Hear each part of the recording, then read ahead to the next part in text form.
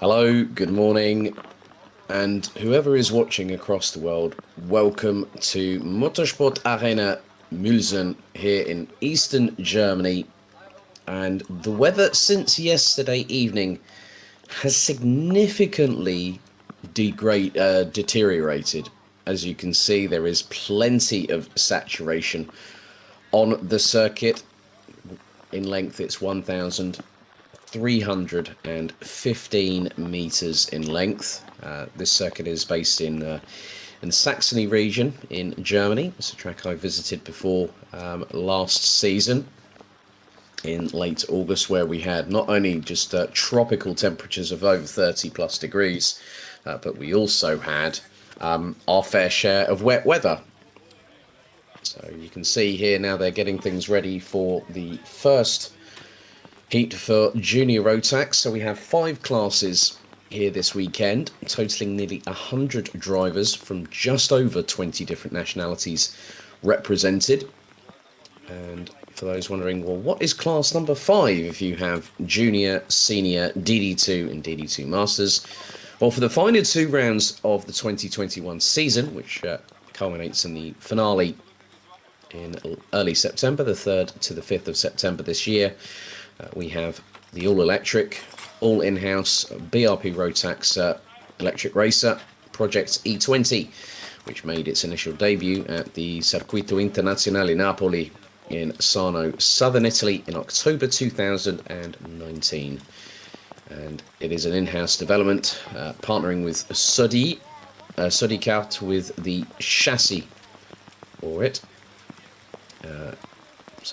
And it's exactly what you would expect from a current electric vehicle. It is slightly heavier than its internal combustion engine counterparts, as the junior Rotax drivers are being instructed of the relevant directions ahead of this morning's action. It has been, well, I'm not going to lie, it has been declared a wet race by our race director. So no surprise there that the rain is actually intensifying further still, and still our thoughts are with those that have been severely affected by the floods over in the western parts of continental Europe.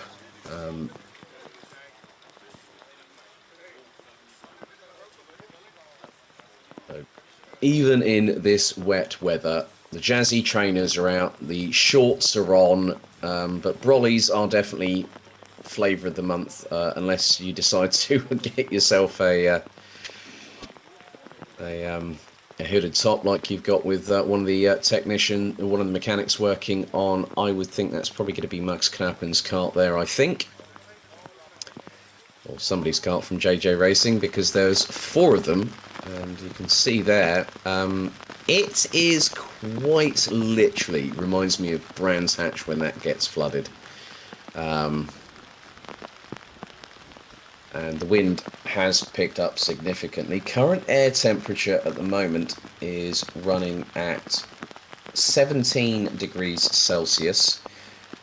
We're going to have highs of around 22 before the end of the race day. The weather could look to subside a little bit later on, but obviously I'll believe that when I see it. So firstly, we have to say a big thank you for all the marshals actually braving the wet weather conditions out there, with Camilo Hossinger and his team from Streckenkrug KCT, who I've had the pleasure of seeing in action, and they are very, very quick to react to certain situations. But looking at what happened in qualifying yesterday, the only category that we had that had more than one group qualifying was senior Rotax, which got rather close indeed. But Ethan Jeff Hall was the quickest in qualifying in junior Rotax, 22 competitors. Rafael Renhofer actually qualified a little bit further up the order. However, he would have been around about sort of... just having a look at his times, he would have started 9th, but actually got a 3-place drop-down penalty for pushing in the session. So he is down in 12th, but it was Ethan Jeff Hall from Great Britain with a 51.332 second lap time, pipping Max Knappen to pole position by just 27 thousandths of a second. Thomas Strauver made it 3 drivers covered by just under 40 thousandths. Fabian Mega, 4th ahead of Matthias Turlo, with current reigning defending champion and current points leader coming into this round, Kai Rielers, ending up uncharacteristically in 6th position.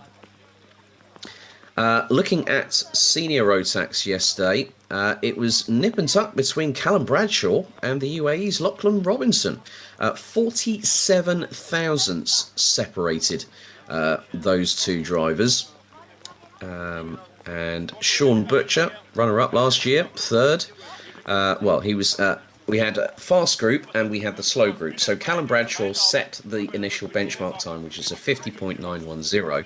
Now, I've had a bit of news from the from KR Sport reference what happened yesterday, and it was effectively that. A slight incident with the curve for Lachlan Robinson cost him the opportunity of taking his 2nd ever pole position here in the Euro Trophy. Now, he is the only Emirati-based driver that has qualified for the Rotax Grand Finals outside of the UAE. But he did take his first pole position in September of last year on his 17th birthday.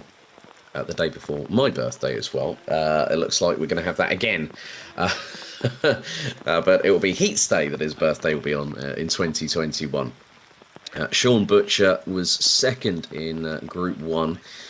Luca Lystra, who was actually here this weekend along with a couple of other drivers, the likes of Nick Kuppens and also Zombor and Zino Kovac in there. And it was pretty close between a lot of the drivers. So seniors is going to be an interesting one today. They're going to be split into 4 groups.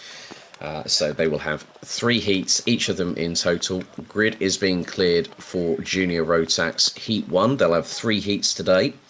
DD2, Sebastian Janchevski, again on good form in qualifying, pipping Matthias Lund by just 80 thousandths. And then it was a 10th exactly between the top 4, with Ville Villelainen from Finland and Peter Bezel, the current points leader coming into this round, rounding out the top 4. Jakob Bezel, the 2019 champion, in 5th place, ahead of Martin van Leeuwen from the Netherlands and Paulo Besonsene from France, with Fabian Bock, Leo Kirschenbauer and defending champion Zander Schurblack rounding out the top 10, covered by 0.312 seconds. It was a new person on pole position this time around for DD2 Masters, as Michael Becker pipped Alessandro Glauser from Switzerland by 42 thousandths of a second. A very disconsolate Paul Levaux, according to his Instagram stories yesterday, pipped by Glauser by just 3 1,000ths of a second for what would have been 2nd on the road. And then Project E20... on the dying moments on his final flying lap, the young American came good. In the end, Elish Spiezia takes the maiden pole position for Project E20 here in the Euro Trophy by 60 thousandths of a second.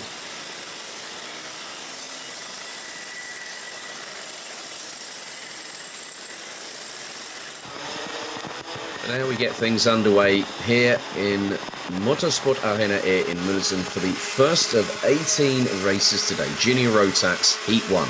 Let's have a look at the grid.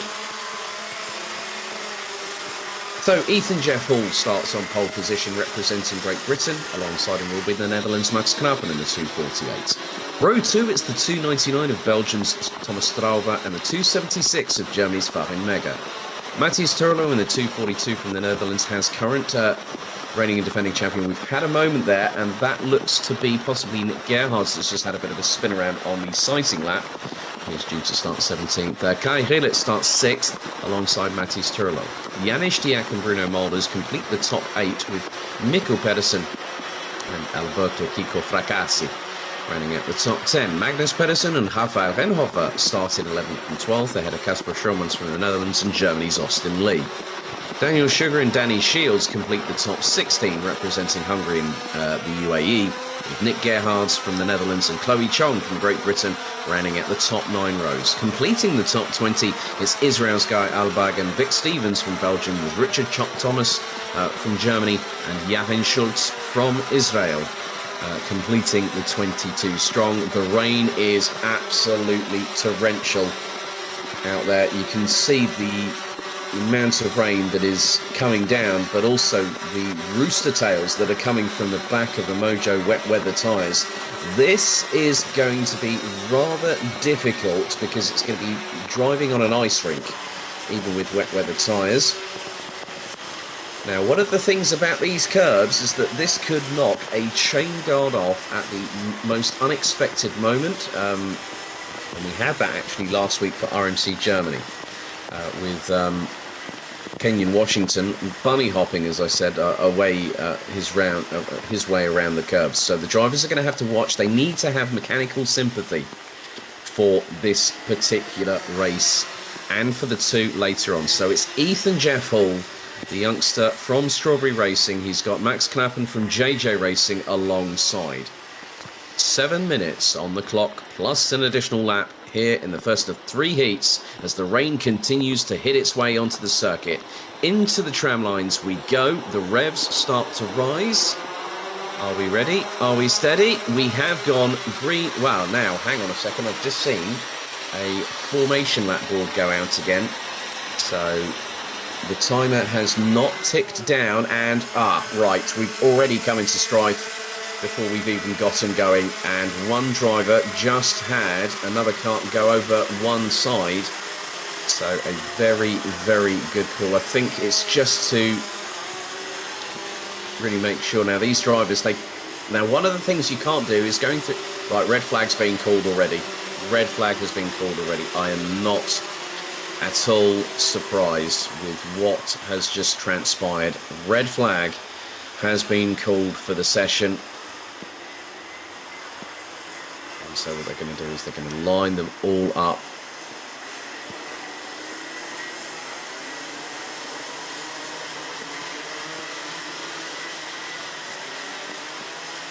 So it looked to be a very, very clean start, but the minute I saw the formation lap board out again, I was not at all surprised. So so race control and race direction are now down on the start grid. And they're getting them to come down in and stay there, and then they're going to get the drivers to come out of the carts, I would imagine.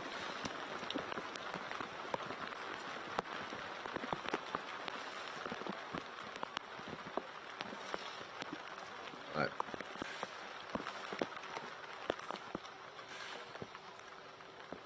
Here begins the lesson, as they so say, but now the race director, who's also our clerk of the course, will just effectively tell them the situation, how they expect it to be dealt with, or how they are expected to deal with the situation.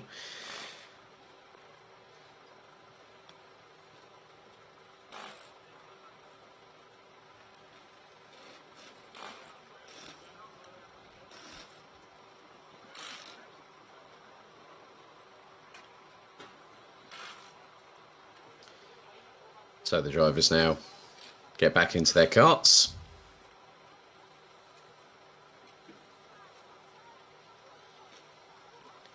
So as no time has elapsed in this session, we will have a full restart.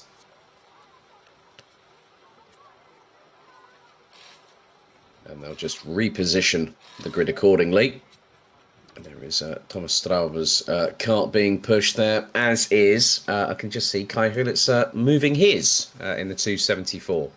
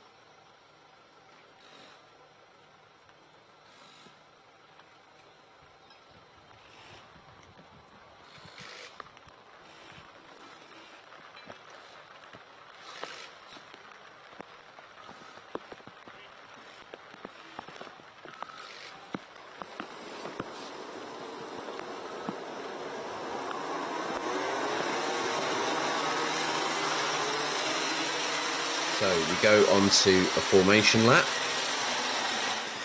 And it will be 7 minutes plus an additional lap of racing. So the grid will be as it was when we were about to go racing just a few moments ago before the red flag was brandished. So it will be down to Ethan Jeff Hall and Max Knappen to get things well and truly underway. They'll be the ones controlling the pace and making sure things are in the relevant order. So 22 drivers, that's 11 rows of competitors, 7 minutes plus an additional lap. It is a full course yellow before they come out of the final corner and the lights do go out. It's not going to be easy for any of the Nile 100 competitors here this weekend in all 5 different classes. But one thing that drivers do love, it is a bit of a challenge. Being at the front end of the grid is going to be easier than it is going to be in the mid-pack. We always find that out very, very quickly indeed. But we have 2 more corners before they get going. So the first of 18 races, Junior Rotax, Heat 1 of 3 here in Motorsport Arena in Mülsen in eastern Germany. Just 90 minutes west of Dresden International Airport. They go into the tram lines. The revs start to rise. Are we ready?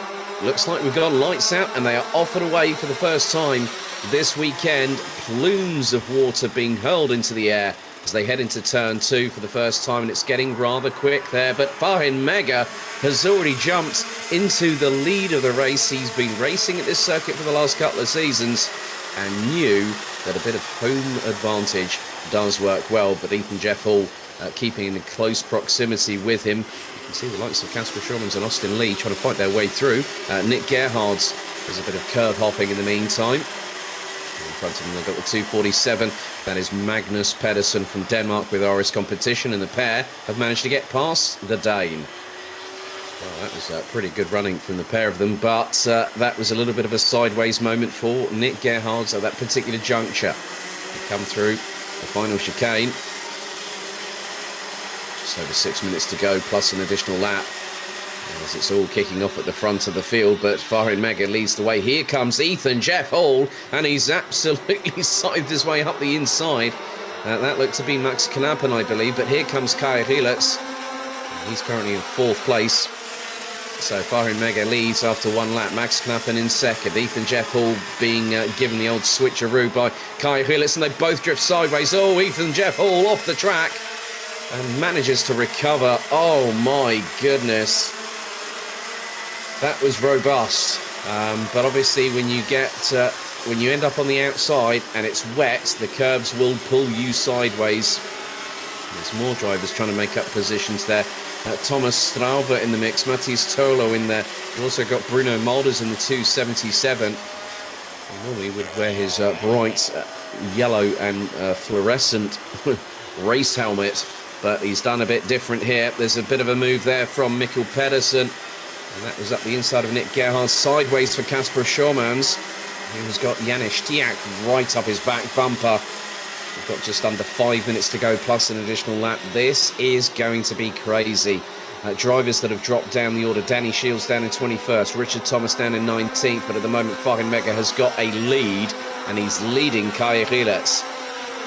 3rd is Max Knappen. 4th is Matthias Turlo. And as a result of going off circuit, Ethan Jeff Hall finds himself down in 13th, ahead of Belgium's Vic Stevens and Italy's Alberto Kiko Fracassi. Also some dramas for Austin Lee, who drops down into what is going to be 22nd. Well, I'm not too sure if he's actually carrying on with this race, because he's a little bit further down. He hasn't even actually gone past. One lap according to the timing. Not too sure if the weather is causing an issue with the timing on a transponder. We have had that before, but just over 4 minutes to go, and Fahin Mega has got a real good opportunity to use home advantage as Rafael Renhofer gets 2 carts up the inside of him, one of which was Thomas Strauver. The other one was a 255 of Mikkel Pedersen. That was for P6 on the road, and now Renhofer trying to charge back at them. And he's got to watch his 6, because you've got the SP Motorsport duo Both Nick Gerhards and Kasper Schürmann in close proximity. Austin Lee looks to have parked the car, and they're getting close to the wall, out of the final corner. Oh my goodness.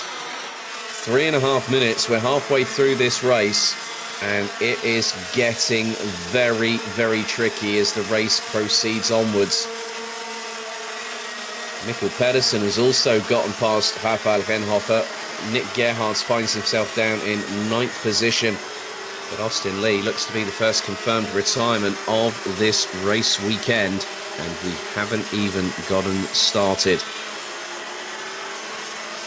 So, just under 3 minutes remain, plus an additional lap. Farin Mega leads by 2.2 seconds. Oh, and that is Bruno Mulders off the track. Oh my goodness, and there we see Austin Lee's car is parked up before that right-hander that they just went through, and Bruno Mulders found dirt, muck, grass and water all in the same equation. 2.5 minutes still to go as they carry on pounding their way around this circuit. You can just see how close some of them are getting. It's difficult with this spray because you have to really judge your braking a little bit differently, as well as where you place the car on track. Matthias Turlo closing in on Max Knappen for second. Rafael Renhofer is for third. Rafael Renhofer closing in on Thomas Strauver for what is 5th on the road. He's got Mikkel Pedersen right up his back bumper as the German. And then Kasper Schürmann's Janis Diak. Nick Gerhards rounds out the top 10. There's quite a lot of standing water puddles there, which will catch drivers out. The curbs are going to be slick and slippery. But sometimes it's all about positioning the cart where you need to. Renhofer closing quickly, looking up the inside of Strava, going into the penultimate right-hander. But on that particular occasion, no go there. But Mikkel Pedersen looked up the inside. They're going through the final corner. As there is Farin Mega. He has a 2.8 second lead. And there has been a warning given to Kai Rielers, as well as, well, it's not going to make any difference to his race, but Austin Lee given a 3-second post-race penalty for 2 wheels outside of the tram lines. But there is Farin Mega, just taking it nice and calm and steady. And that's what you've got to do in this kind of race situation. You can't go all guns blazing, but you've got to make sure that you do your level best to carry on at the front of the field. And that's exactly... Oh, Farin Mega. Oh, he hit a wet patch there. That cart nearly went sideways, and that could have spun him around. They're going to have to watch themselves through that chicane. And I know for a fact that everyone else behind, after this race, will be watching the track evolution. There's Matthias Turlo versus Max Knappen. Turlo looking up towards the inside. Knappen might have closed the door, and you can just see how close it is. Thomas Strauver has closed in on them as well. Strauver looking to get past Turlo, going down into turns 1 and 2 on the circuit. Turlo looking up the inside of Knappen. There goes Thomas Strauver, and he gets past the pair of them. Oh, and it's sideways for Rafael Renhofer. Oh, and he does a 360. It's not a time for Jim Carner. If your name's either Ken Block or Travis Pisana there, my goodness me. Well, Rafael Renhofer just got a wake-up call as the timer has hit 0. We're going to have one more lap after this. And there is a little bit of a... there's a combat situation happening between the 3 on your screen, which will be at the 247 of Magnus Pedersen, the 277 of Bruno Mulders, and there, that is Nick Gerhards in the number 206. As you can just see how difficult these conditions are. We're going to have one more lap to go. But at the minute, Farin Mega is going to be crossing the line. Final lap board is out. And there is a battle here. That's Max Knappen versus Matthias Turlo, who is... well, no, it's not Matthias Turlo. That's Thomas Strauver. And... Matthias Turlo has dropped down the order, as has Rafael Renhofer, but this is the battle for P3. But in the meantime, you can just see that Farin Mega and Kai Rielers are well up the road as Pedersen gets past Strauve, and there is Max Knappen. Pedersen's got around. Oh my goodness me, and Ethan Jeff Hall manages to get another position, but Mikkel Pedersen drops it on the final lap, spins 180 the wrong way, and that has cost him time, but also positions.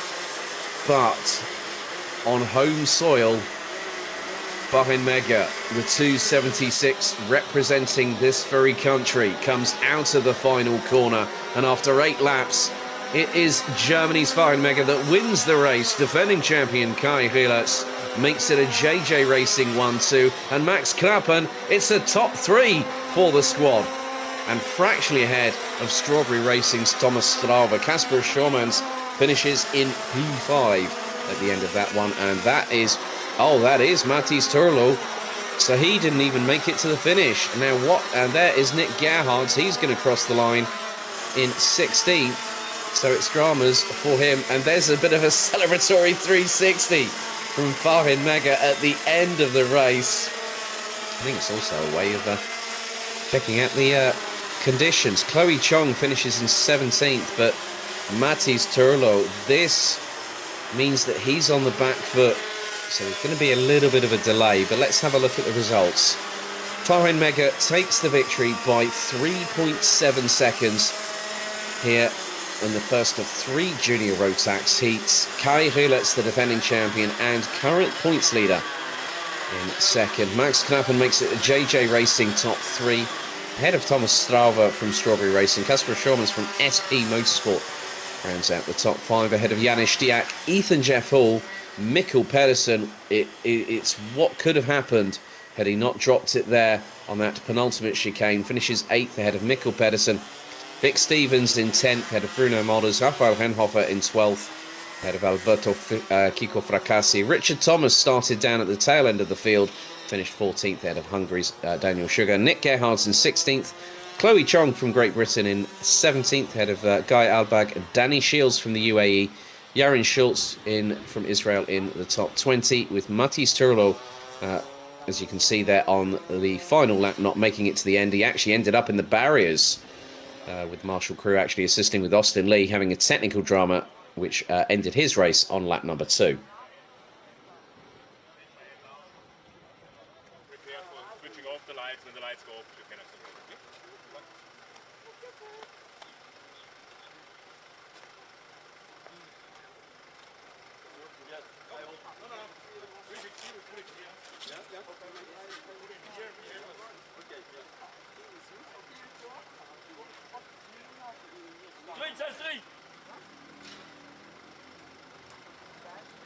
So we will have a little bit of a delay whilst the clean-up operation happens here at Mülsen for the 3rd round.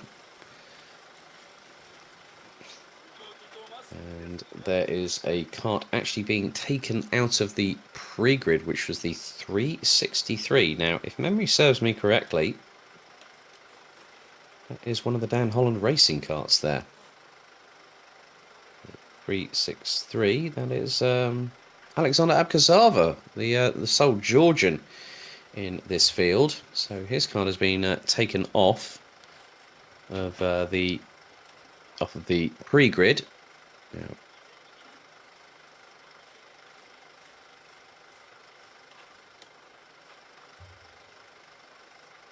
so whether there is a technical drama which might cause them to start off of the pre-grid. There is Callum Bradshaw, our current points leader. He'll start from pole position. Alongside him will be the UAE's Lachlan Robinson, an Australian-born. Well, he's got Australian citizenship. He's also got British citizenship, having been born in Ashford in Kent.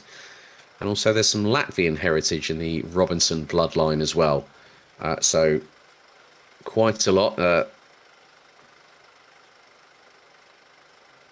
But I think, in the words of Callum Bradshaw, things are going to get rather crossed up here this weekend. I mean, you saw by what we just witnessed in the first of 3 junior Rotax heats. I mean, Rafael Renhofer going off the circuit, well, doing a 360. We had the 255, Mikkel Pedersen also having dramas as well. So this is really going to be that was an indicator. That was the sort of like the, I wouldn't call it guinea pig situation. What I would more than likely call it is the situation where you're the first ones to, you know, they're the ones that do the exploratory work for those that decide to follow up with the research that is found through all that data. And these drivers will have been looking closely at it all. And this is where things will get rather challenging for not just juniors, but everyone else on the circuit itself.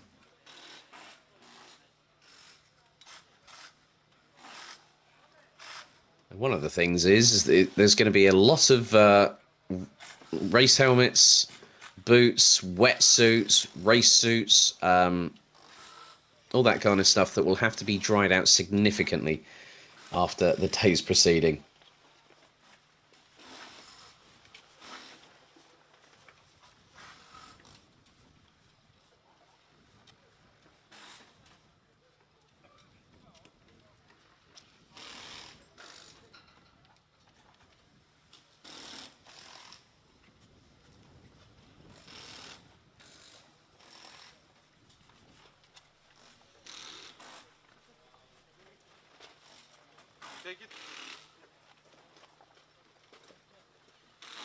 So the lunch break, barring any delays, will probably start at about 20 past, 1:30 local time. Just judging by the current delay that we actually have at this moment. Obviously, we had the red flag stoppage, and now there are two carts that are being recovered back to the pre-grid.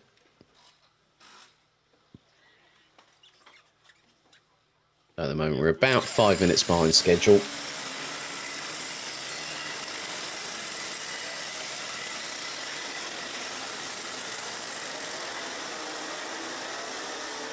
So, Cine Rotax, Heat 1 out of 6. Let's have a look at the grid.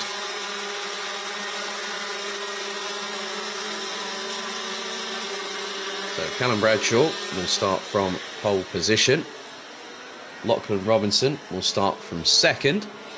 It's Luca Lystra in the 356 that will have Italy's Elia Galvanin alongside, as we see one of the carts going off the circuit, possibly Flint Schuring or Moritz Schmeis.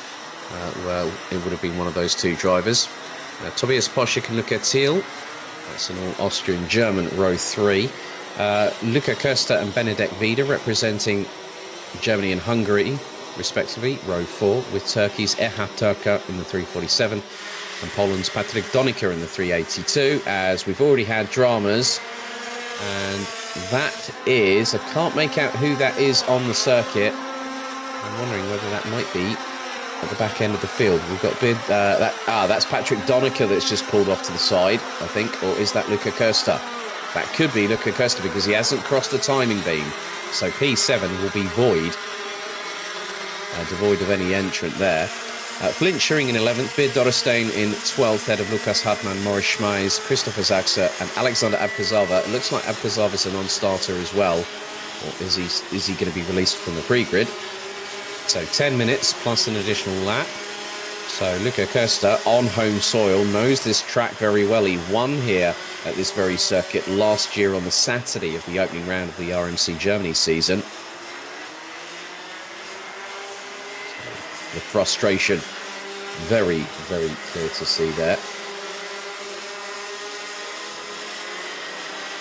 Yes, and it was Kraft Motorsport colours, I'm afraid, so yep. That means that he will not partake in this race, and that will put him on the back foot already before the race weekend for Cine Rotax has even gotten started. Now they go on to the formation lap. It will be down to Callum Bradshaw and Lachlan Robinson to control the pace. Pole position.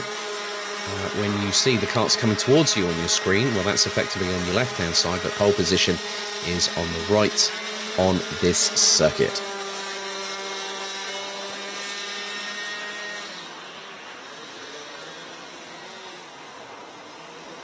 So 14 out of the 16 runners and riders in this race will go to the rolling start formation.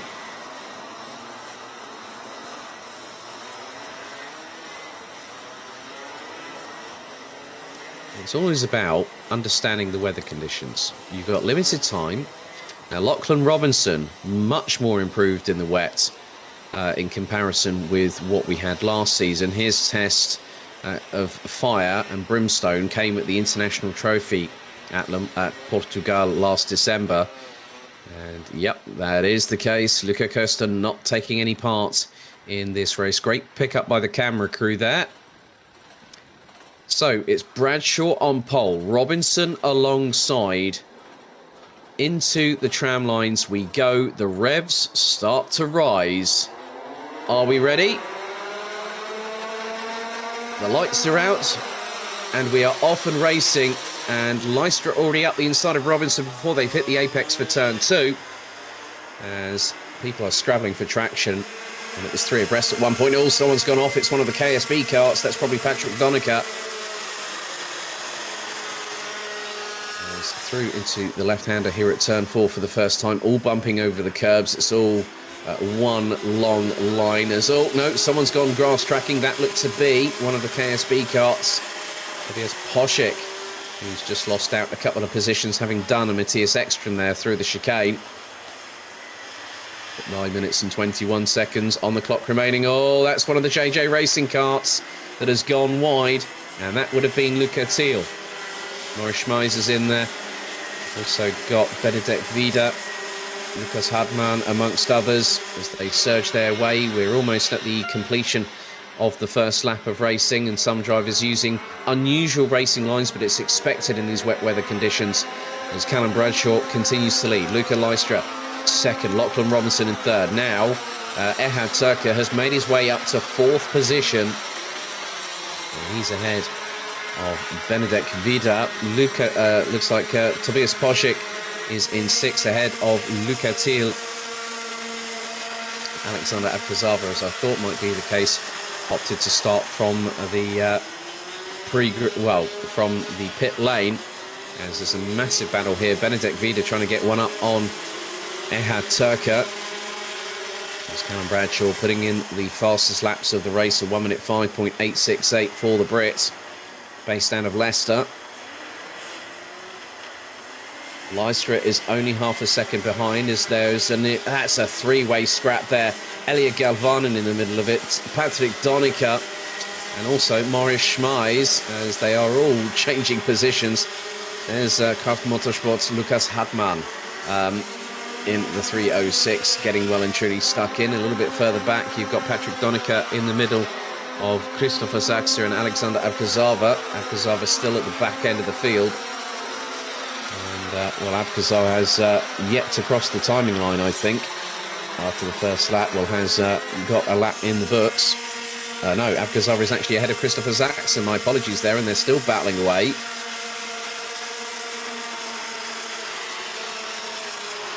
Maurice Schmeis coming under pressure right now from Lukas Hadman. So Hadman trying to make a move up the order. Elia Galvanin rounding out the top 10. But between Bradshaw and Lystra last time around, it was 0.172 of a second. Lystra's gone quickest.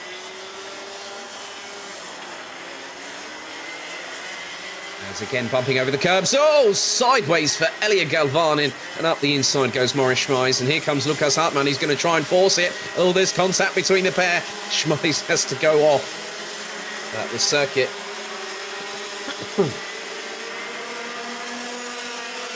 So effectively, what happens now is that might be looked at.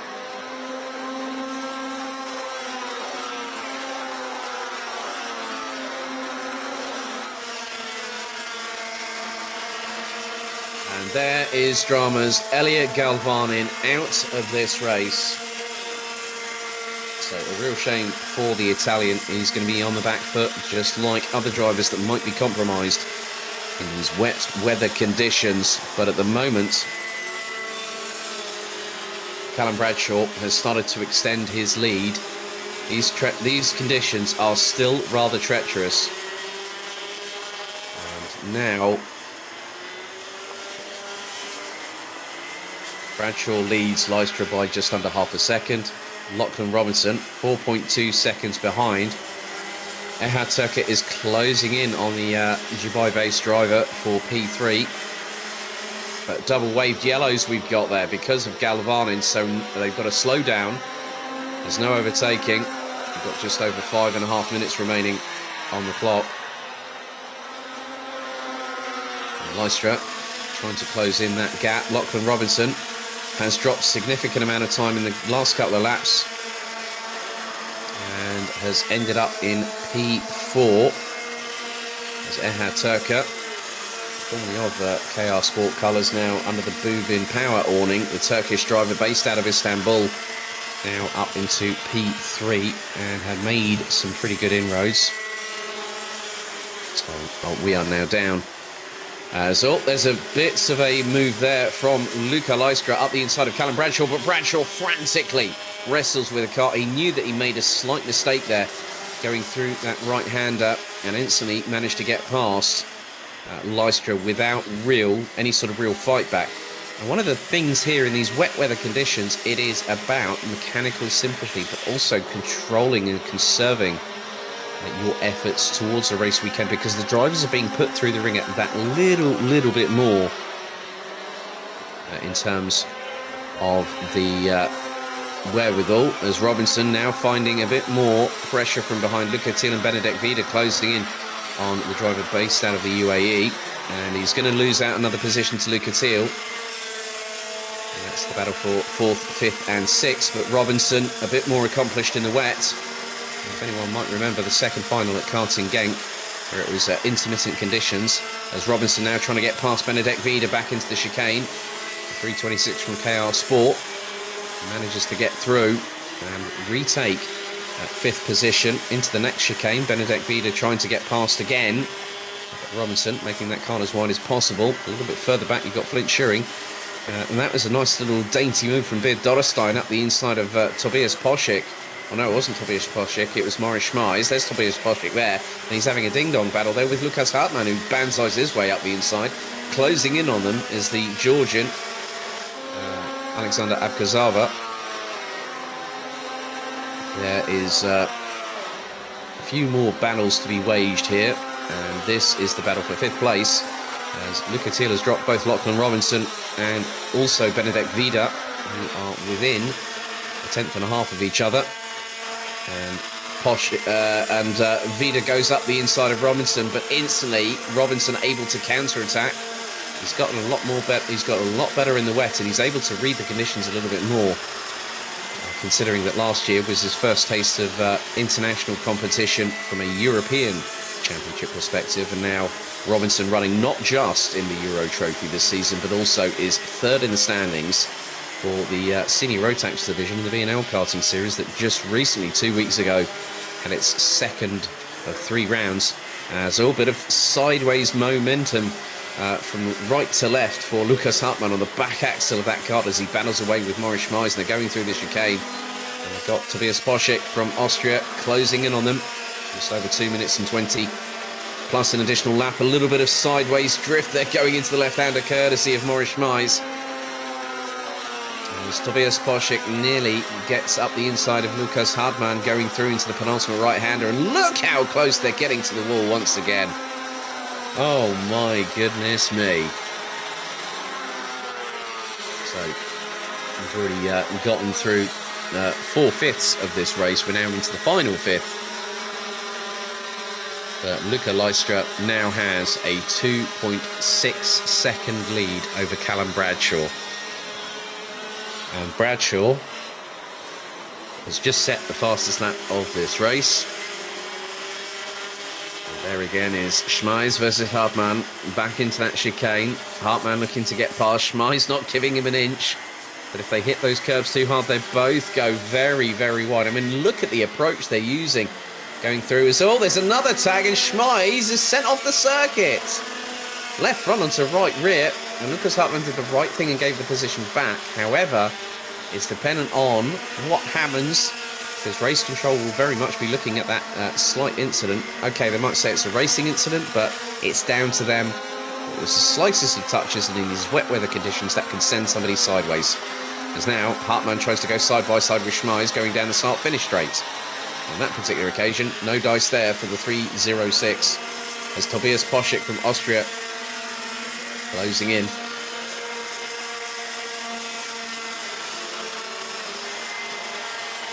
Hartmann again looking closer and closer.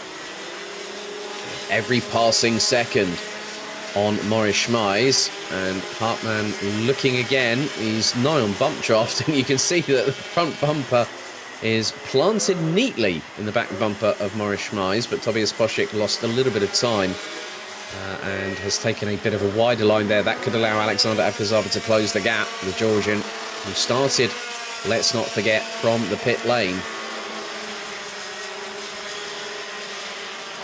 Time is close to expiring. Christopher Zaxa has parked the car. Right, penultimate lap, lap number 10 out of 11 here in Mülsen. And Lystra leads Bradshaw by 3.3 seconds. Erhard Turker, Luca Thiel, Lachlan Robinson has managed to get a bit further up the road from Benedek Vida from Hungary in the battle for P5. But Maurice Schmeiz and Lukas Hartmann, they're still battling over what is 9th position on the road, and Hartmann is doing everything in his power to try and get past. One of the things is that Maurice Schmeiz is probably not just looking forward all the time, but more than likely not blinking. As there goes Hartmann up the inside. Schmeiz is going to have to give him room, and does so.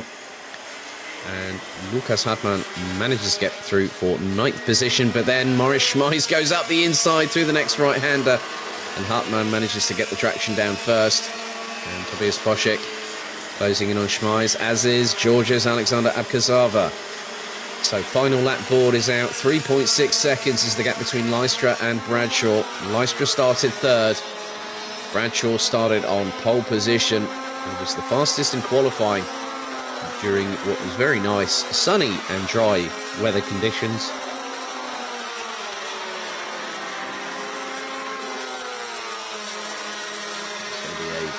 Pretty much a mere formality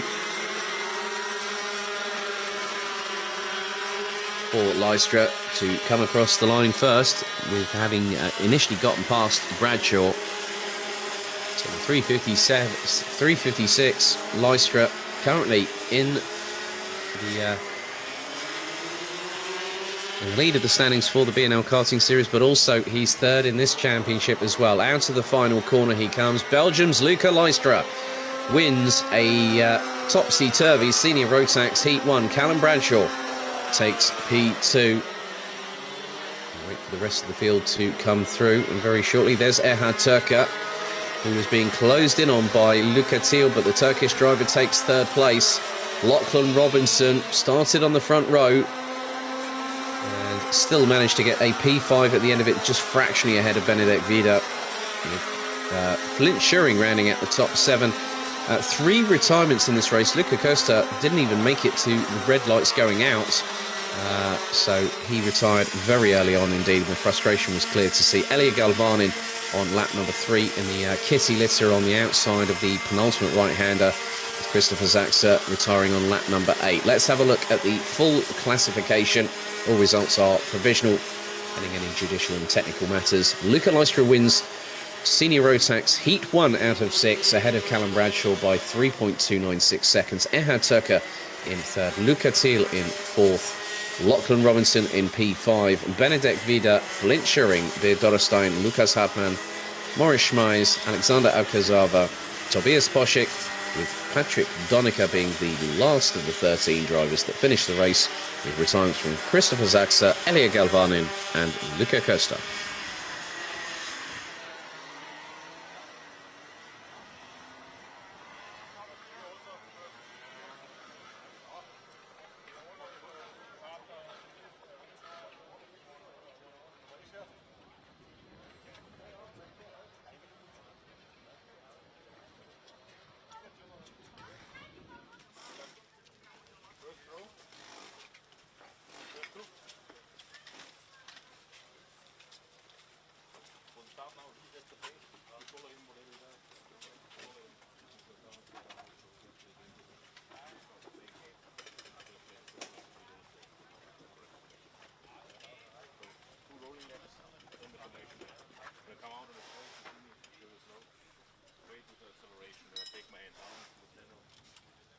prepared for switching off the lights.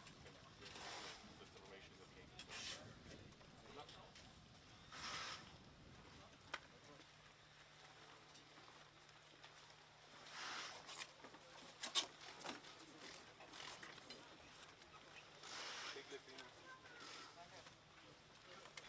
So there was our race director, Thomas Leiner, speaking to both Sean Butcher.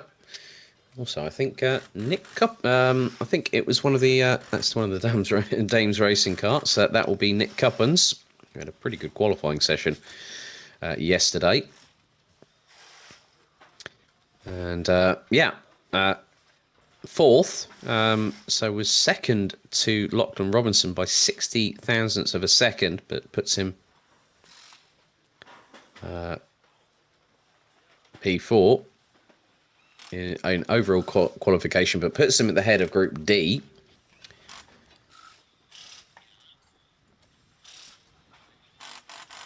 We've also got in this race the 357 of Mark Kimber there on the right-hand side of your screens. Zino Kovac in the 368 on the X-Prix chassis, running with KMS Europe. Also looks to be the case that we have 379 of Zombor Kovac. We also have the 334 of Linus Hensen.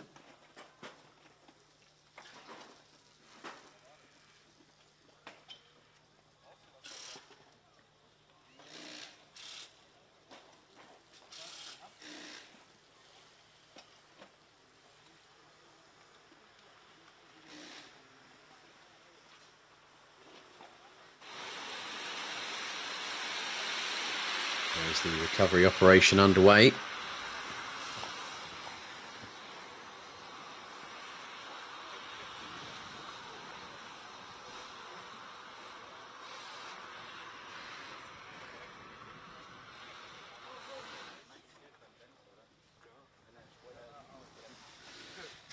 Ja, es hilft auch beim Untersteuern, wenn der Spoiler ab der Mitte aufreißt.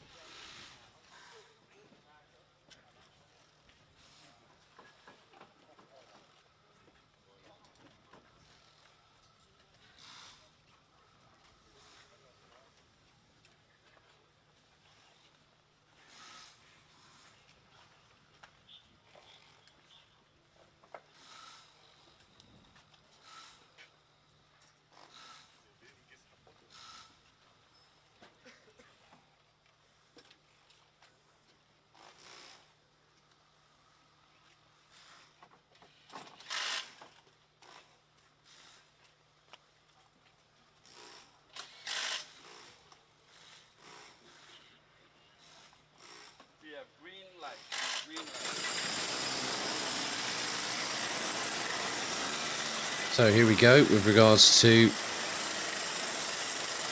the second senior Rotax heat. Let's have a look at the grid. So Sean Butcher from Great Britain, actually he's an Aussie based out of London, but runs under a British licence. He starts on pole. Nick Cuppens from Belgium alongside, with Zino Kovac and Mark Kimber representing Hungary and Great Britain on row 2. Then it's Germany's Linus Hensen and Austria's David Lachner, row 3.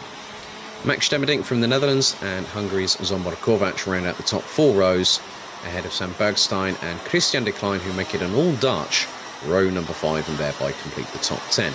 Luna Blum in 11th, ahead of Sweden's Felix Jansson. Victor Frostbay, who returns to the championship after a notable absence, representing Denmark, starts 13th, ahead of Sasha Klavedecha and Gilles Chloé, who completes the 15-strong grid.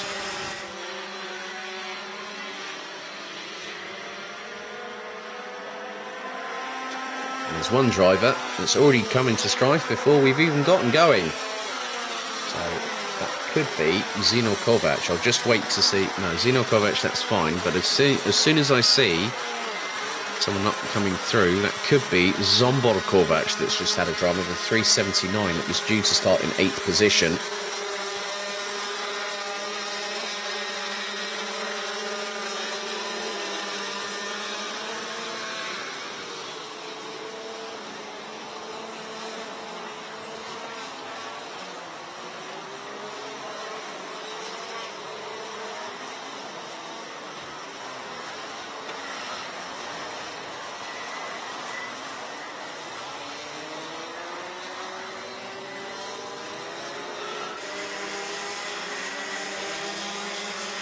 it was the case. It was Zsombor Kovac that had the off-track excursion there. A real shame for him, but these things do happen. I would imagine that's probably going to put us on for another formation lap, just so at least they can get the running, they can get everyone to exactly where they need to be ahead of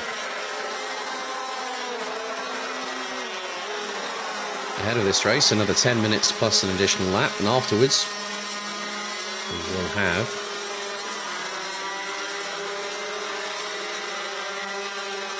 our first DD2 race of the weekend.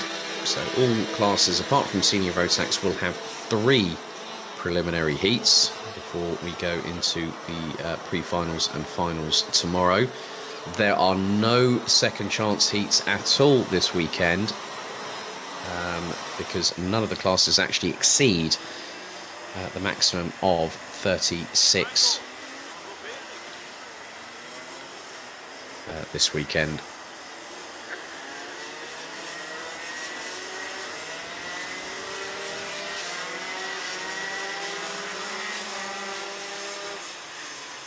So 10 minutes plus an additional lap. It is down to Sean Butcher and Nick Coppens to control the pace at the front of the field. It looks like the weather has slightly subsided in comparison to what we saw earlier on today, but it is still going to be a tall order for all these drivers out on the circuit.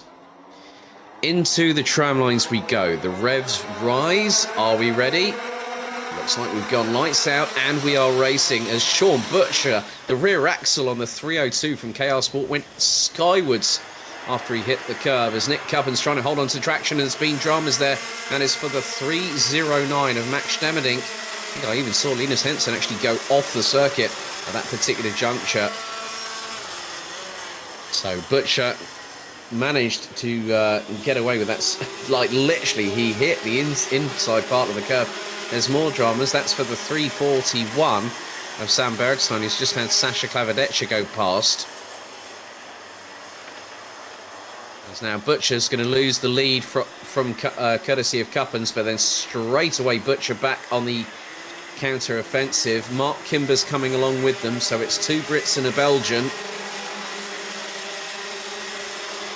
Haven't yet completed the first lap, but Cuppens up the inside, retakes the lead, but Butcher's going to come back at him, and back at him he does come, and then all of a sudden they both go a little bit sideways. This is bringing Mark Kimber in, and Kimber's nearly alongside Nick Cuppens, but has to back out of it.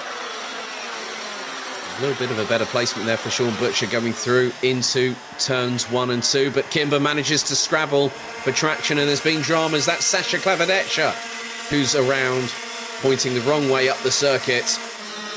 So Kimber up into P2 and now is closing in on Butcher, but he loses a lot of traction and has lost out second. Cuppens now, they're swapping positions quicker than I can shake a stick at, but keep your eyes on Linus Henson just behind. He's going to banzai up the inside, gets past Cuppens, up into P3 goes the German. And now he's going to go for Kimber, and he gets up the inside, but Kimber has the inside line coming out of the corner, puts the power down, as does Cuppens. The pair go past Henson, so they return the favour, so to speak, for the 334. The current reigning and defending RMC Germany champion, who is looking a lot more racier this season here in the Euro Trophy. And Henson coming into this round actually is P5 in the championship. So he still feels there's an opportunity to hit if he gets into the top 3. He represents Team Germany this year at the Bahrain International Karting Circuit for the Grand Finals. But the battle for 2nd, 3rd and 4th is absolutely enticing. Zsombor Kovac has retired from the race. But there goes Henson up the inside, and that's on Cuppens for 3rd place through turn 4. Now next up he's got in his crosshairs Mark Kimber, as David Lackner and Christian Decline battling away for P5, just a little bit further adrift, and Decline looked to get a little bit better out of the chicane, and he's actually got the move done. And there is Felix Jansson from Sweden, and Jansson goes up the inside of Lackner to boot, and Lackner tries to go up the inside, does exactly the switchback manoeuvre. That's what these drivers have been keeping their eyes on. Where can you really get a good run of traction if you take the inside line going through when somebody else goes wide? And that was a perfect textbook explanation of it. 6 minutes and 44 seconds on the clock, plus an additional lap still to go. Butcher leads, and his lead over Kimber now was 1.1 seconds. It's now 1.3. Henson is closing and has put in the fastest lap of the race, a 1 minute 5.268 with just over 6.5 minutes to go. Nick Cuppins drops to fourth. Kimber now looking, sizing up a move on Henson. But it's going to be a case of what is going to happen here. Sean Butcher is just keeping the blinkers on. He's not looking back. Henson takes a look over his right-hand shoulder to see where Kimber is. And Kimber is a little bit closer than probably Henson would like. Now, a little bit wider there from Henson. But he gets past. And stays ahead of Mark Kimber, who looked to get past, maybe using the inside line. But now he's got a real good run. Has the 357 from Strawberry Racing and up through the penultimate right-hander. Kimber's got alongside. He's half a car length adrift, and now he goes through. But Henson's going to get him on the final corner, coming out of it as Kimber drifts wide. Nick Cuppins is back in the fight for second position. He's just been waiting and seeing what is transpiring in front of him. So he's effectively got the ringside seat. A good run coming out of turn 2 by Kimber, but it's not enough to try and slingshot his way past Linus Henson. He was about 4 kart lengths ahead of the Brit coming out of that turn 2 hairpin. And sideways drift there from Henson. This is going to open the door. Kimber looks to be side by side into the next right-hander, and the Brit gets through on this chicane and gets the job done. But they are having to watch what they're doing here. Sean Butcher's lost a little bit of time here. The gap was nearly 1.5 seconds between him and Kimber. Between him and Henson on the last tour. But now Kimber is going to start chasing. And the real fight begins as we're over halfway at this moment on this particular race. Heat 2 out of 6 for Senior Rotax, and Butcher still leads it after 5 laps. On to lap 6 we go. Gap was 1.457, it's now 0.888. Kimber's gone at fastest of anybody this race. 1 minute 5.030. Henson down into P3. Cuppins, Decline, Lackner, Frost Bay up into 7th. Jansson up into 8th. Bergstein and Blum, they round out the top 10. Zino Kovac, Sasha Klavedecha and Gilles Clouet round out the top 13. Retirements already from Max Demedink and Zombor Kovac.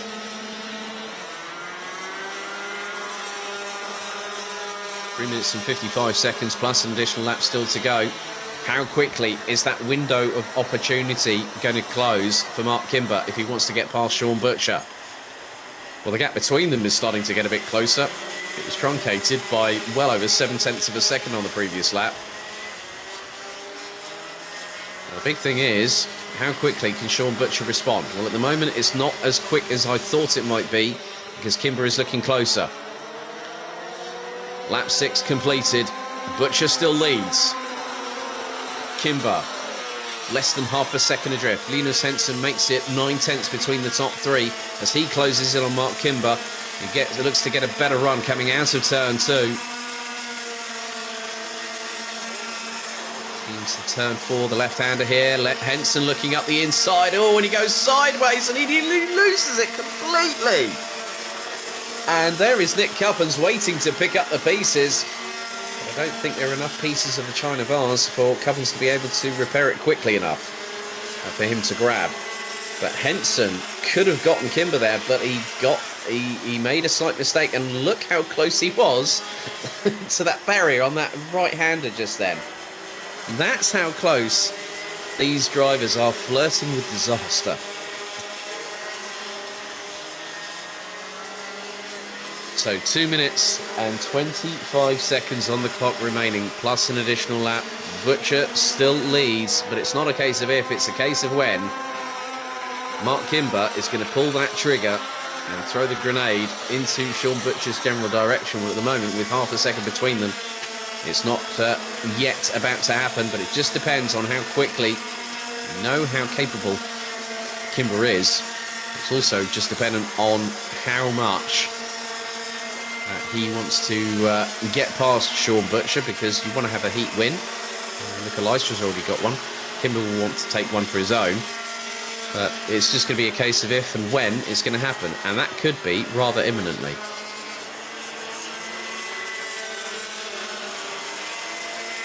Change for the lead does happen, but Butcher gets it back.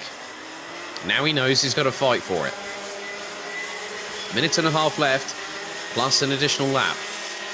Butcher and Kimber battling away, tooth and nail. Kimber gets up the inside. A little bit of a wide run there for Sean Butcher going through the penultimate right-hander. And now, after 8 laps, it's Mark Kimber that leads the race. Across the line they go. 0.187 behind is Butcher, but he's looking up the inside, going through into turn 2. Takes the tighter line. Kimber now gets the run, puts the power down, goes slightly sideways, but gets back past to retake the lead on the exit of turn number 2. Linus Henson has now got the ringside seat. He's waiting after his slight faux pas at this particular corner. Just a couple of laps ago when he was battling away with Nick Cuppins, he's got himself back into the hunt. His time is fast ticking away. Kimber leads. Butcher second. Henson third. And oh, he went really wide, did Linus Henson. Oh my goodness me. I did say flirting with disaster when it comes to being close to walls. He nearly ended up in those polystyrene barriers there. Oh my goodness, Henson is absolutely wringing the neck of that chassis and engine at the moment. But we are going to go on to the penultimate lap of the race, lap 10 out of 11, and Kimber now has a little bit more light at the end of the tunnel between him and Butcher. 0.4 of a second. Henson right on the back bumper of the 302. Butcher tries to go tight in, and that could really open the door for Henson, who gets past him round the outside. Through turn 3 goes Linus Henson on Sean Butcher. Now the timer has well and truly expired, and we are on the penultimate lap of this race. But Henson now has a chance to move away from Sean Butcher, and that's exactly what he has done in this race. So Linus Henson has got the fastest lap in his pocket, a 1 minute 4.877. We'll have one more lap to go after this one.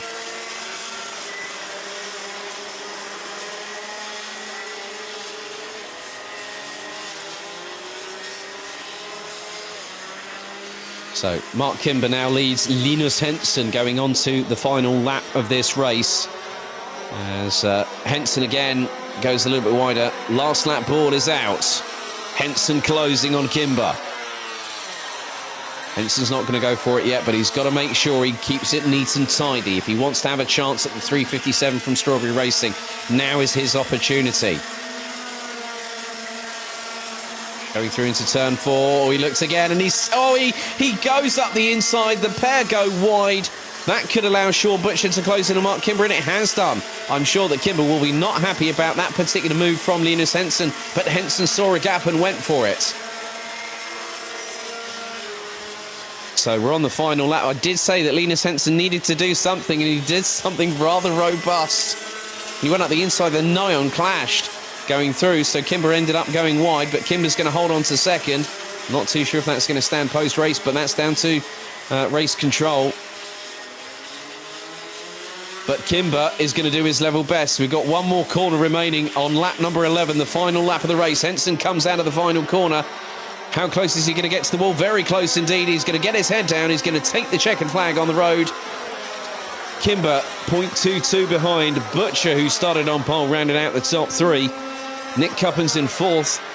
Christian de Klein in 5th place ahead of David Lackner. But Linus Henson with a rambunctious move up the inside of Mark Kimber through turn number 4 gets himself a race victory provisionally on the road.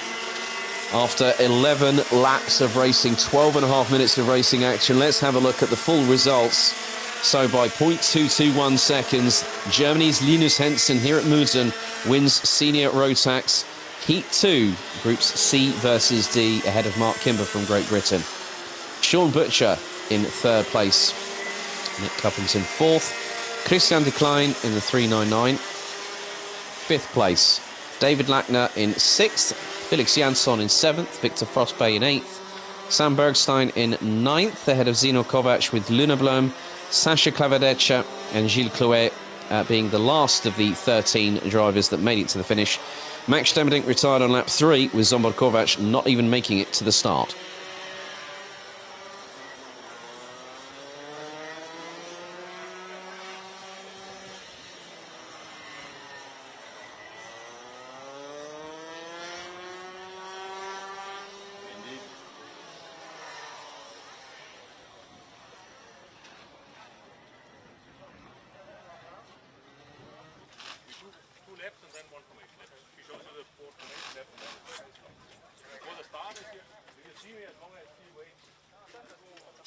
Okay, good luck.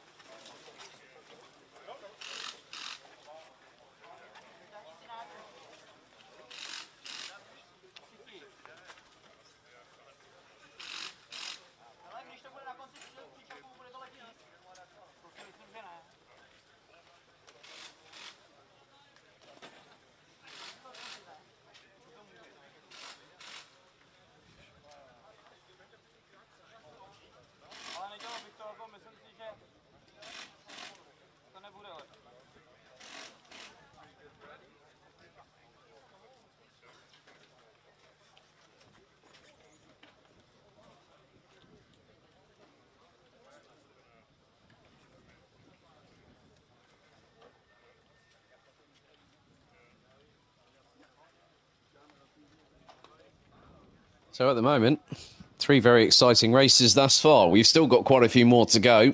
And there is DD2 on your screens at home. And a big thank you to this man front and centre on your screen. Sebastian Janczewski's just followed me on Instagram last night. So big thank you to the Polish driver from Smart Racing Team. He will start from pole position. 23 drivers, all covered by a fraction over 1 second. And the last person to, register a lap time was Mark Bartels. We do have a returnee after a long hiatus. That's Max Fleischmann in the 426 for FM Racing. Normally I see him either as the team boss or working on the spanners. He's decided to go racing this weekend. So good to see that. Now, I'm just keeping my eyes on quite a few of what is going on now. I have noticed that there is a space between Jakob Bezel and Leo Kirschenbauer where Paolo Bessoncenet should be sitting. Your guess is as good as mine as to whether there has been a slight change for the Frenchman's direction this weekend. So that's also dependent on what can happen.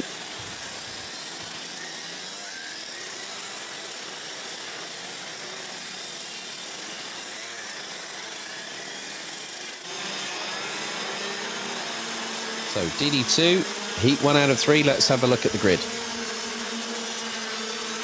Sebastian Janczewski from Poland will have Denmark's Matthias Lund alongside on the front row. Ville Villelainen and Peter Bezel. That is row number 2. Bezel is the current points leader coming into this round. Jakob Bezel and Martin van Leuven round out the top 3 rows ahead of what should be Paolo Bessoncenet from France and Fabian Bock from Germany. Leo Kirschenbauer and Zana Schriblak should be completing the top 10 ahead of Florian Breitenbach and Laurent Seyfried, who round out an all-German row number 6. Leonard and Maxime Derich, representing Germany and Belgium, are due to start on row number 7. Ahead of Mika Metz and Robert Schopian, who make it an all-German row 8. Ragnar Vidis from Estonia and Hannes Border from Germany, that's row 9, with Max Fleischmann. Denmark's Rasmus Vendelbo completing the top 20.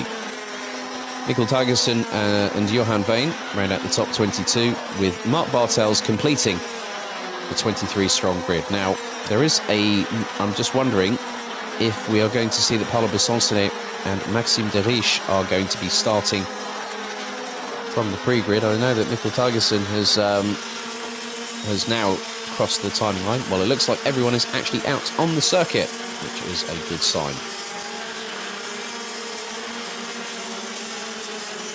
So, coming into the round itself here, it is Peter Bezel that leads the way, Matthias Lund in second, Zana Schriblak in third, Ville Villelainen in fourth, ahead of Martin van Leuven, who absolutely blew the doors off of Karting Genk back in the second weekend of April. And I'm just getting some information from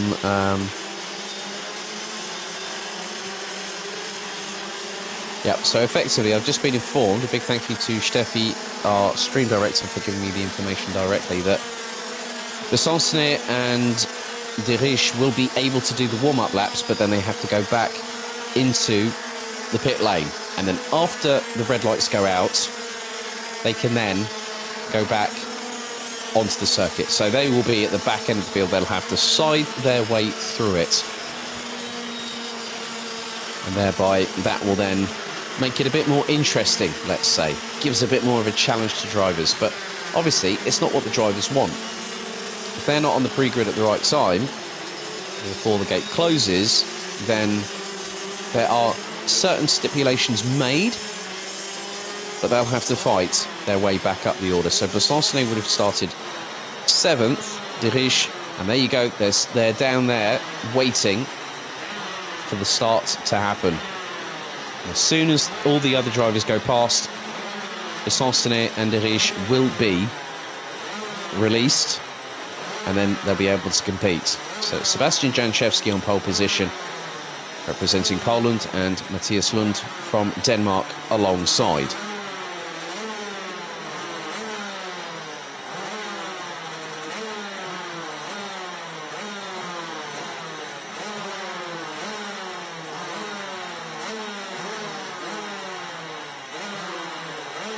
So 10 minutes on the clock plus an additional lap. It's Janchevski and Matthias Lund on the front row. Into the tram lines we go. The revs start to rise. Are we ready? Lights out. We're off and racing. A good start from Ville Leinen, who looks to get up the inside of Lund, going into the first hairpin.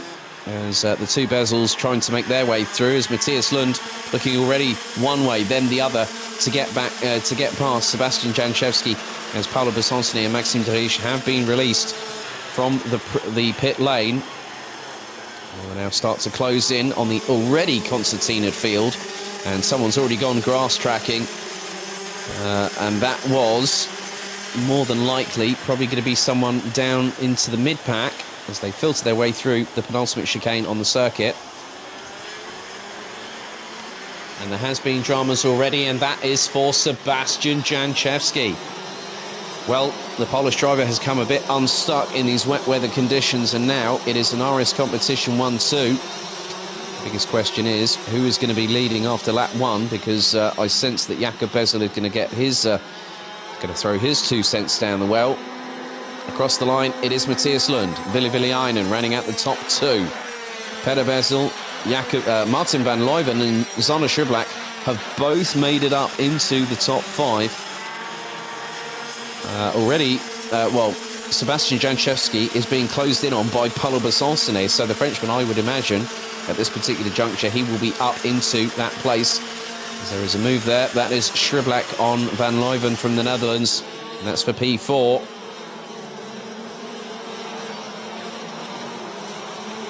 So Seyfried up into 10th, Fleischmann up into 13th, Chopin up into 12th place. 8.25 minutes still to go, and there's been dramas a little bit further down. I've got a feeling that looked to be Robert Chopin, I imagine, that might have gone off the circuit.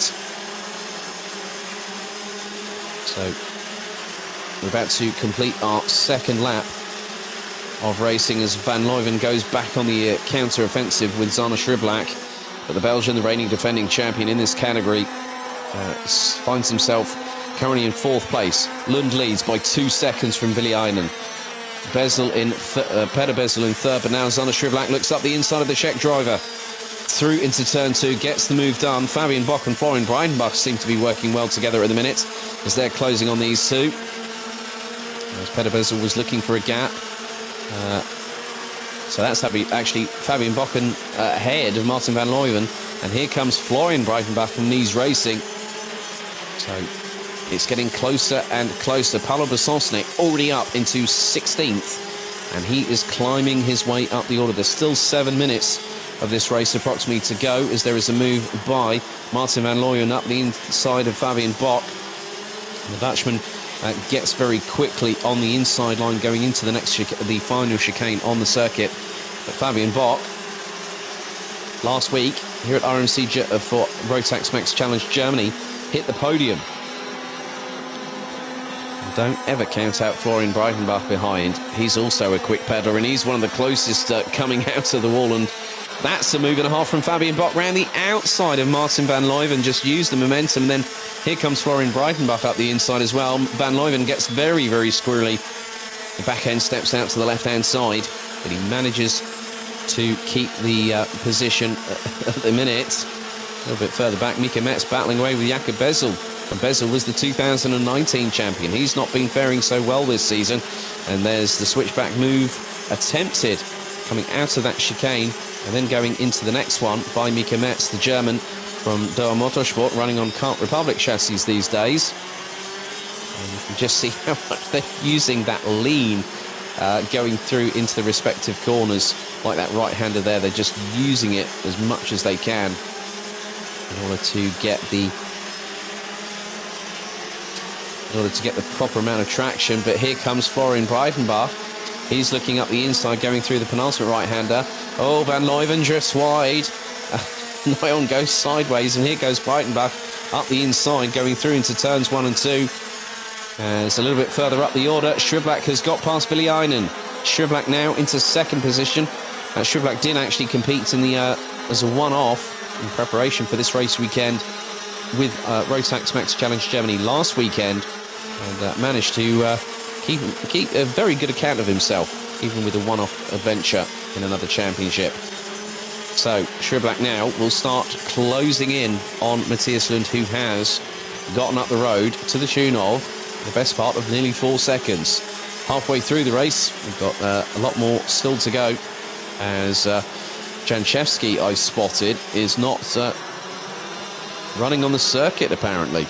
Robert Schopian, though, has dropped all the way down to 22nd position on the Mach 1 chassis, the 477 from Germany.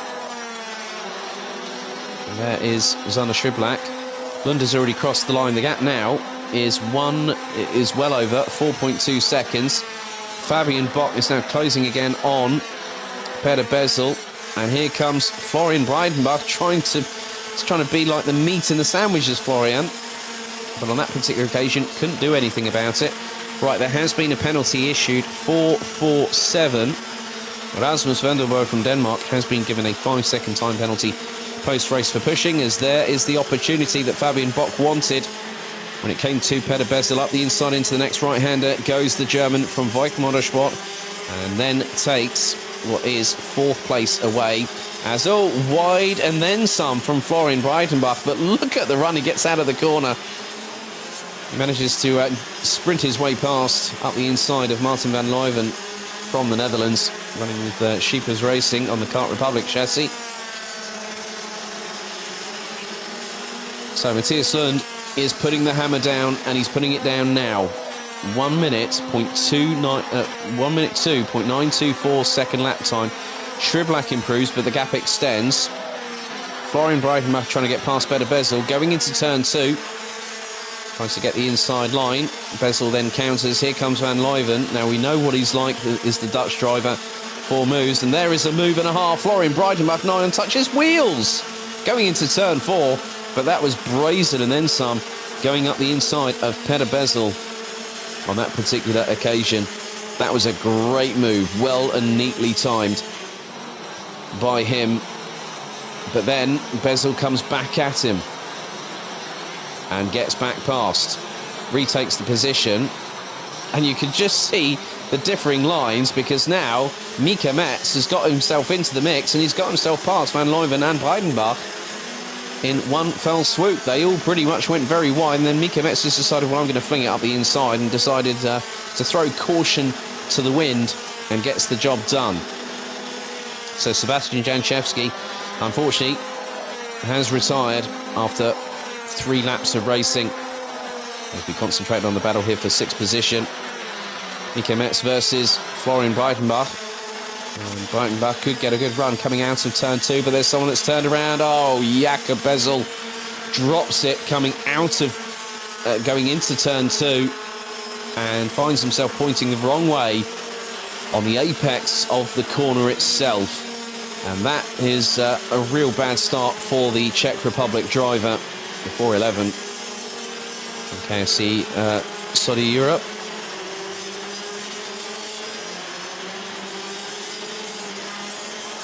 Just over 1:40 still to go. Now, I've been keeping my eyes on Paolo Besançonnet as he has silently scythed his way up the field like a little ninja assassin. Paolo Besançonnet started from the pit lane. He's now 11th, and he is closing on Hannes Border, so expect that Paolo Besançonnet will be in the top 10 by the end of this race when we hit the checkered. Mika Metz being pressurised by Florian Breitenbach, who has gotten to within a tenth of a second of his countryman.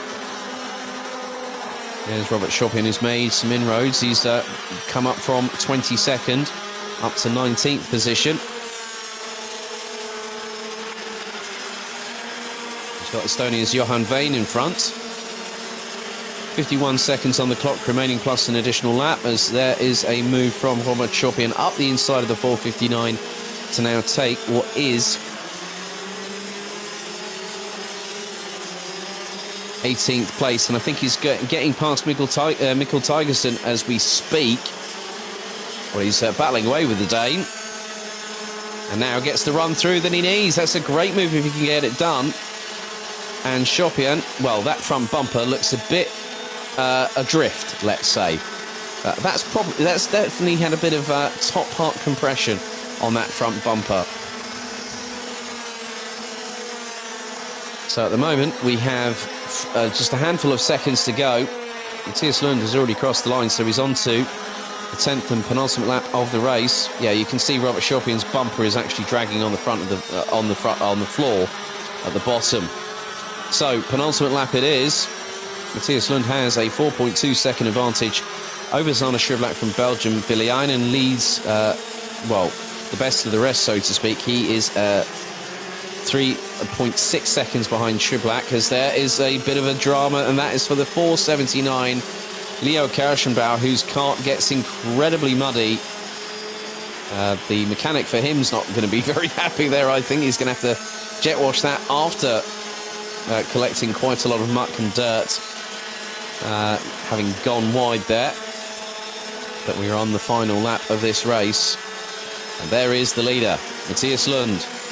He's done exactly what he needed to do. He had a difficult race weekend at Adria, but he wants to bring himself back as close as possible to Peder Bessel. He's going to have his work cut out for him, but as I say that, Paolo Besançonnet is in 9th position.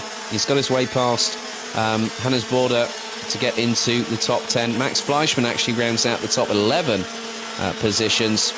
But this man here, Matthias Lund, was the championship leader coming out of karting Genk.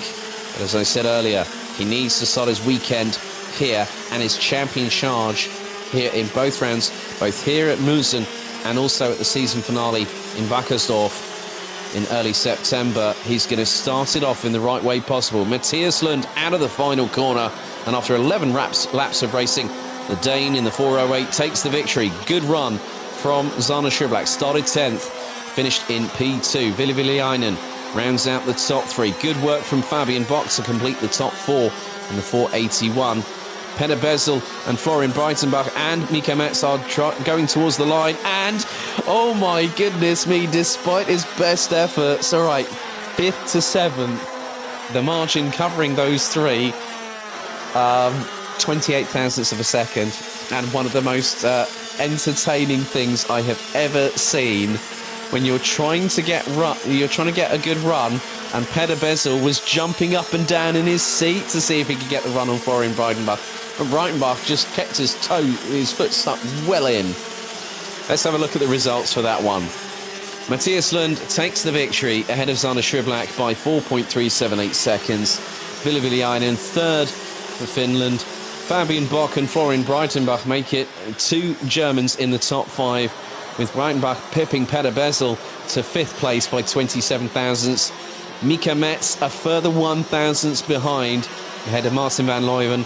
Paolo Besançonnet 9th after starting in the pit lane, ahead of Hannes Bodder, Max Fleischmann, Rasmus Vendelbo, who will get a 5-second time penalty post-race for pushing, ahead of Long Seifried, Ragnar Virus, Leon Arndt, Jakob Bezel, Robert Schopian, Mikkel Teigston, Johan Veen, Mark Bartels, Leo Kirschenbauer and Maxime de Rijs ran out the 22 that finished all 11 laps, with Sebastian Janszewski having dramas and retiring on lap number 4.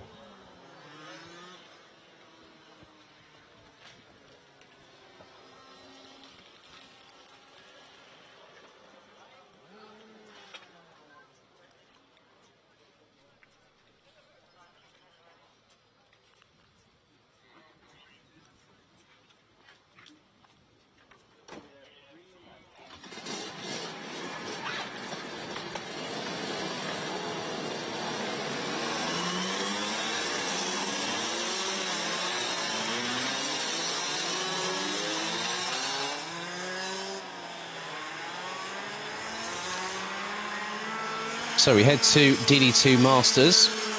It's a small grid, but as they say, small in stature, big in heart.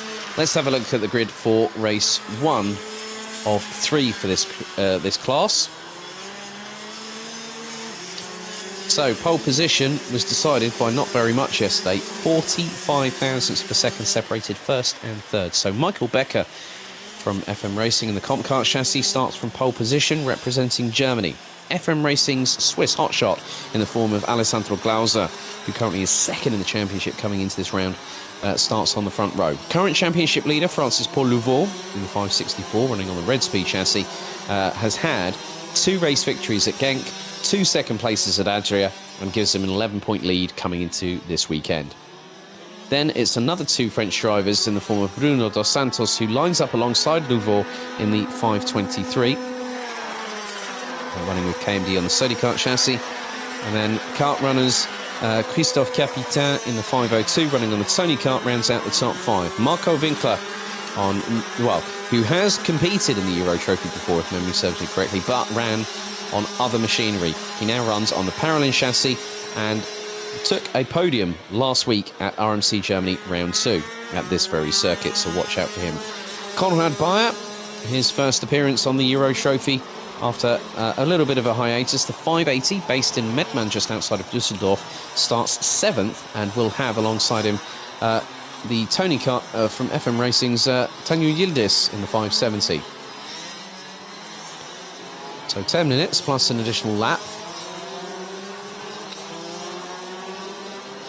Now with the weather at the moment, 17 degrees Celsius. A little bit of a low-lying mist coming in from the circuit as we go onto the formation lap here. So it's Becker from Glauser, Louvaux, Dos Santos, Capitain, Winkler, Bayer and Yildiz.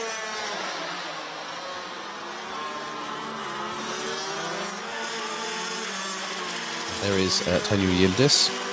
So they're taking all the DD2 karts through, after having completed their first of 3 heats this weekend. And on the basis of the intermediate classification, we will then have our respective drivers confirmed for who will be on pole position for the pre-finals for tomorrow. And final one will start, this first set of finals start at 10:50 tomorrow morning, with Ginny Rotax kicking things off, and then everything will be rounded out, both sets of finals, by Project E20.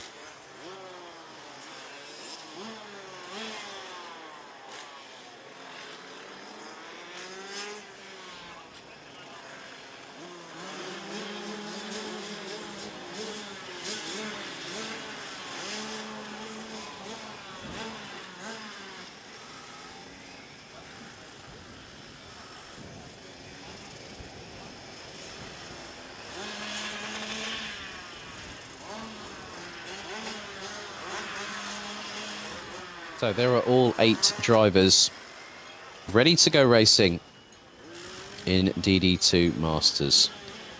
It's going to be a good one. We'll just see who gets the best run coming out of the final corner and onto the start-finish straight. 10 minutes plus an additional lap for DD2 Masters, as it's Becker and Glauser on the front row. They will control the pace. Into the tram lines we go. The revs start to rise. Are we ready? Lights are out and we're off and racing. And looks like Paul Louveau got a good jump on Alessandro Glauser going through, and Louveau's going to hit the front of the field before we've even hit the exit of the first main corner. And Louveau looking over to his left and right, and there goes Glauser trying to go around the outside through into turn 4 before they've even hit the apex. So that is pretty good racing there. Becker's found himself down into 4th place. He's being chased down by Marco Winkler, who's getting a little bit of an assist there from Bruno Dos Santos. As Daniel Yildiz gets straight lines it.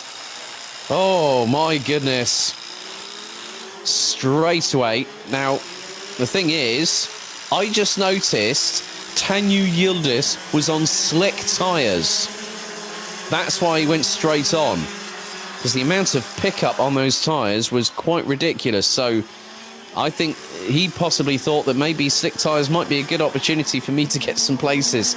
Well, it didn't work that out on that particular occasion, because across the line, it is Paul Louveau that leads from Switzerland's Alessandro Glauser. The pair are covered by just under 0.4 of a second.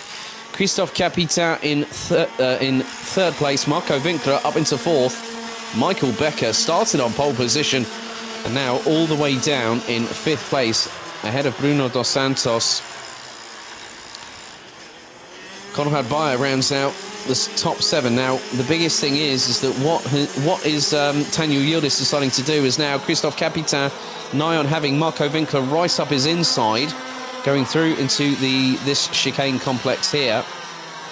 And Capitain goes wide. Winkler just literally gets a good run, but here comes Capitain. Tries to do the old switchback, but quickly, there was a quick reaction from Marco Winkler on that particular occasion, because he knew exactly where to park the car to not allow Capitain to get through. There is Tanju Yildiz languishing. He's well behind Konrad Bayer by the tune of about 30.2 seconds. Lap 2 completed. Paul Louveau continues to lead and now starts to stretch his advantage over Alessandro Glauser. Marco Winkler in P3. Christophe Capitain in 4th.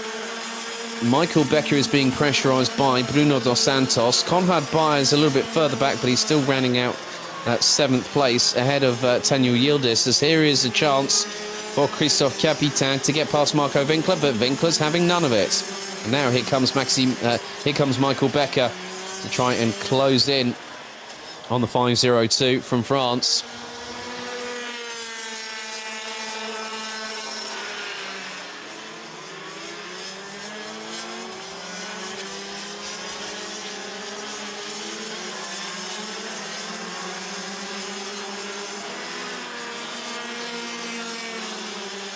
So just over 6 minutes and 50 seconds to go. Paul Louveau continues to lead. We're going to go on to lap number 4 very shortly as he crosses the line, and he's ahead of Alessandro Glauser by just over a second. Marco Winkler continues to round at the top 3. There's Michael Becker and Bruno Dos Santos trying to close in on the number 502 of Christophe Capitain, just up ahead.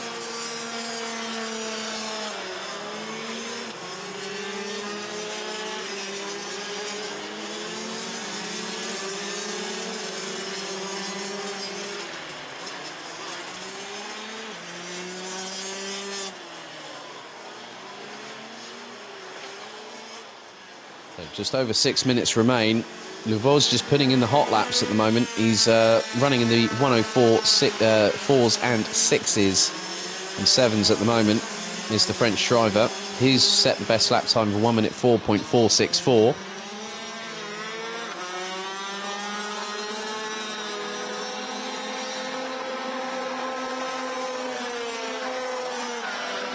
And sometimes in these races, okay, it might not be the biggest field, but sometimes you've just got to get your head down. Louveau has got his head down, and he's actually pulling away. He's nearly 1.3 seconds up the road from Alessandro Glauser. Winkler has also put in a personal best. His gap between him and Glauser is now 2.9 seconds. There's been improvements from everybody, apart from Konrad Bayer, and Bruno dos Santos. Dos Santos is about 0.64 behind Michael Becker. As we're halfway through the race, and Louveau looking to secure heat victory very early on in proceedings, which will give a little bit of impetus, a little bit more motivation for those behind to try and catch him. But Louveau, has gone up against three former champions in this class. Sebastian Humpelhardt, who will be the outgoing champion. There's no discussion about that. That's pretty much guaranteed. Roberto Pajewski, the 2019 champion, who also went on to win the grand finals that same year in Sarno. And also Poland's Sławomir Morański, who has had a bit of a difficult season in his own right this year. So realistically, it is Paul Louveau's title to lose.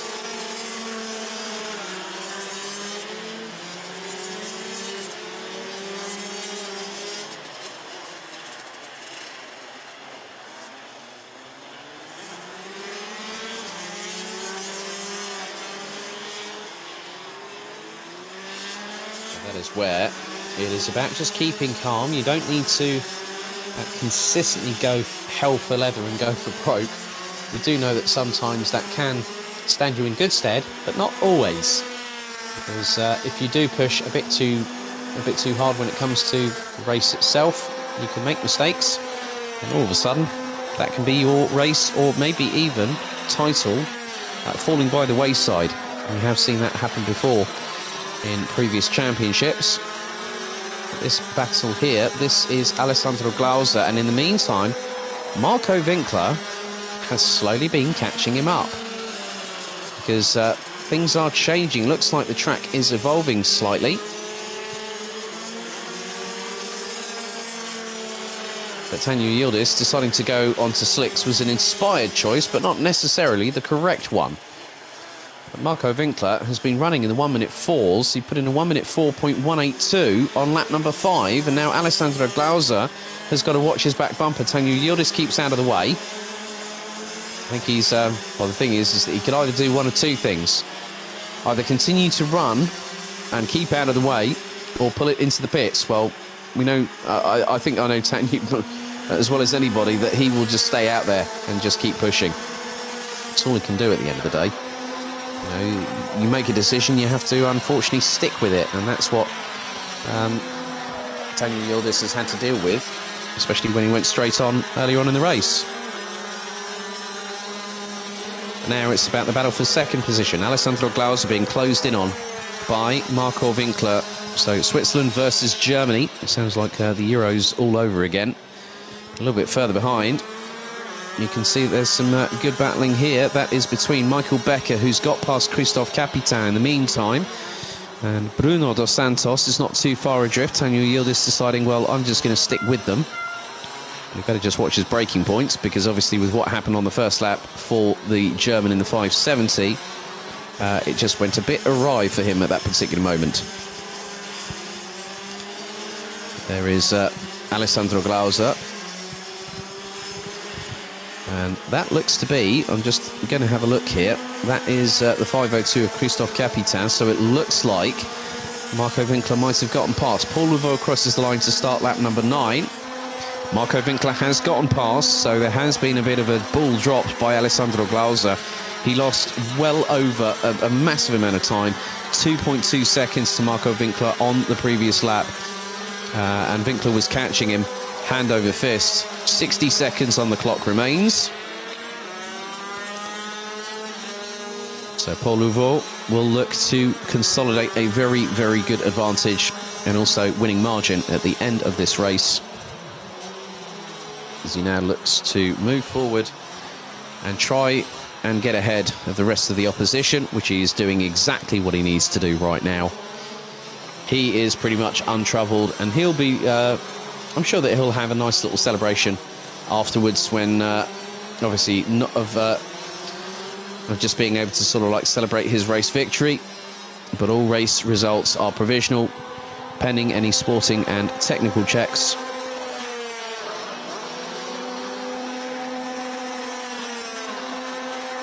So we're on the penultimate lap. Luvol's got a lead of 4 seconds ahead of Marco Winkler. And Winkler has got the fastest lap in his pocket, 1 minute 4.182. As the timer has now struck 0, that is it. We're on the penultimate lap of this race. Luvol leads from Winkler. Winkler from Glauser, Becker, Capitan, Dos Santos, Bayer, and still pounding the track despite his choice of tyres, Tanju Yildiz from Germany.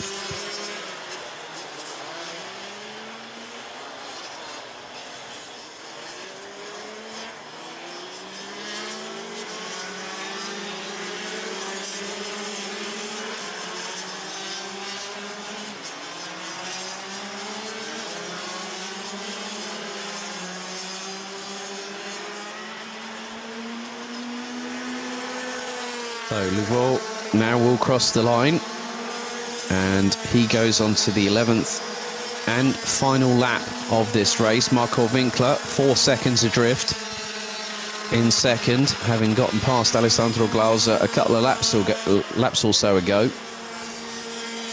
for P2. And there is Luvol. Loves his racing, as does anybody else. And he has been unassailable this season. Obviously, Glauser managed to close the gap in Adria, but it's here where it could make all the difference. And these wet weather conditions have proved to showcase those that can shine in both wet and dry weather conditions, and those that can keep a cool head whilst others lose theirs. As up towards the final couple of right-hand corners comes Paul Luvol, even a little bit of drifting there, going through into the braking zone. But it's one more corner, and France's Paul Luvol wins the first heat out of 3 here in DD2 Masters. Marco Winkler takes P2, a well-deserved effort for the German, ahead of Alessandro Glauser. Michael Becker, who started on pole, finished P4, ahead of Christophe Capitan, with Bruno Dos Santos rounding out the top 6. Very shortly, we should have Konrad Bayer come around the final corner, and he even puts on a little bit of a drift display coming out of the final turn. One more driver to go, who will end up a lap down. Tanju Yildiz from Germany takes 8th position, and I think he's just happy that he's just happy he got to the end of it. But let's have a look at the results. Luvol untouchable in this race. 4.3 seconds. He started P3. He took the lead after just the first couple of corners and went on to win the race. Marco Winkler, a solid effort from the 566 from Germany. 4.3 seconds, having gotten past Alessandro Glauser, with Michael Becker rounding out the top 4.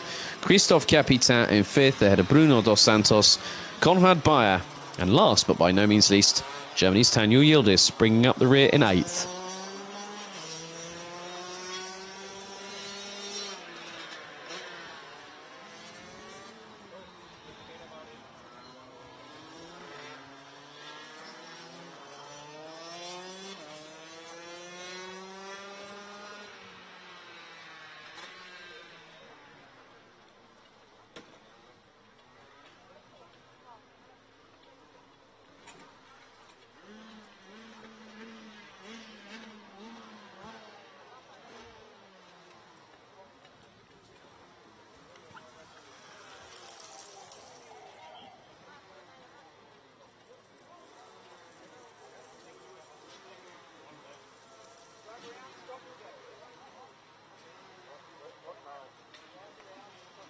There we have our Project E20 drivers. It's a 2-round championship for this class, all electric, all done through the association between BRP Rotax in Austria, who have developed this in-house powertrain, and the assistance of Sodicat with the Sigma DD2 chassis built specifically for this purpose, an all-electric drivetrain.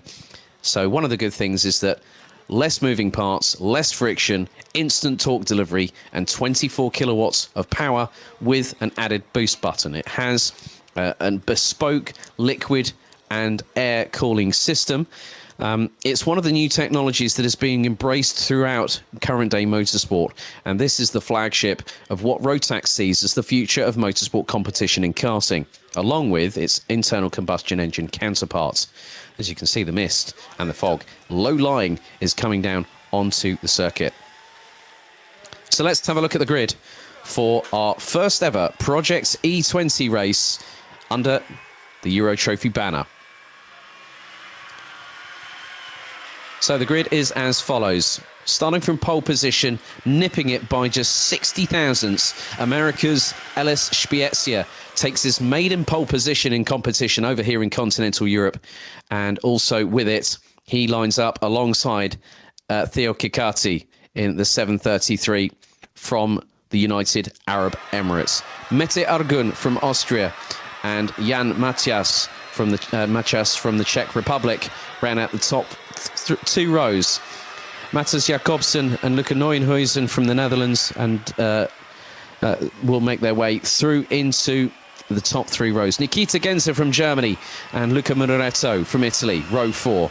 Nadim Kleister and Mina Pedersen, row 5, with Yannick Nielsen, Mats Johan Overhoff, Lilo Elise. A big thank you to Floki, her parent, who basically said, don't use the surname if you don't need to.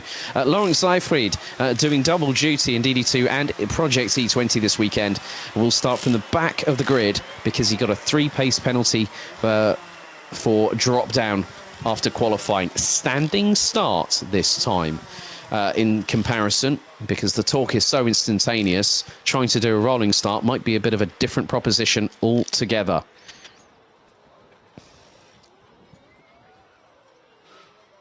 So Lilo Elise, I think it was Nadim Kneisser from the UAE. So we've actually got 4 drivers from the United Arab Emirates, who is due to start 9th on the grid. So one of the added things about this drivetrain, it comes with a boost button. And no, we're not talking fan boost like in Formula E, but let's get things underway. First ever race of Project E20. Standing start. And when the lights go out, we go off and racing.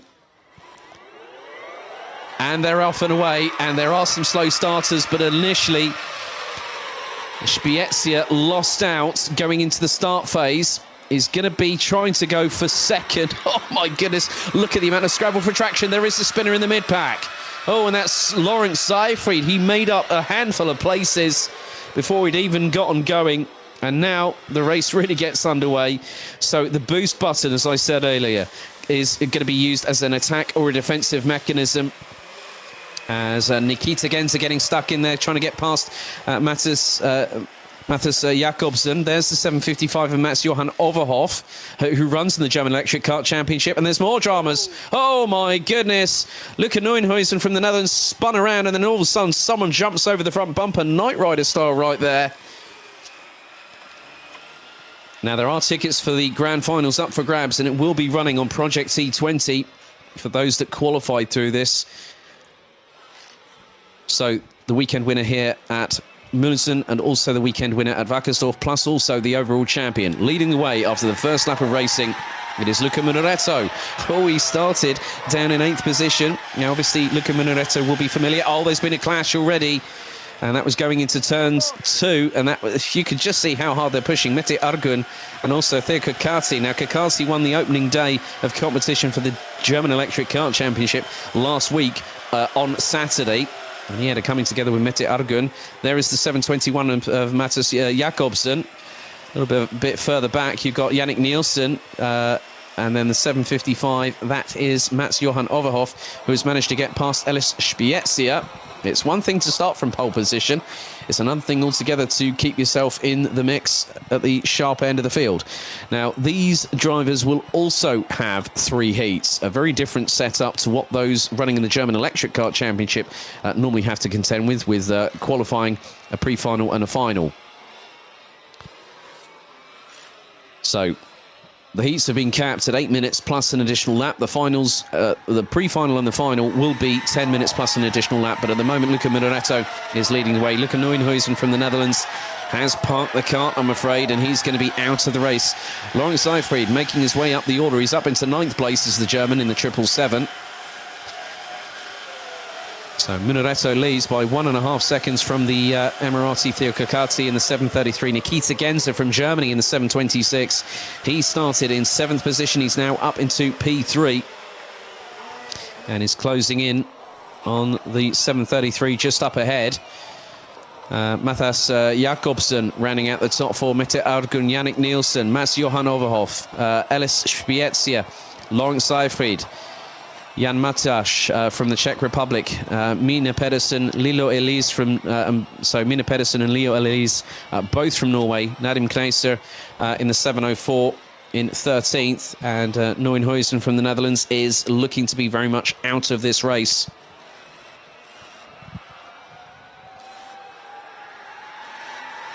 So Yannick Nielsen has set the fastest lap of the race, 1 minute 5.680. Nielsen, based out of Denmark, runs normally with Aris competition.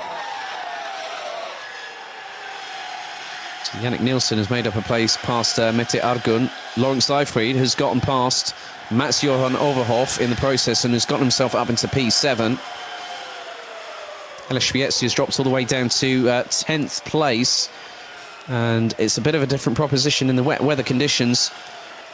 So, a bit sideways there for Mats Johan Overhoff, and that is going to give an opportunity to Jan Mataš to get past, and the Czech Republic driver has gotten past very quickly there. There's Ellis Spiezia just going through in the shot.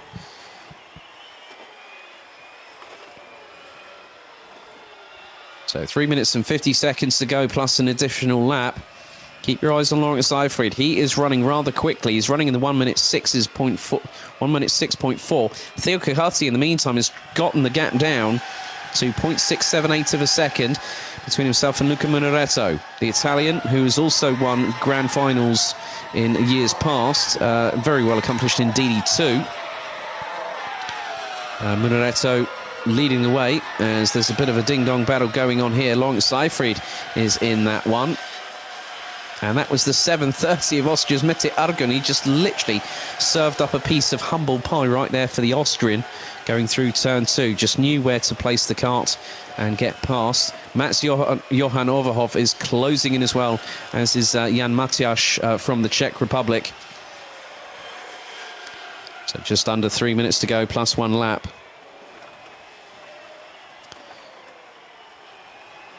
So Mataš looking to get up the inside of the German, looks to do the business and gets the job done. But Overhoff looking to keep it planted around the outside into the chicane. A little bit of standing water on the outside part, trying to go into the racing line. But it's a very, very different noise you hear now with Project E20. But let that noise not fool you. These carts are fully lit up. They're fully charged. They have instant torque delivery. And it's a very, very neat balance that you've got to have. You've also got to use a bit of energy conservation as well with these. So Munaretto still leading. Nikita Genza battling away now with Theo Kakati. So it's Germany versus the United Arab Emirates for second place with 2 minutes to go. Genza looking up the inside and looks to get the move done. He's got it done nice and cleanly, has Nikita Genza, and goes ahead of Theo Kakati. Started a bit further down the order. Well, Kakati actually started on the front row with Ellis Spiezia, who's still down in 10th position. But the main efforts go towards what happens in the pre-final and the final tomorrow. And that's where the real points are going to decide who will be our top 3 at the end of the weekend. Munaretto keeps his head down. Genza ahead of Kakati in the battle for second position. The pair were separated by just over 2/10. Nikita Genza puts in the fastest lap, 1 minute 4.741 for the German. Normally runs in junior Rotax these days with Bühler Kart Racing Team in RMC Germany. But you can just see, by knowing this track very well, he's raced here over the past couple of seasons, raced here last weekend. And a bit of interesting information about Leo Elise in this 7:05. This is actually a very good bit of information. It's nice when I get this, saying that it's her first try. It's her 11th kart race, her 11th race weekend, and it's her first one outside of Norway. So kudos to Lilo Elise for doing that. But now we see the battle between Kikati and Genza getting a bit more heated as Munareto will lead them onto the penultimate lap of this race, so lap 8 out of 9, and his gap is now 1 second. Kikati looking up the inside again, so he gets a bit crossed up, gets a bit sideways, does the Emirati going through turn 2, but he managed to hold on and keep it ahead of Nikita Genza. Genza goes back up the inside through turn 4. And it's been a mere formality for Luca Munareto, who started 8th on the grid and made sure he got himself to the front of the field as quick as possible.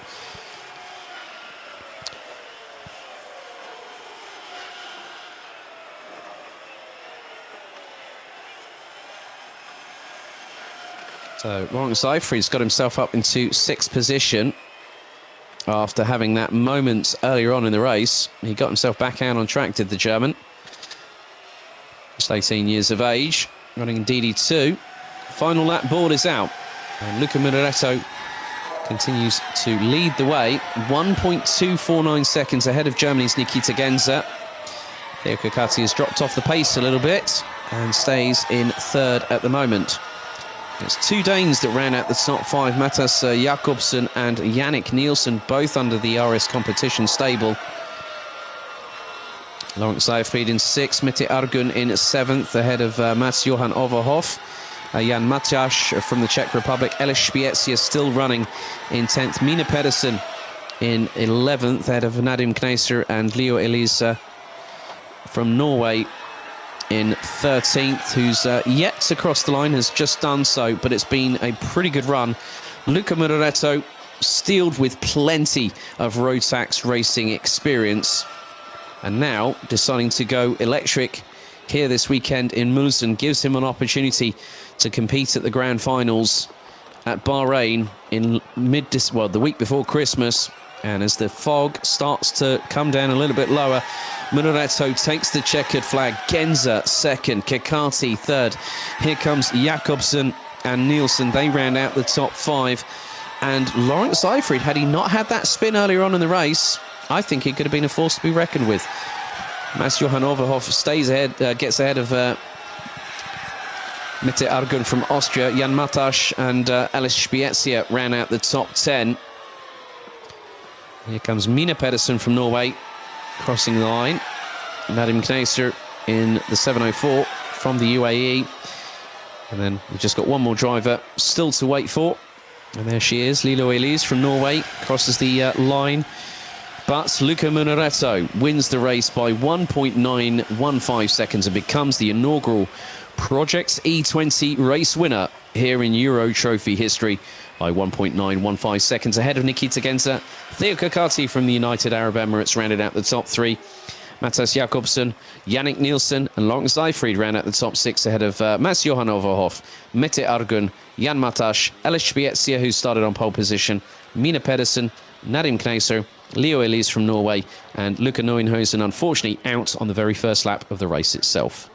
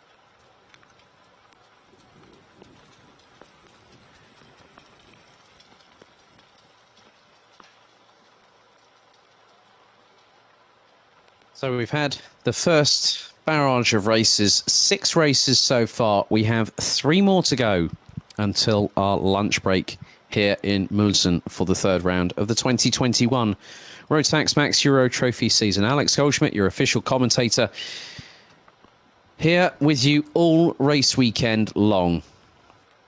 So 9 races in the morning, 9 races in the afternoon, and a total of 28 races over the course of this weekend. No second chance heats tomorrow at all for any of the classes due to the numbers that we have here this weekend. Just shy of 100 drivers from 21 different nationalities here this race weekend. And also, it has been a bit of an interesting weather dynamic here in eastern Germany. The rainfall nigh on torrential and biblical this morning, but things have changed.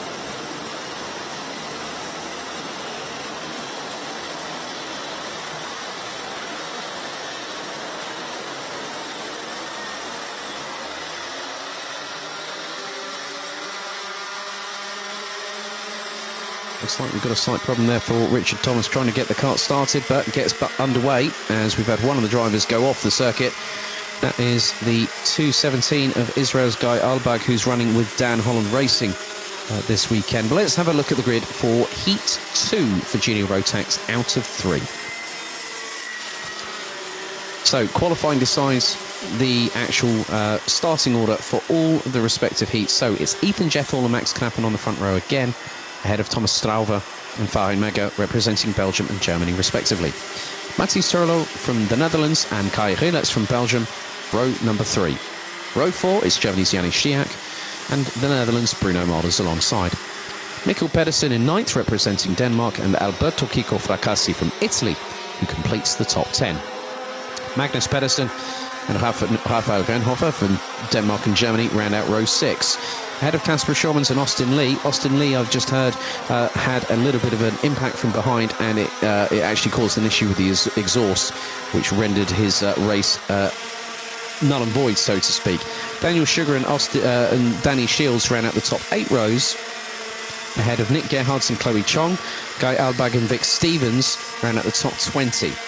Richard Thomas and Jaren Schultz ran out the 22 drivers that are competing in this race. Again, it's 7 minutes plus an additional lap.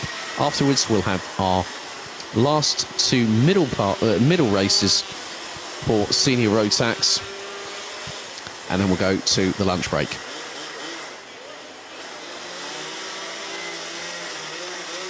So Farin Mega took the victory in the first one earlier on today. Are we going to have 2 different winners from 2 different races? Well, we're going to find out and see what happens. Because all I'm going to say is the unpredictability of karting will rear its ugly head once again. And we will have an opportunity of providing you all with some scintillating action here.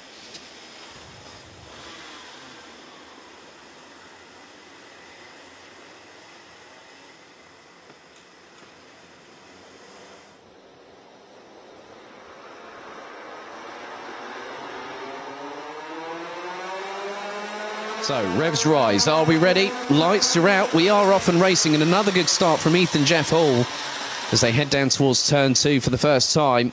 And again, all the leaders spun around. Ethan Jeff Hall losing the back end, and as all of a sudden, as a result of that, Max Knappen gets into the lead of the race. Oh, dearie me, this low-lying fog is not making things any easier at all. The 255 of Mikkel Pedersen runs a little bit wide. Austin Lee's made up a place in the initial foray, and it's 3 one side, one the other side. And that is probably, well, I think it was Max Knappen that was getting assaulted from both sides as we got more drivers.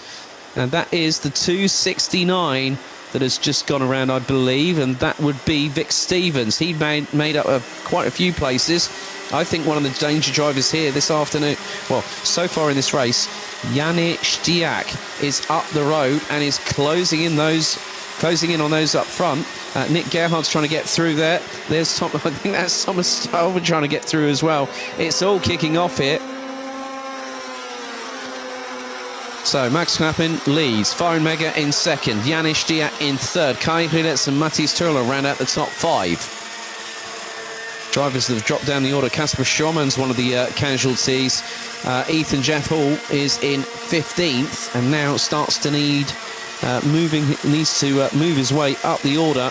Drama for Ethan Jeff Hall going through turn 2 on the first lap, and that has cost him an opportunity maybe at another victory. Drivers that have also made positional gains, Nick Gerhardt's 10th, Austin Lee 11th, Chloe Chong up to 13th place, as now Bruno Mulders is being assaulted from behind, so to speak, well, figuratively, not literally, by the likes of Raphael Renhofer. Mikkel Pedersen in the 255 is very much in that mix too.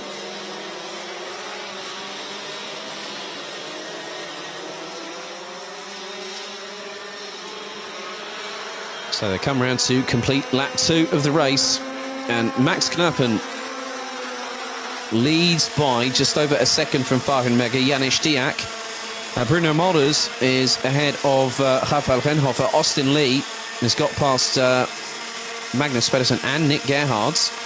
Richard Thomas has made his way up into 13th place. Chloe Chong in 14th. Guy Albag, Alberto Kiko Fracassi starting to recover. But I think there's been more dramas for Ethan Jeff Hall. He's dropped outside of the top 20. I'm not too sure if his race is going to be continuing, because Kasper Schauman's up to 18th.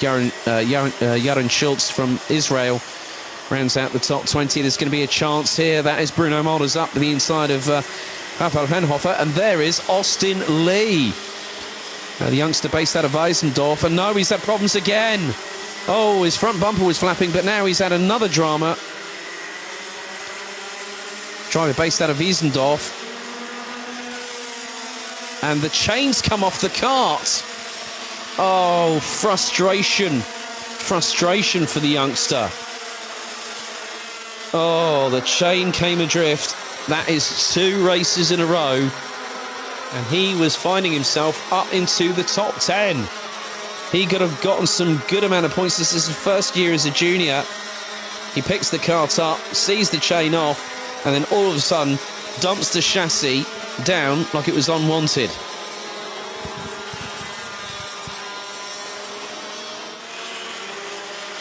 So Max Knappen continues to lead, but keep your eyes on Farin Mega. Mega has closed that gap to just over 0.7 of a second. Janis Diak rounds out the top 3. And here's a battle here. This is for position. So that's Farin Mega being closed in on. Now, is that the leader? Is that Max Knappen they've just closed in on? That is. So Max Knappen loses the lead to Farin Mega with just over 2.5 minutes to go. And there is Janis Diak. Janis Diak fancies an opportunity. Don't count out Kai Rilets, a little bit further behind. He's about 0.8 of a second adrift off of third place. So Austin Lee is out of the race, a second successive DNF for him, and that has caused problems indeed. 2 minutes to go, plus 1 lap, and now the move has happened. Janis Diak up the inside of Max Knappen for second position, and Max Knappen trying to battle away to retake that place. He was leading.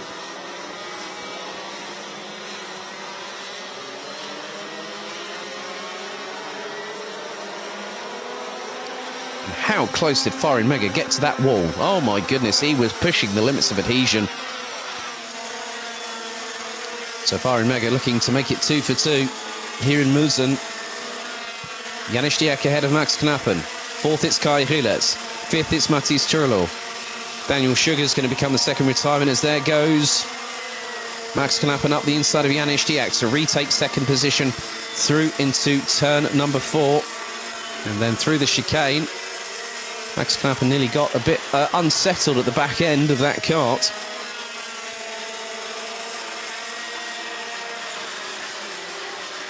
As, again, the positions have changed. That's a great little move there. Great anticipation from Janis Diak up the inside of Max Knappen.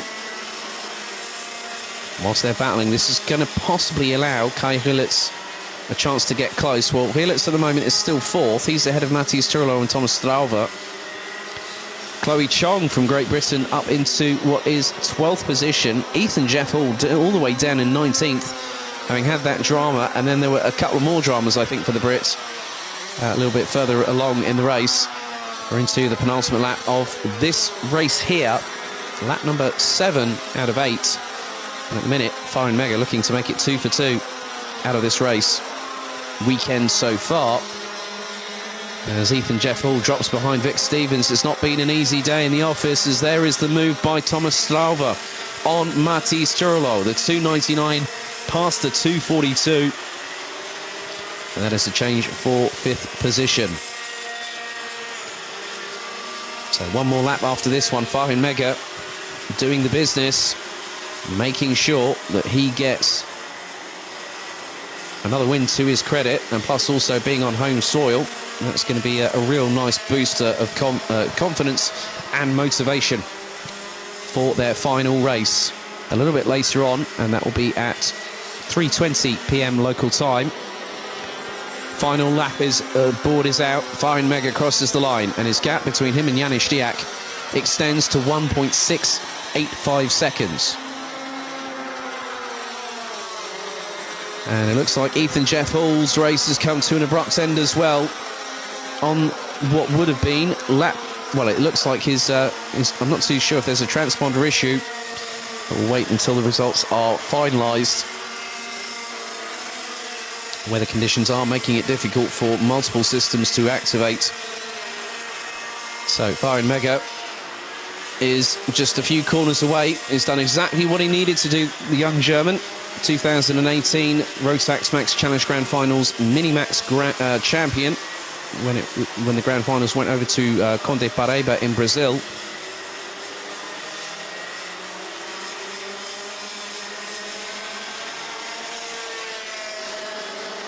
But Firen Mega out of the final corner once again. He will take the checkered flag and win Heat 2. Good effort by Janis Diak. So a German 1-2. Diak from Kraft Motorsport. Still some good runs from a lot of drivers, but Max Knappen is breaking down. He's got problems. He's got major problems. Where's he going to finish? He's going to finish outside of the top 10. Oh, Max Knappen could have been in the top 4. He was ahead of Kai Hillitz. And that was it for him. Breaks, manages to limp that cart across the line. Because Matthias Turlo and Thomas Strauver had gotten ahead. So just waiting for a few more drivers to cross the finish line, and that will be the 2 Israelis. Yaron Schultz and Guy Albag in 18th and 19th, respectively. I think I did see, possibly, that Guy Albag might have spun around just a little bit earlier. But Firen Mega wins race 2 out of 3 here on Heat Day in Junior Rotax. Let's have a look at the race results. So Mega would win by 1.832 seconds at the end of that race, in front of countryman Janis Diak. Kai Hillitz takes a well-needed third place. Matthias Turlo in 4th, ahead of Thomas Strauver, Rafael Renhofer, Mikkel Pedersen, Bruno Malders, Nick Gerhards and Richard Thomas. Also seen that Danny Shields gets a 5-second time penalty for causing a collision. So they're now going to recover the stricken cart of Austin Lee very, very shortly. Max Knappen, whilst breaking down, still got to 11th at the end, so still kept on pushing forward, finishing ahead of Dan Holland Racing's Chloe Chong in the 218. Magnus Pedersen in 13th, ahead of Vic Stevens. Alberto Kiko Fracassi, the Italian suffering dramas, and finishing 15th. Casper Schurmans in 16th. Danny Shields will probably drop a little bit further back, but it won't be enough. It will keep him 17th, ahead of Jan Schultz, Guy Albach, Ethan Jeff Hall, and Daniel Sugar, who completed the race. But Austin Lee, with a chain falling off, unfortunately, his race ended abruptly on lap number 3.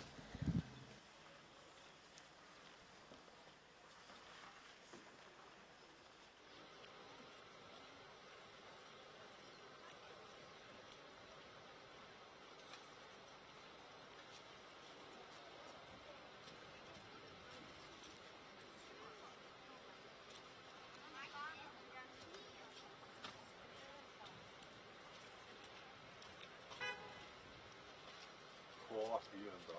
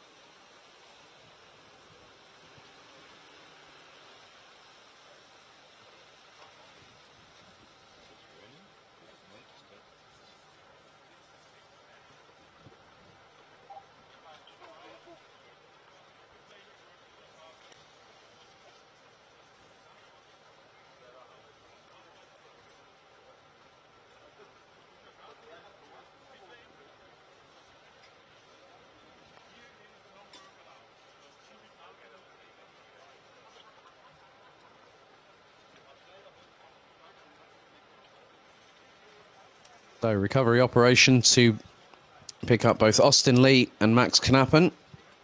Final stages of that happening as you see on your screens at home.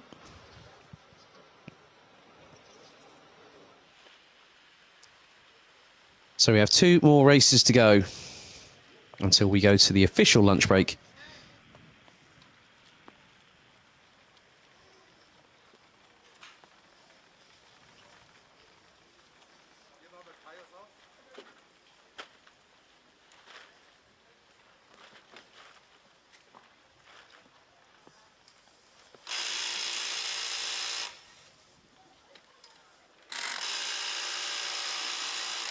So we have around about 22 or so minutes of racing remaining.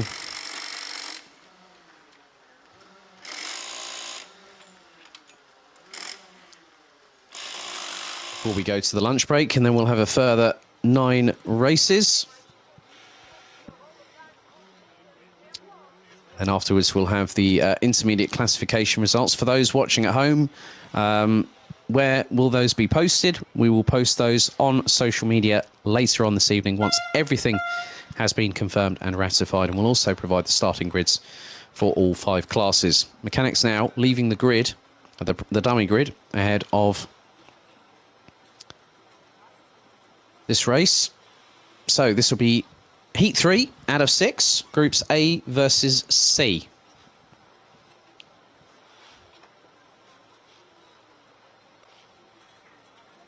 Heat 4, B versus D.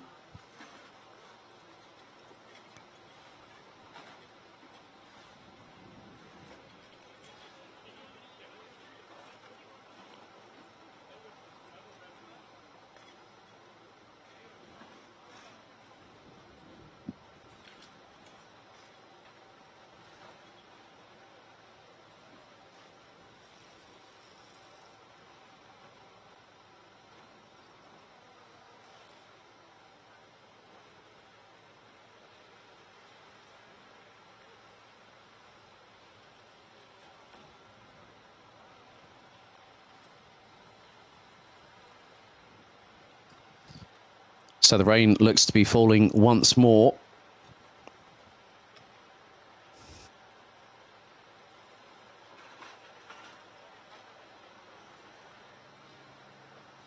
There has been quite a bit of wind pickup as well.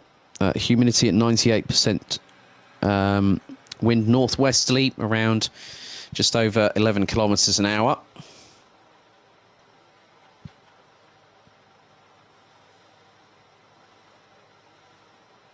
Local time now is coming up to 12. Well, it's 12:39 p.m.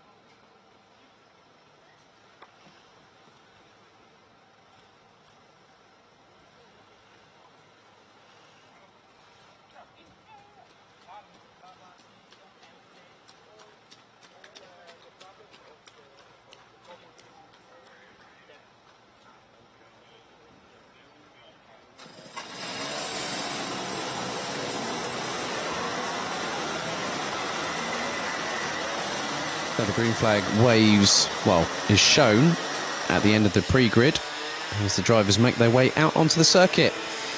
So let's take a look at the starting grid for Heat 3 Senior Rotax Groups A and C.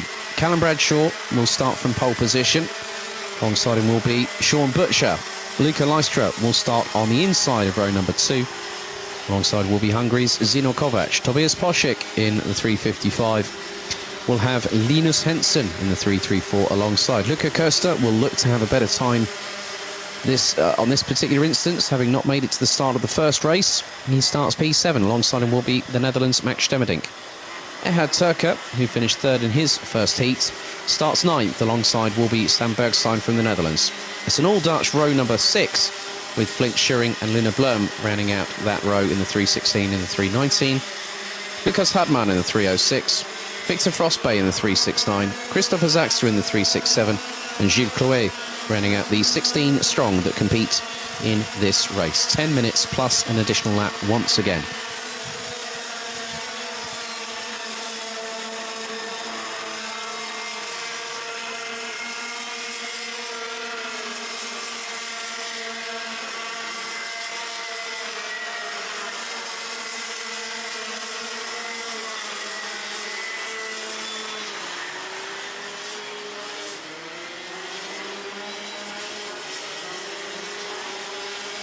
Oh, and we've got double-waved yellows because that looks to be Gilles Clouet there, pulling the cart off of the circuit, away from the racing lines. So the Belgians' second race has not gone entirely to plan, I would imagine. So Marshall now assisting with pulling the cart off the circuit. So Gilles Clouet will not take the start. You can see the disappointment with his Gilles' head hanging a little bit low there, I'm afraid. It's down to Bradshaw and Butcher to control the pace at the front of the field.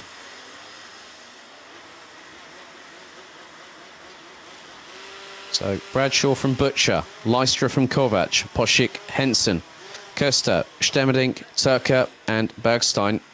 I'm wondering if Turker is actually starting from the pre-grid. We're going to find out very shortly because they go into the tram lines.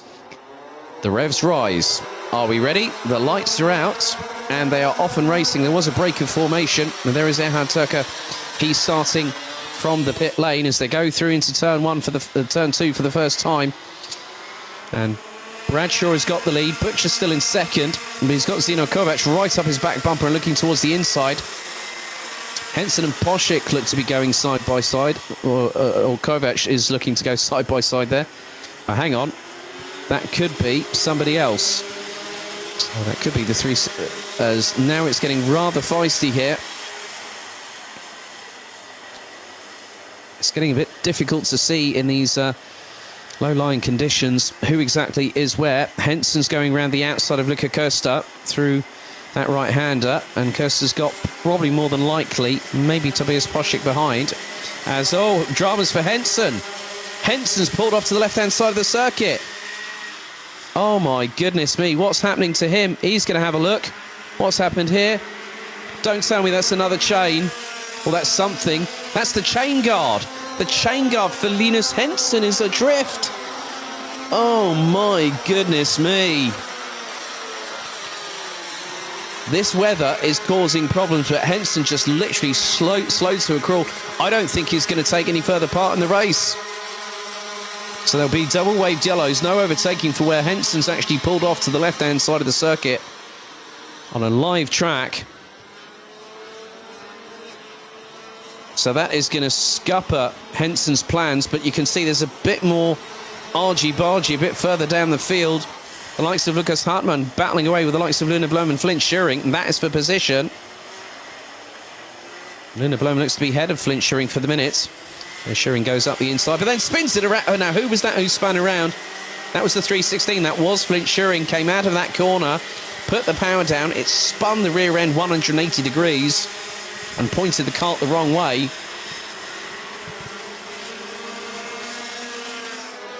So, leading the way at the moment, Callum Bradshaw looking to make it 2 for 2 here today. And Linus Hensen is out. That was it. His race done and dusted.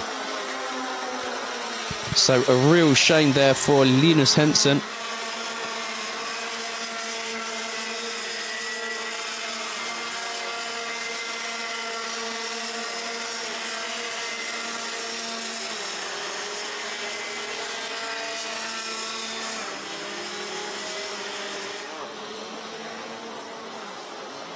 So effectively, what that means now is that has turned this race up on its head. Gilles Clouet out. Linus Henson, the biggest casualty, out. The 334 from Germany, he was battling at the sharper end of the grid. And for that to happen, that is effectively what Linus Henson did not want, especially on home soil. I can guarantee you that much. So Erhard Turker in 11th, ahead of Christopher Sachse. Flint Schuring has spun himself around and all the way down to 14th place with just over 6.5 minutes remaining. Bradshaw leads by just over 8.5 tenths of a second from Luka Leistra. Zino Kovac in 3rd. Sean Butcher in 4th. Luka Koster in 5th. Tobias Poschek in 6th. Max Stemmerdink, Victor Frostbay, Luna Blum, Erhard Turker rounds out the top 10.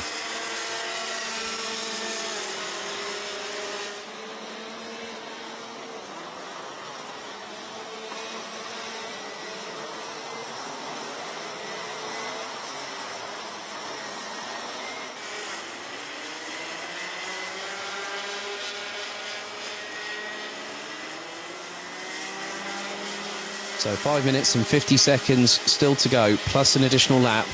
There is the 3:09. That is Max Stemmerdink, who is battling away with Victor Frostbay in the 3:69.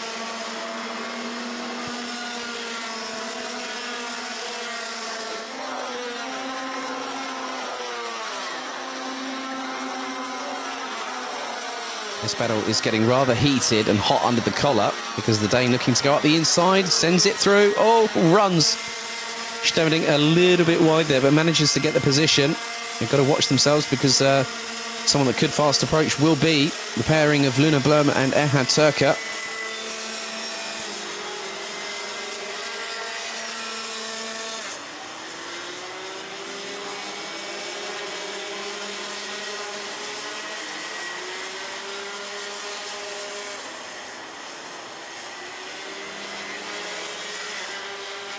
Leistra is closing the gap. He was well over 4 tenths of a second quicker than Callum Bradshaw last time around, so things are closing. Bradshaw's already taken a win so far this very day. Leistra, well, I think Leistra took the victory earlier on, but the thing is that and the change has happened. Bradshaw is second now behind Leistra. So Bradshaw's had some dramas. The spray is intensifying once again, so the visibility is going to be at a premium. The rain is coming down again, so the torrential wet weather conditions we had earlier on have resurfaced. You can just see how hard it is now. I did say it was like driving on an ice rink. Again, we've got that situation. So this is going to prove to be rather difficult for everybody out on the track, and especially with who's up next. We've got another senior Rotax heat to close off the morning action. You can see just how difficult it is.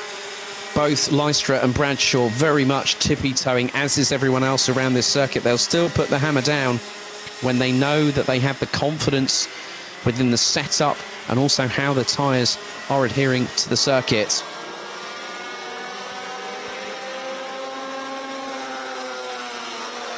Across the line they go.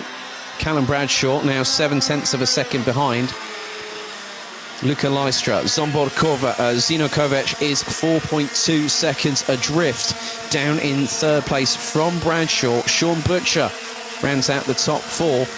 Luka Koster having a better time in this race. He is currently 5th ahead of Austria's Tobias Poschek. Max Stemmerdink in 7th, Luna Blum in 8th, Lukas Hartmann in 9th, Victor Frostbay has dropped to 10th ahead of Sam Bergstein. Christopher Sachse is in 12th ahead of Erhard Turker and Flint Schuring. But Luka Leistra is doing his level best. The low-lying mist is coming in again.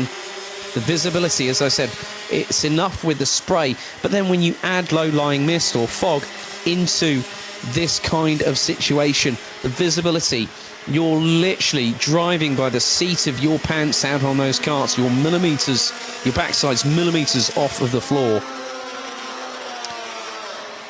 And now across the line comes a few other drivers. Zino Kovac Sean Butcher now has dropped behind Luca Costa. So Costa taking 4th place as we head on to lap number 8.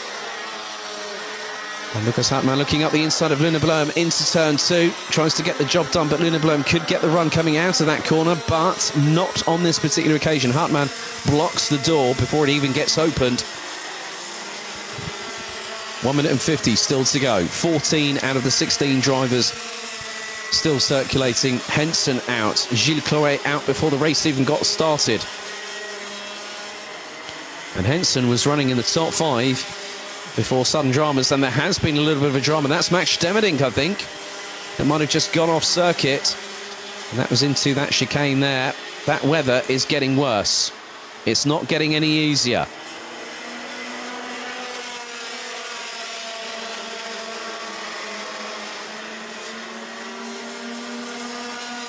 So running in the 104s at the minute are the top 2 drivers. So Lystra still leading. Tobias Poschek ahead of Max Stemmerdink, who was the one that had that off-track excursion. Lucas Hartmann ahead of Luna Blom with Victor Frostbay rounding out the top 10. We've got just under 50, well, we've got just about 50 seconds to go on this lap, on this race. And then we'll have another lap on top of that one. So we're on to lap number 9. So we'll hopefully complete 11 laps of racing. Lystra, again, staying ahead of the competition. And Callum Bradshaw is not going to be too worried about Lystra because the gap that he's got over a few drivers, including the likes of Sean Butcher, Lachlan Robinson. The person who's got to really watch out, Callum Bradshaw, is for... Now, there's dramas there, and that is Lucas Hartmann. Oh, another German driver that has had dramas here this weekend. There you can see our 2 leaders.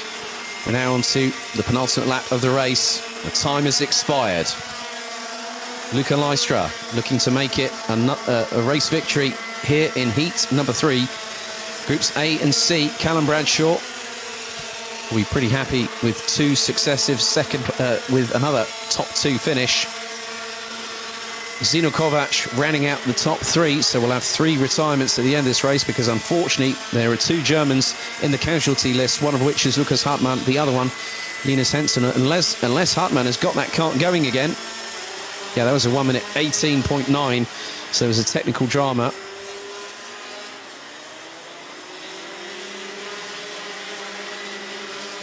But 1 more corner remains before we go on to the last 1.3, or just over 1.3 kilometres. Luca Lystra leads the way as the rain continues to hammer down the circuit here in eastern Germany. Callum Bradshaw in 2nd place, just over 9/10 of a second adrift. Zino Kovac in 3rd. Luca Costa in 4th. Sean Butcher, P5. But Lystra has made sure he's given a warning shot to some of those drivers close to him in the championship standings at this moment. Lystra is only 17 points away from Kimber, and then a further 16 points, so that's so he's effectively got 33 points distance between himself and Callum Bradshaw. We've got 1 more race after this one, but Heat 3, Groups A versus C, will go the way of Belgium's Luca Lystra, who crosses the line and takes the checkered ahead of Callum Bradshaw from Great Britain. Just under a second separates the pair after the end of nearly 12 minutes of racing. Kovac in 3rd place, Luca Costa 4th. Sean Butcher rounds out the top 5, but as you can see, the conditions are horrific.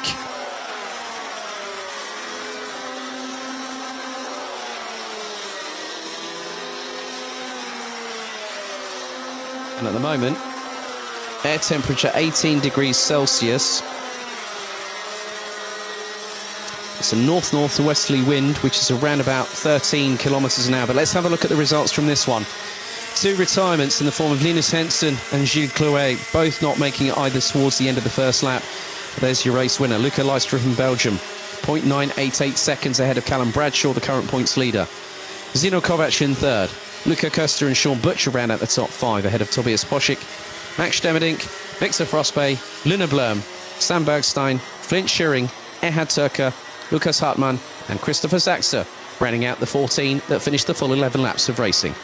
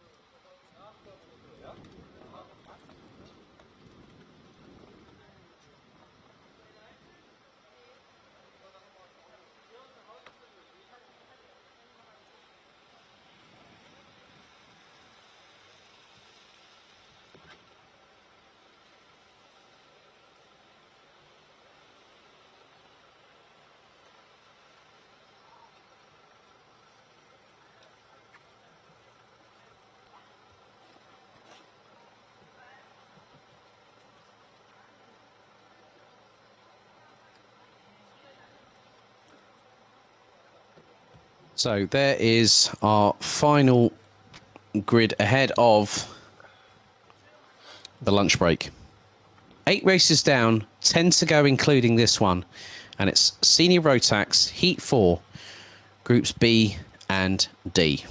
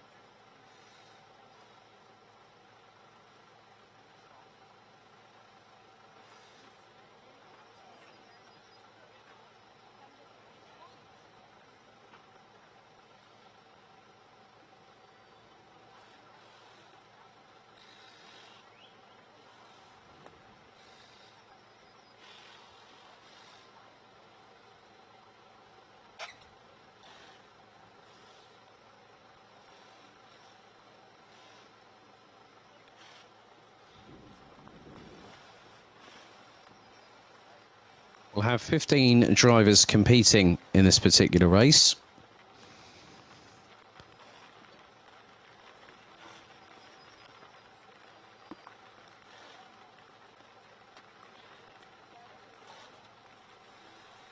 As the wind continues to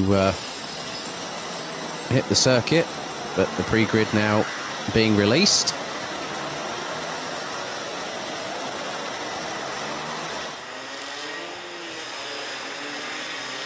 So, our last race before the lunch break, Senior Rotax, Heat 4, Groups B versus D. Let's have a look at the starting grid.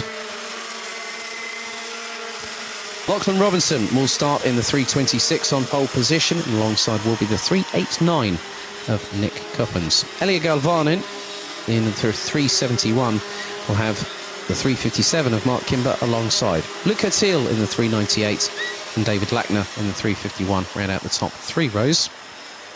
Benedek Vida in the 346 and Zsombor Kovac make it an all-Hungarian row number 4 with Kovac in the 379.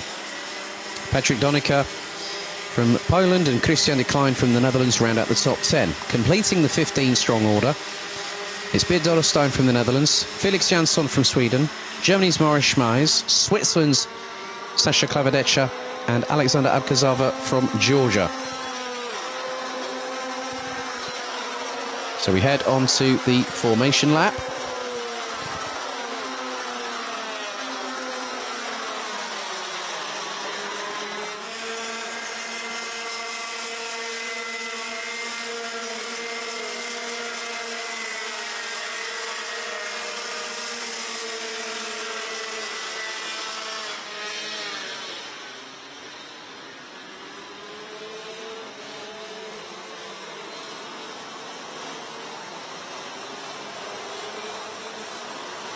And again, this weather is just getting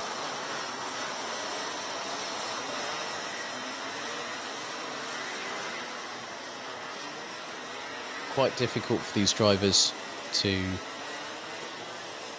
have this chance to move forward and keep pushing.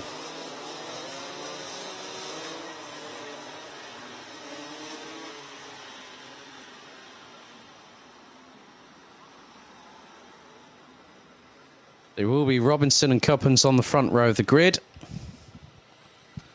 These conditions are getting worse and worse. You can see a blanket has hit the circuit.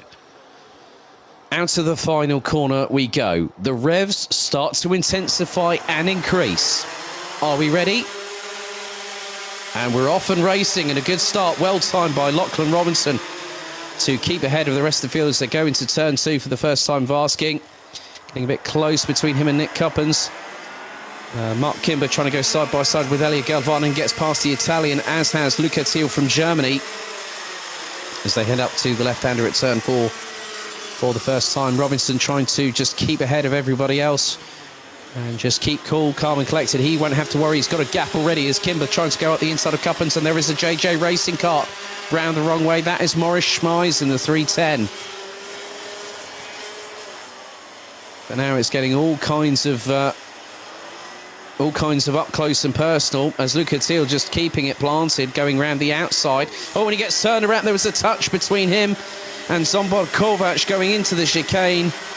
Luca Thiel's race has just tumbled, has been turned around on its head like a sand timer. But Lachlan Robinson leads the way, and the Dubai-based driver will bring them out of the final corner to complete lap number 1. Mark Kimber is closing in on the 326 from KR Sport. Zsombor Kovac rounds out the top 3. Nick Coppens in 4th place. Gap between Robinson and Kimber was just over 6/10. Robinson a 1 minute 6.414. He's now got to just keep his wits about him because Kimber is closing fast. Maurice Schmeis tumbles all the way down to 15th and stone dead last as the battle for 3rd position is being contested by a quartet of drivers. The one that's leading it, Zsombor Kovac, Nick Coppens, and then Benedek Vida just scythes his way up the inside. Was that Elia Galvanin, I think? I'm not too sure. But I would say that's probably going to be Benedek Vida up the inside of Rodeca Motorsports, Beert Dorrestein, and Kimber and Robinson now go into battle. Robinson is going to keep it nice and on the road. He's got to do the right thing. I think he kind of knew that Kimber was going to close on him at a rate of knots, and that's exactly what happens in these kind of weather conditions. And sometimes when you've been at this track and you've raced it in the dry, you've tested in the dry, and then the wet weather comes along and brings something completely different. This is the first time a lot of these drivers have come to the circuit, but here is a battle here. Oh my goodness, 385, Felix Jansson from Sweden. Oh, rejoins unsafely a little bit there and nearly goes into the side of Sasha Klabadecha. Whilst rejoining, he was battling away with the likes of Elia Galvan and Christian de Klein and Luca Thiel. Good pickup from our camera crew right there. But that just shows how quickly things can turn around. And it was when he was battling away, and de Klein was actually on his inside. So Christian de Klein might have been the instigator, probably unwilling instigator, because his wet weather conditions are not proving to be that great for anybody. And here's a few other drivers. There's the 351, that's David Lackner from Austria, running with Speedworld. It's based out of the Speedworld circuit at Bruck an der Leitha, which is based around about half an hour's drive outside of Vienna. So Kimber still leads. Dorrestein has parked the kart as it's going to be nearly three. Morris, it looked like Morris Schmeis was trying to go side by side with Galvanin and Donica, but had to think better of it. Is going toe-to-toe with the Italian. And here comes Alexander Abkazava, the Georgian. 6.25 minutes to go, plus an additional lap.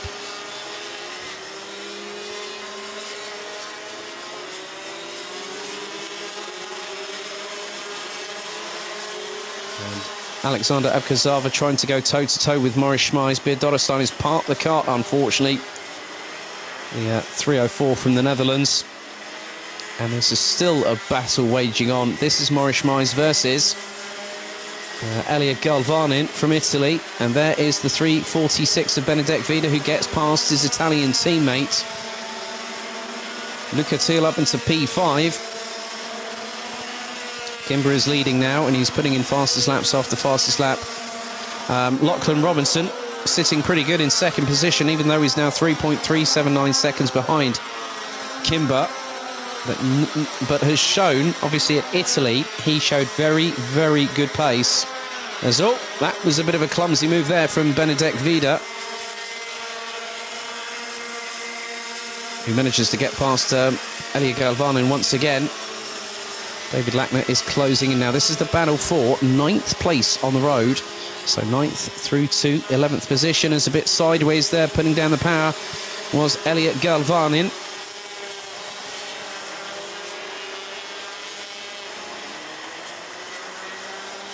So just 4.75 minutes left to go in this race as David Lackner nearly tangles with the side pod, the right-hand side one of Elia Galvanin on that particular exchange.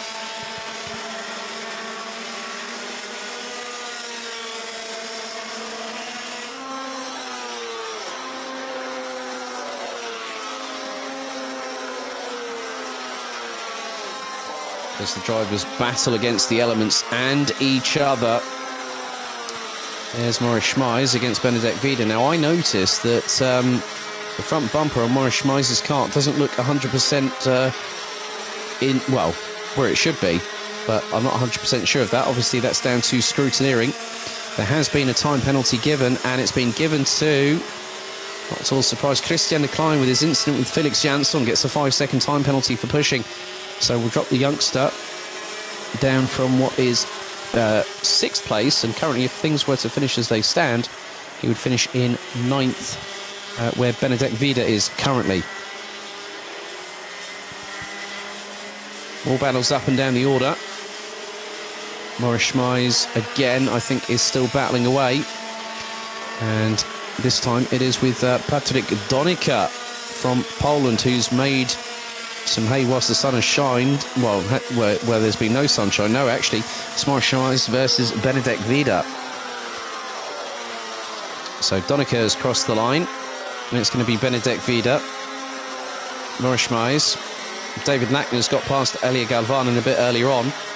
Looks to go up the inside of the 310. Oh, and spins it around, and then all of a sudden, that compromises Schmeiz, who T-bones the side pod. All of a sudden, the floodgates open for the likes of Felix Jansson and Sasha Klavedetscher and Alexander Abgazava, who's dropped down to 14th. So that was... These weather conditions are catching everyone out. And it might not be... It might be the slightest mistake, but that slight mistake can cause you problems, because the way that Lackner just sent it in, and then Schmeiz had nowhere to go. That's the thing, when you try and do a bit of a Danny Rick, lick the stamp and send it in these wet weather conditions, you can be caught out. And Maurice Schmeiz is just trying to get that cart back over to the finish line. So, effectively, I know for a fact that with the impact that front bumper sustained, that could be a drop down for the 310. But that will be confirmed in the official ratified and confirmed results. Mark Kimber is now leading by 7.7 seconds ahead of Lachlan Robinson, who is keeping himself ahead of Nick Cuppins. It's just under 2 minutes to go, plus an additional lap on this race.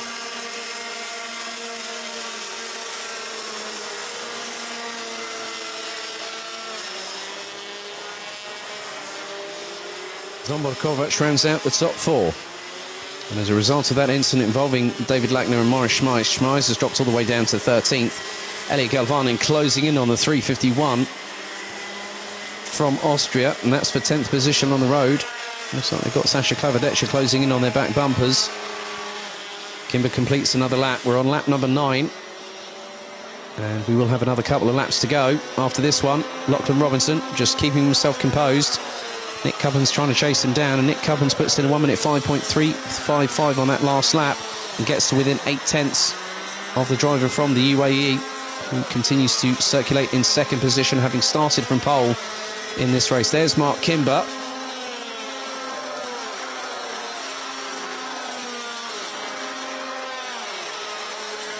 And his gap over Robinson was nearly 9.5 seconds after 8 laps of racing, but with the weather conditions deteriorating as they have done, I'm not at all surprised that Kimber has been able to eke out this significant advantage.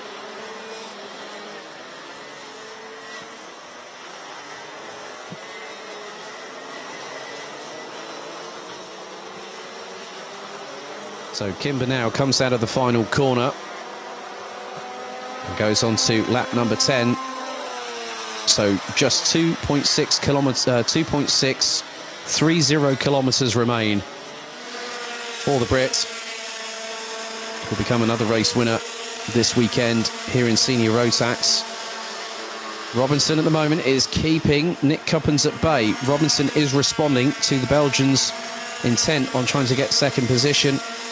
And Kimber's lead now is racked up to 10.7 seconds. And at the moment, Sasha Klavedetscher trying to close in. Well, Maurice Schmeiz is trying to close in on Sasha Klavedetscher for 12th place in the dying moments, whereas the field seems to have spread out a little bit. And Christian de Klein is a very lucky person indeed. Also, the 385 of Felix Jansson has also got a time penalty for pushing. That will drop the Swede outside of the top 10. But Christian de Klein has gotten away with his 5-second time penalty for pushing. He will stay in 6th place at the moment. Final lap board out for Mark Kimber from Great Britain, as we wait to see who is still in 2nd place. And it is still Lachlan Robinson. Nick Cuppins in 3rd and is half a second adrift of the UAE-based driver.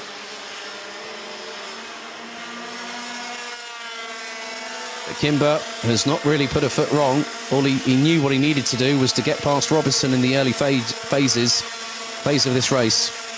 And he's done so. And he's led after what would have been a very different story had we been in the drive, because there would have been a great battle between Robinson and Kimber, I can guarantee you that much, and Nick Cuppins would have been in the throes of that too. Beard Doddestone unfortunately retired on lap number 2 of this race, but we've got 2 more corners to go. An exemplary drive from Great Britain's Mark Kimber, who comes out of the final corner and wins Heat 4 in Senior Rotax and it's going to be by a commanding margin. Who's going to be there for second place? We're about to find out. Momentarily, Lachlan Robinson is going to be passed by Nick Cuppins out of the final turn and gets demoted down to third. 56 thousandths between the pair at the end of that race. Lachlan Robinson had been holding on for second position right up until the final corner, and Nick Cuppins had gotten close enough to start reeling him in, and that was it. Job done. The Belgian got into second place as the entire field has now crossed the finish line, completing the racing action for this morning.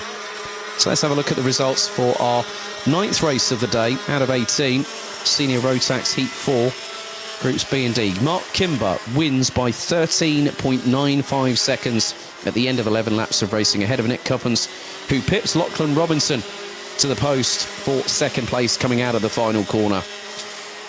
Zsombor Kovac in 4th, Luca Thiel in 5th, Christian Klein in 6th, ahead of Patrick Donica, Benedek Vida, Felix Jansson, David Lackner, Elia Galvanin, Maurice Schmeis, Sasha Klavedecha and Alexander Abkazava, who rounds out the 14 that finished. Beer Dorestein unfortunately retired on lap number 2, but we also have 2 penalties. One for decline, which keeps him in 6th, and Felix Jansson will be dropped to around about 12th place at the end of this race.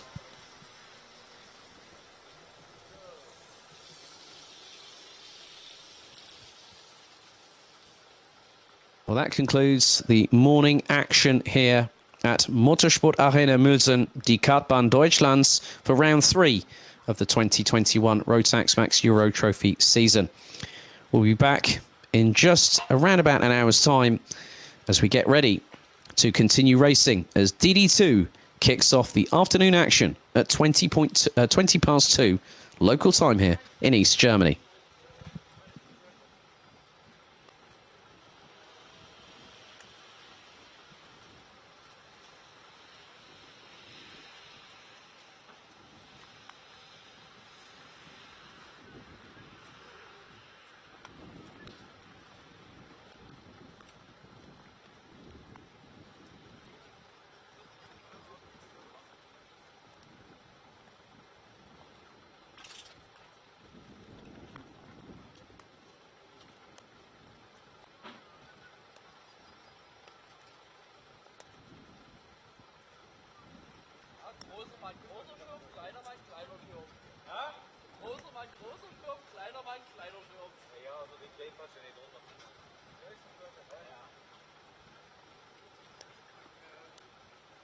Aber so bleibt wenigstens der Rucksack trocken.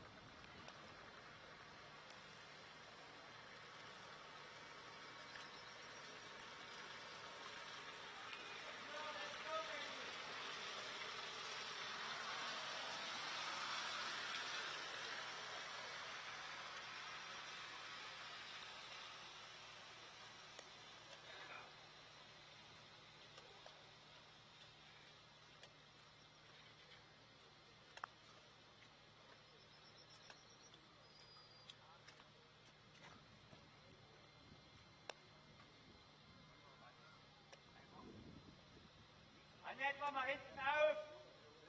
Hinten aufmachen.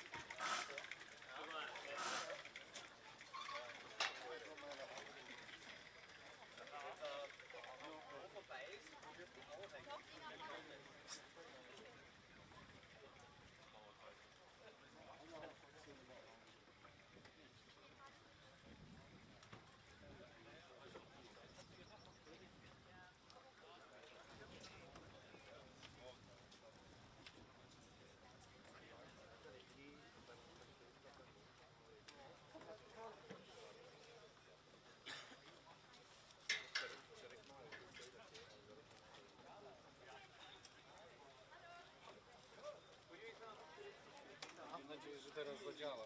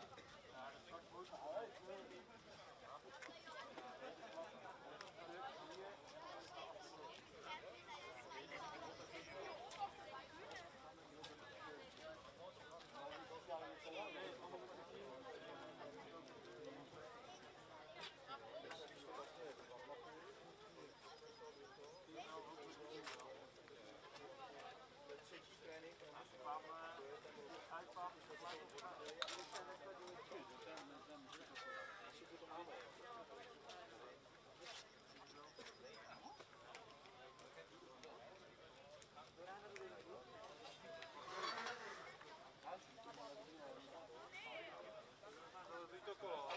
Tak to teda pod kolo se nemá. Nikdy se na P dostalo. No, má tam hodně nebo málo? To kolo nemá pod kolo, nikdy by se na P dostalo. Prostě nemá.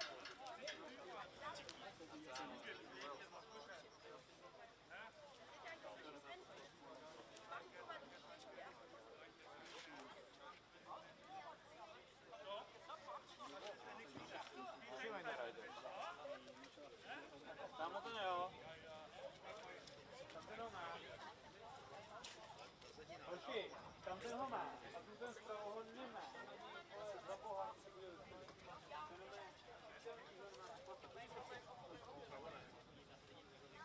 No ale to.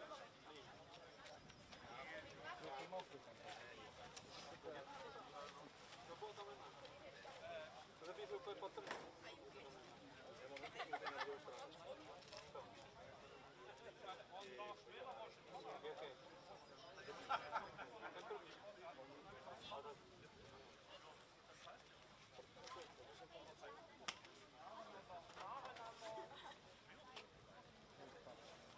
To nemá za boha.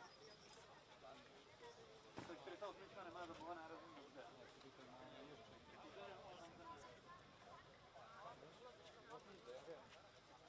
To prostě nemá.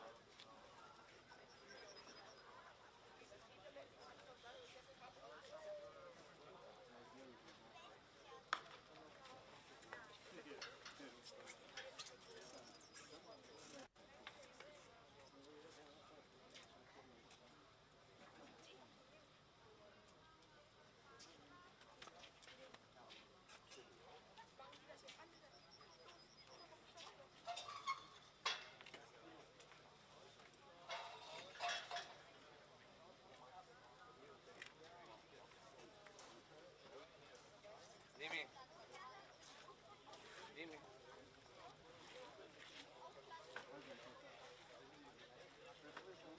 Tam ten asfalt bude jiný bude. Vy pojedete zase dvě.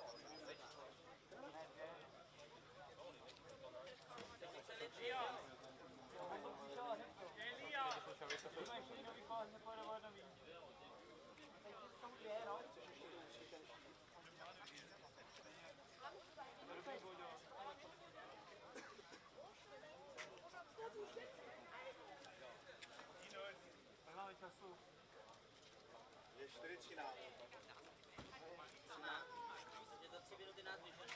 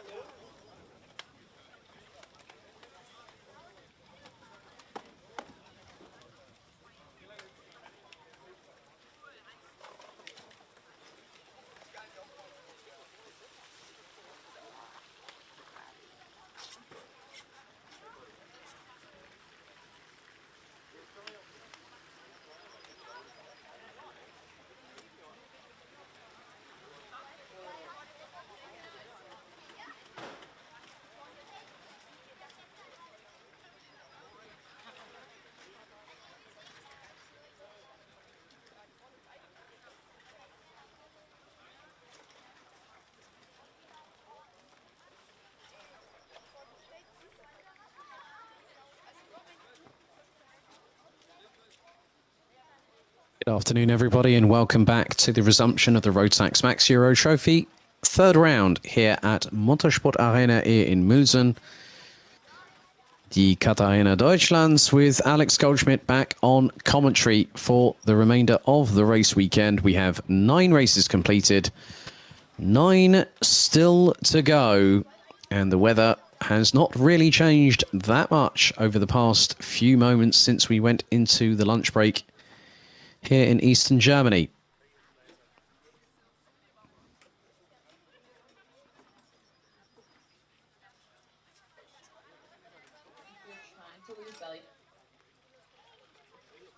So now we have the opportunity to move forward and go into more changes happening for these drivers. And these drivers will have to definitely move themselves up the order. Sebastian Janchevsky will look to move forward and try and do his level best, reference an opportunity to be at the sharper end of the grid come the end of today.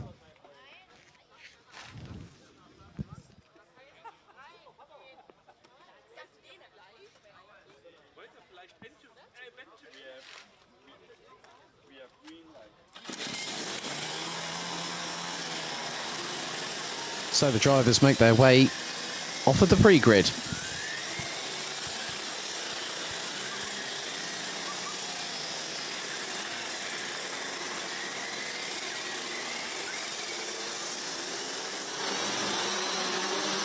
So it's DD2, race 2 out of 3 here on Heats Day. Let's have a look at the starting grid. Once again, it's Poland's Sebastian Janchevsky that starts at the front of the field alongside Matthias Lund in the 408. Ville Villelainen completes the top 3 ahead of Peter Bezel, the current points leader coming into this championship round. Jakob Bezel and Martin van Leuven round out the top 3 rows ahead of France's Paulo Besancone and Germany's Fabian Bock, with Besancone not starting in the pre-grid as we saw earlier on today. Leo Kirschenbauer and Zana Schriblak round out the top 10 ahead of Florian Breitenbach and Loris Seifried, the only driver doing double duty this weekend, running both in DD2 and Project E20. Leonard and Maxim de Riche round out the top 14 positions ahead of row 8, which comprises of 2 Germans in the form of Mika Metz and Robert Schoppian. Ragnar Virus and Hannes Border complete the top 18, with Max Fleischmann and Rasmus Vendelbo completing the top 20. Rounding out the 23 strong as they go onto their official formation lap is Mikkel Tigerson from Denmark, Johan Vane from Estonia and Germany's Mark Bartels.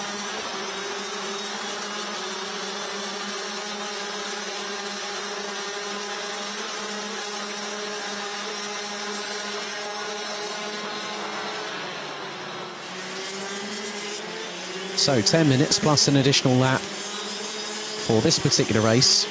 Saw that Matthias Lund took the victory ahead of Zana Schriblak, who stormed his way up from 10th on the grid to finish 2nd in what was a very saturated first race of the weekend.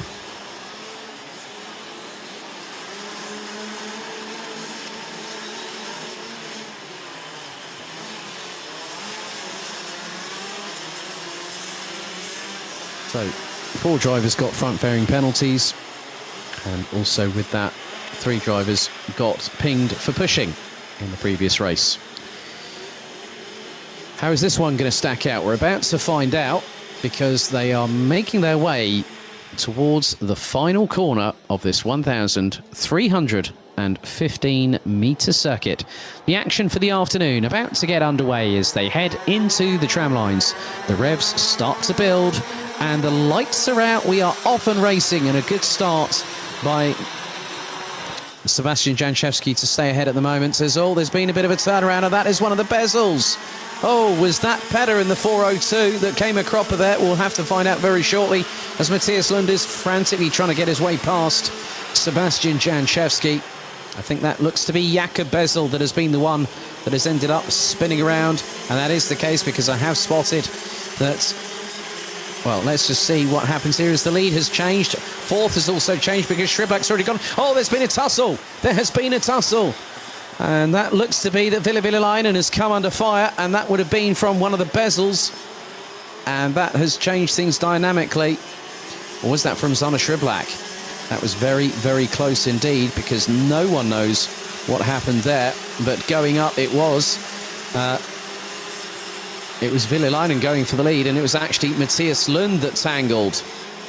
And Matthias Lund, well, no, it's Villelainen, so Lund took the lead, and he is leading at the moment. Second, it's Zana Shriblak. Third, it is Jakob Bezel. So it was Peder Bezel that spun around earlier, and Peder Bezel is a bit further down the order. He has dropped all the way down to 20th position. It is a scramble for traction at this circuit. And there is Sebastian Janczewski going around the outside of Jakob Bezel going into turn 4. 5th place, Fabian Bock. 6th place, it is Martin van Leuven who gets ahead of the German, and Paolo Besancone manages to get past the clumsy efforts of one Robert Chopin going through the turn 5-6 chicane. So on that particular aspect, it's going to be close, as Jakob Bezel closing in on Sebastian Janczewski, as Fabian Bock loses out to Paolo Besancone. The Frenchman inspired in these wet weather conditions, but Bock looking to fire back a salvo round across the front Nassau of that kart in his own right. And just behind them, we have got the 477 of the recovering Robert Chopin, as there is a little bit of a drama behind. That looks to be Rasmus Vendelbo that's gone off the circuit on the penultimate right-hander, as now Martin van Leuven tries to go side by side with Jakob Bezel going into turn 2. Is the Dutchman going to fly it up the inside? He does. Bezel runs wide, and that opens the door for Paolo Besancone to capitalise. Vive la France, as they say. So Besancone inspired to get that move done and dusted rather quickly, as Fabian Bock finds himself behind. Well, he's just quickly lost out a couple of places. Oh, and there's been a bit of a touch between him and Robert Chopin. The slightest amount of contact, and Robert Chopin has had to wait, and Florian Bock spun it round again. Chopin's had to go onto the grass and the muck to avoid. Oh my goodness, it does not get any more dramatic than this, and that is one of the Door Motorsport karts. That is Mark Bartels, and it was just all a bit clumsy. I think, no, Chopin just looked like he hit a little bit of curb, and it just spun him round, and then Fabian Bock just also lost the back end, and that was the I'm just having a look at who that was coming through behind them, because Villelainen had dropped down the order. So Chopin came through, Bock spun it, and then it was one of the Door Motorsport karts. It was Leon Arndt. Leon Arndt that was out of the kart. Bartels is out of the race already. So that has been a bit of a disaster for him. And also, it's gone from bad to worse for Leon Arndt as well. So not good for those drivers just there. However, Zana Shriblak has got the lead away from Matthias Lund from Denmark. So Shriblak was second in the first heat. He's now going to be in the lead of the race, and he's going to try and pull a gap with just over 5 minutes and 50 left on the clock remaining.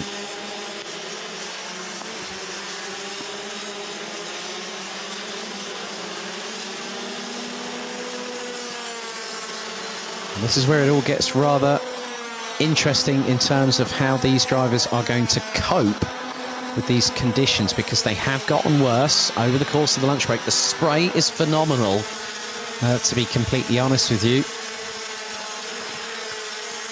So just under 3 seconds. Leon Arndt is going to be out of this race. So 2 retirements. Ragnar Veres rounds out the 21 that are still racing in this encounter. We are fast approaching the halfway point of this race.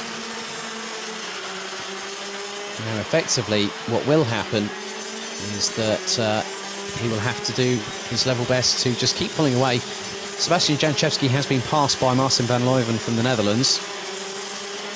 Besancone, P5 on merited pace, 7th in qualifying, had a bit of a good comeback in the first heat earlier on, and that put the French driver up into 10th. He did not receive any time penalties post-race, so Besancone managed to get into P10 at the end of it all. So 4.5 minutes to go.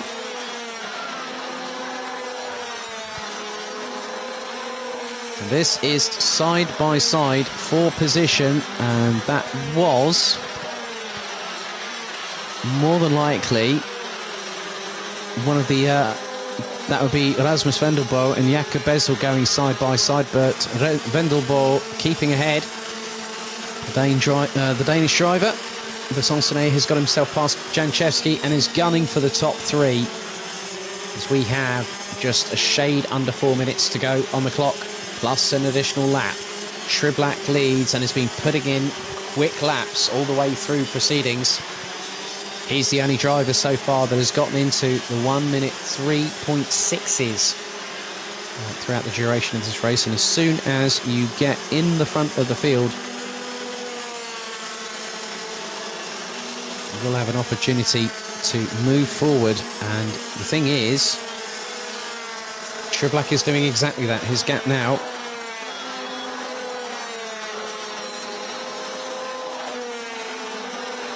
kept him at the front, but this battle here, this has got another driver finding themselves in the mix, and it's one of the Dorn Motorsport contingent. Mika Metz is absolutely flying at the moment, and he has gotten past Jakob Bezel along with Lawrence Seyfried. So Seyfried finds himself in exactly where he was, which was 9th position. He was 8th when he got past Jakob Bezel, but then all of a sudden Mika Metz decided, hang on, boys, hold my stein, let's go for it. And he gets the job done. Now is pulled away into the distance as Jakob Bezel tries to go up the inside of Lawrence Seyfried. No, you do not, it looks like. Ville Villainen has recovered up to 11th place. Hannes Border battling away with Robert Schorpian. Max Fleischmann rounds out the top 15 ahead of Johan Veen from Estonia. 3.8 seconds is the gap between the leaders now. Shriblack leading, going on to lap number 8 of this race with just under 2 minutes 20 to go, plus the lap. And the spray is biblical once again. Look at the rooster tails. It is so difficult. The rain has come back with a vengeance. And at the moment, the way things are going, drivers are going to start making mistakes. Their visibility will be compromised, but one driver's visibility who isn't compromised is that man there, Zana Shriblack. 1 minute and 47 seconds on the clock, plus an additional lap. And look, his front bumper is acting a bit like a water disperser right there. But look at the rear tyres, absolutely flying. It's definitely the case that these drivers are pushing like crazy. Shriblack is looking to extend that lead. The times will drop. He did a 1 minute 4.60 last time, now a 1 minute 4.5, so half a second off. And there is a penalty coming for one driver. I think that might be the 464. Couldn't quite make it out on my screen here. But Shriblack just doing exactly what he needs to do.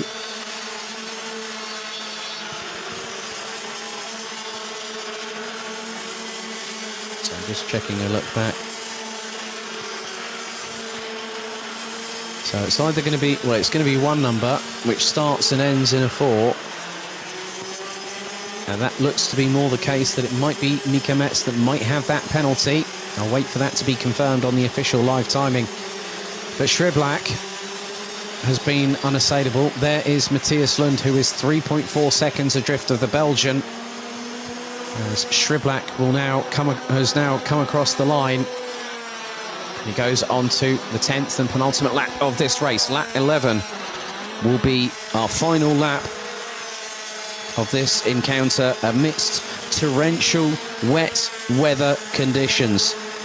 There is Martin van Luyven, who is being closed in on by Paolo Besoncenet, who started in 7th position. And this now provides a bit of a spectacle for those drivers wanting to close up. Sebastian Janchevsky has gone grass tracking and he's picked up a hell of a lot of mud, lost himself a severe amount of time. And doing something like that, especially with how wet the grass is, the amount of mud underneath, your front bumper could be rather compromised, good sir. So timer has hit 0. And next time around, Zana Shriblack will be going on to the final lap of this race. So 1 win apiece it will be for Matthias Lund and Belgium's Zander Schriblak. Schriblak, the current reigning and defending champion, looking to strike back at those in front. And he wants to get on level pegging with those drivers that are ahead of him in the standings. And Schriblak started 10th again. And having raced at karting gang multiple times over his racing career, and also having been a two-time B&L Karting Series champion and a Rotax Max Euro Trophy champion, actually our defending champion in this class this season, he knows a lot about wet weather. He's been through the highs and through the lows, but with a 4.5 second advantage. Just look at the amount of standing water that's on the inside of that chicane. And Schriblak just absolutely smashed into it with reckless abandon and full vigour. But he's going to come across the line. SP Motorsport now takes a victory in the heat stages here today at Mülsen, as Zander Schriblak from 10th takes the victory. Matthias Lund, not placing outside the top 2 so far this weekend, takes second. A great run by the Netherlands' Martin van Leuven. Paulo Besancene from 7th to 4th. Sebastian Janchevski this time had a better race, finishing ahead of Florian Breitenbach, as it's a run to the line between Rasmus Wendelbo and Mika Metz. And you know what? Zander Schriblak, the very, very luckiest man in the world, his actual race-winning margin, thanks to a 5-second time penalty for pushing, drops him to 3 tenths of a second ahead of Matthias Lund. Martin van Leuven rounds out the top 3. Besancene, Janchevski, Weidenbach, Wendelbo, Mika Metz, Lawrence Eifried and Ville Villelainen round out the top 10. Villelainen making a steady recovery coming back from that. Also dramas for Robert Schorpian, who managed to cross the line in 11th place ahead of Hannes Border. Jakob Bezel in 13th.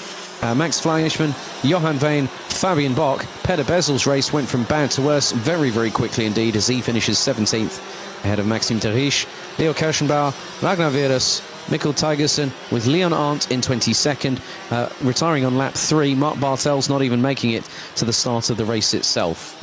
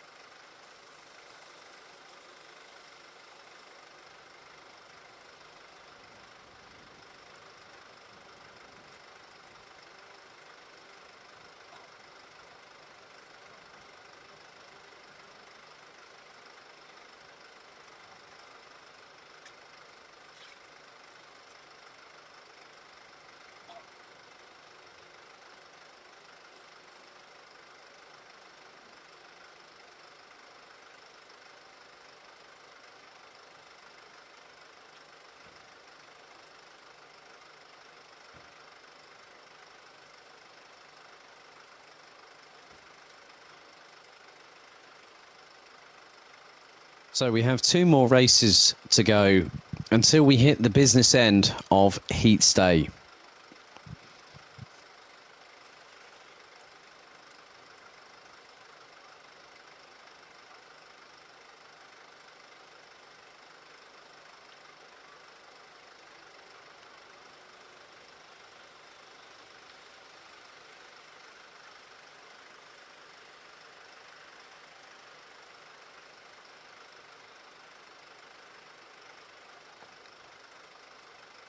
And next up is DD2 Masters. Looking back at the previous race, Paul Louveau managed to stride away into the distance and take the victory by 4.3 seconds at the end of the first heat, ahead of Marco Winkler, who started a little bit further down the order.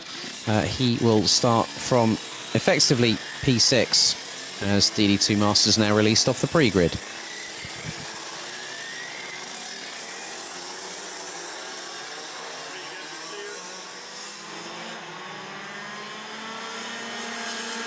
So let's have a look at the starting grid for Heat 2 for DD2 Masters. Michael Becker once again starts on pole position and will be ahead of, well, we'll have Switzerland's Alessandro Glauser alongside.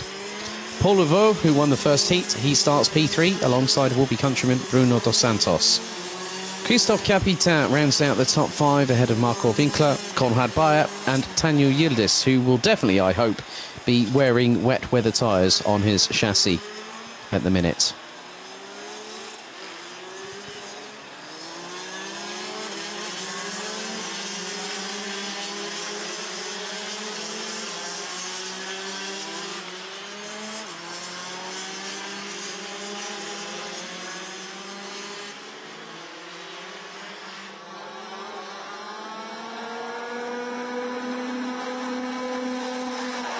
So the field now makes its way onto the formation lap ahead of this race, which again will be 10 minutes plus an additional lap here in Eastern Germany.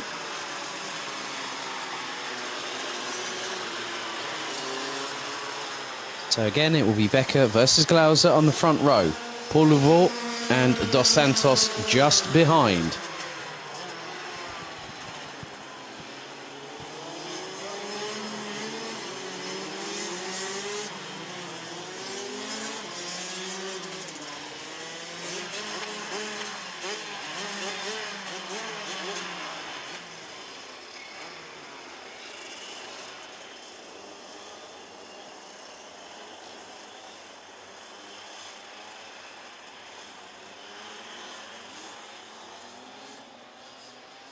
Now we wait with bated breath. The nerves rise, the anticipation begins to build as we are kept waiting for what is going to transpire over the next 10 minutes, plus an additional lap, and then we'll have Project E20 out for their second and penultimate heat of the day.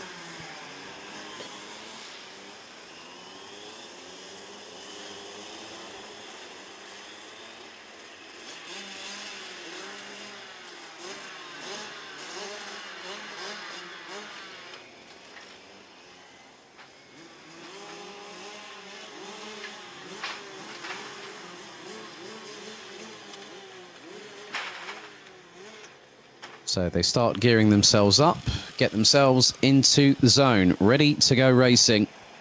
As the fog has begun to lift off the circuit here, a bit more brightness in the air here in Eastern Germany. Into the tram lines, revs rise. Are we ready? Lights are out. They are off and racing. And Becker has the initial lead ahead of Louveau, it looks like, going into turn number 2 for the first time.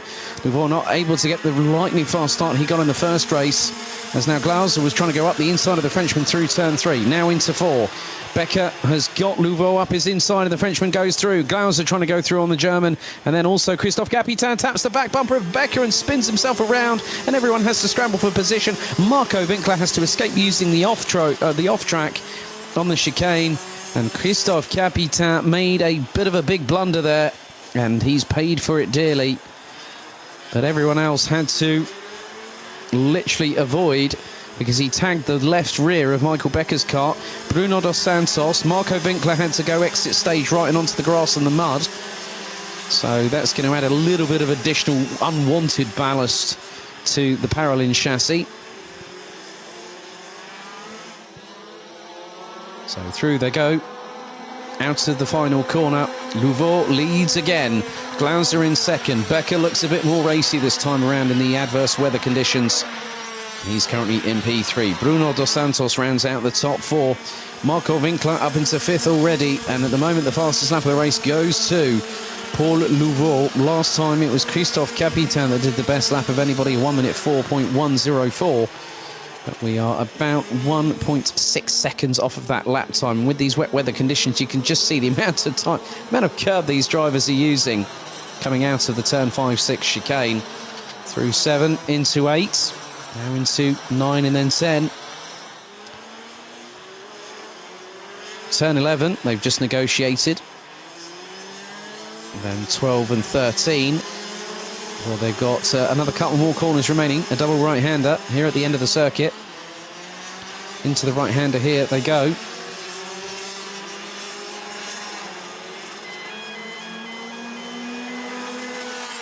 And this is where things get rather interesting again, because Paul Louveau was 1.5 seconds ahead of Alessandro Glauser.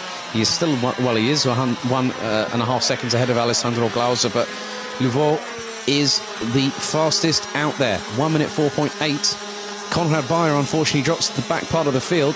Christophe Capitan has managed to start making his way up the order once again, but he's got a lot of time that he needs to find if he gets past Tanju Yildiz, because he'll have to find 3.5 seconds between himself and Marco Winkler, who is closing in on the number 5.23 of Bruno Dos Santos and the 5.26 of Germany's Michael Becker.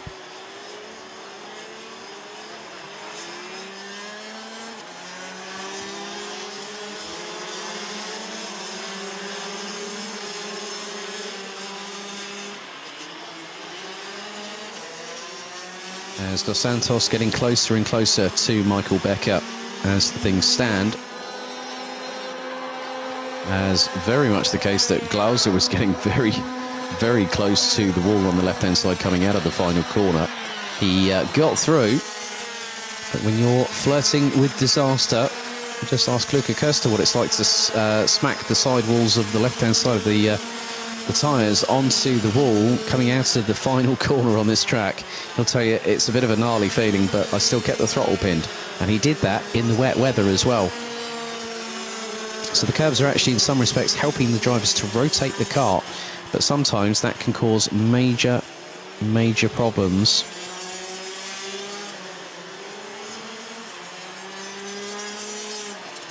Six minutes still to go in this race, and Louveau has got a healthy lead. 1 minute 4, well, he's got a 1 minute 4.574 second lap time last time round on the completion of lap 3. He's now got nearly a 3-second advantage. Could be extended further than that if Alessandro Glauser doesn't pull his finger out and get a bit quicker. Well, it looks to be more than 3 seconds. Louveau crosses the line. Glauser crosses the line. Gap now 4 seconds. Becker is closing in on the Swiss driver by just under 0.2 of a second a lap. Bruno Dos Santos is closing in. Marco Winkler is getting quicker as well. He's about just under a second off of Louveau's pace at this particular juncture, as they have completed 4 laps of this race thus far. We're on to lap number 5 with just over 5 minutes to go, nearly at the halfway point of this race, with an additional lap added on to the end of the 10 minutes.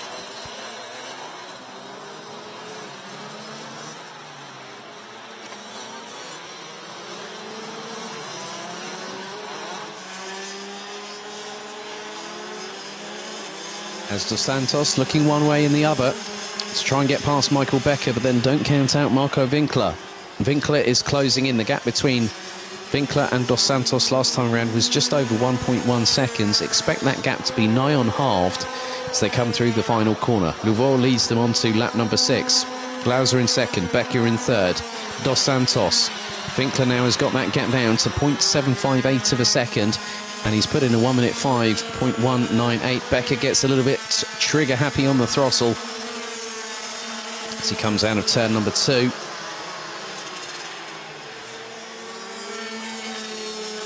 He manages to keep it in third place for the minute, but Winkler has closed hand over fist on Dos Santos, and if they keep on bunny hopping through that chicane again and again, that could mean that could loosen the chain from the sprocket, and then all of a sudden that's not going to help. But there goes Winkler up the inside of Dos Santos like a cheeky little scamp. He went up the inside and managed to shut the door before the chicane.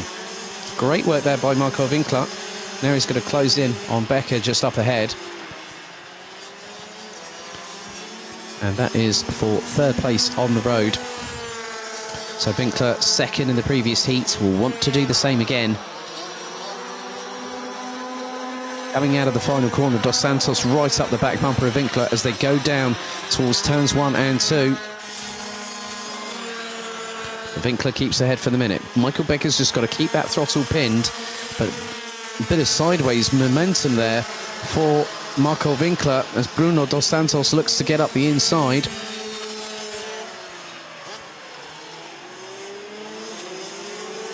And Dos Santos not able to capitalise and get past the German.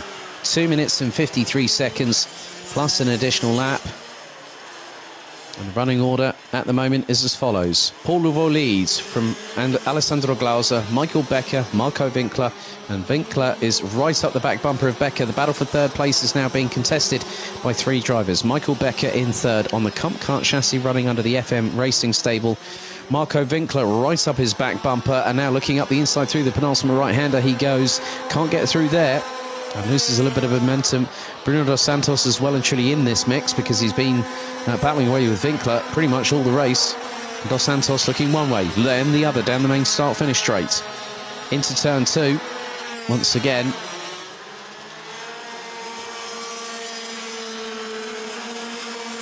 And Winkler manages to pull away from Dos Santos coming out of turn 2 and into 3, but then into 4. Dos Santos really good on the brakes in the wet weather conditions. As again, sideways from Winkler, that is just losing him time. But he's got to try and just see if between this and the final heat later on today, is he going to be able to capitalise and keep that kart set up right? Because in these wet weather conditions, you're going to try and do something that might help your setup that little bit more. Maybe that little bit of degree of incremental change between toe in, toe out, maybe camber, K-star, whatever adjustments you can make on these karts.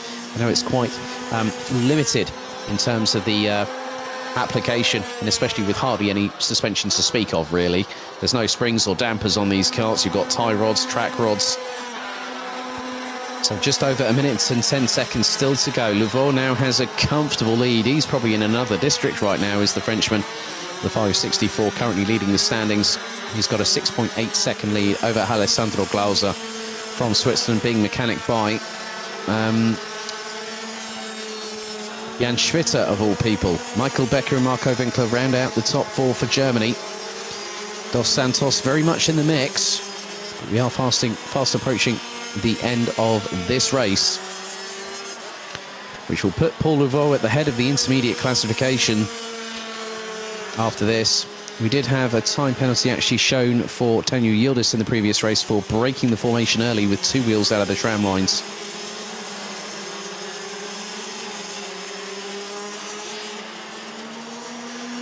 But Louveau very shortly will cross the line and go on to the penultimate lap, lap 10 out of this race, which he has done now. Glauser now about to cross the line. Winkler has got to start chasing Michael Becker for third place. And the gap was just under 6 tenths last time. It's just under 4 tenths now, as Winkler has put in a 1 minute 4.971. Just trying to control that kart as it tries to break traction at the rear end, and predominantly towards the left-hand side of the kart itself.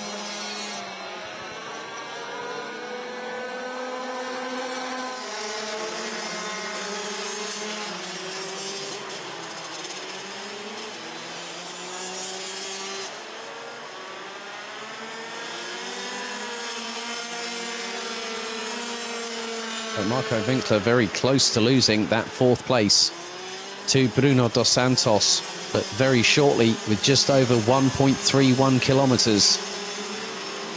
Paul Louveau will go onto the final lap, and he'll make it 2 for 2 this weekend.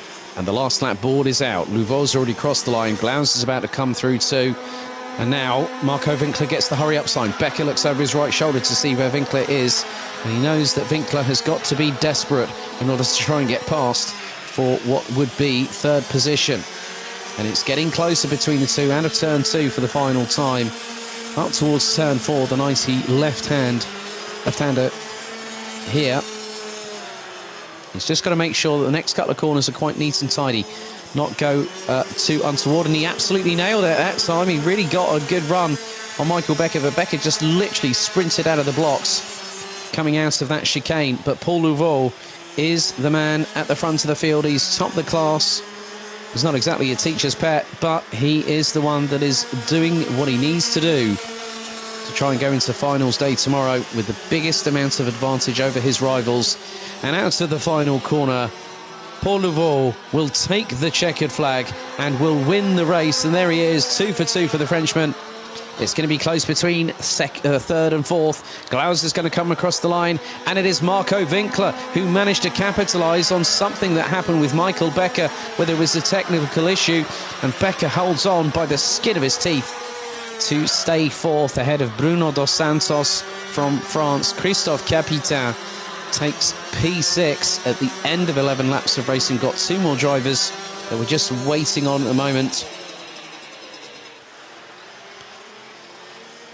So Tanju Yildiz and Konrad Bayer will very shortly cross the line, I'm sure.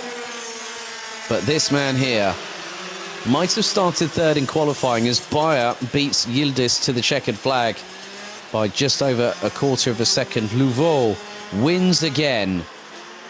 The Frenchman from in the 564 entry takes the win by a commanding 9.1 seconds at the end of that race, ahead of Alessandro Glauser from Switzerland. Marco Winkler pipping Michael Becker by a considerable margin, because Becker's last lap was a 1 minute 7.5, so must have hit troubles. Dos Santos, Capitain, Bayer and Yildiz. That's the finishing order for heat number 2 for DD2 Masters after 11 laps.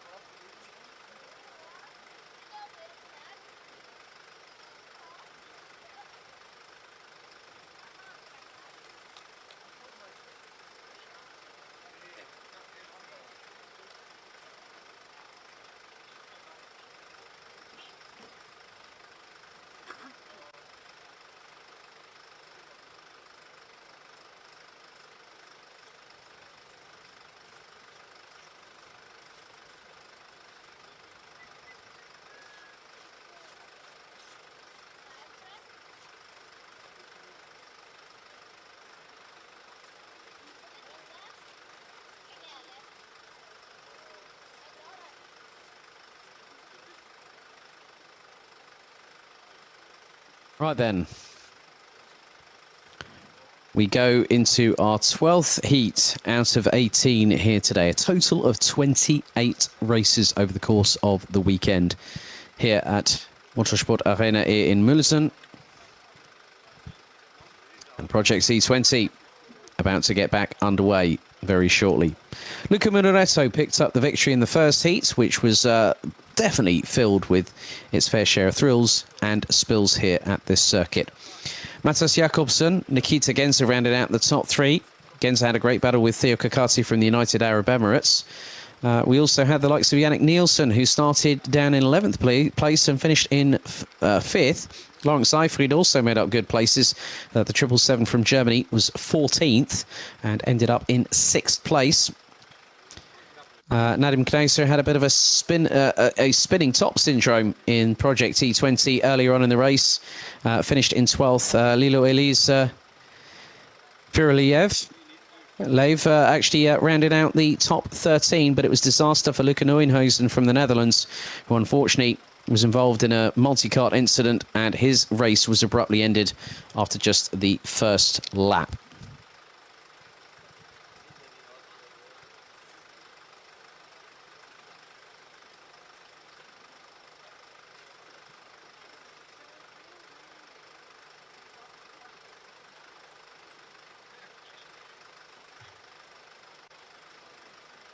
Okay, we have green light, green light.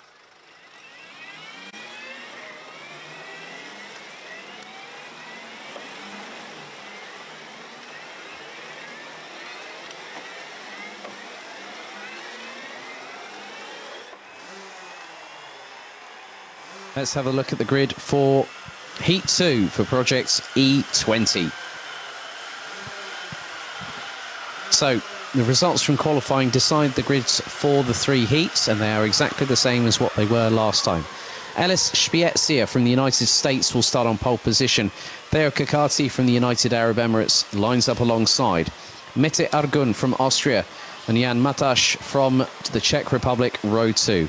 Matas Jakobsen from Denmark and the Netherlands' Luca Neuenhuizen rounds out the top 6. Nikita Genza and Luca Munaretto round out the top 4 rows, ahead of the UAE's Nadim Kneiser and Norway's Mina Pedersen.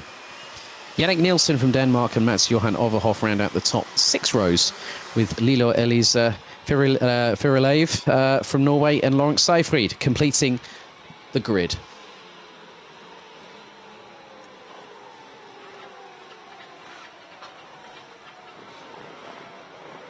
So once again, Project E20, it is a standing start. And now this is a tactic that Theo Kakati used to great effect at the DEKM last weekend, which hosted its second round of the championship.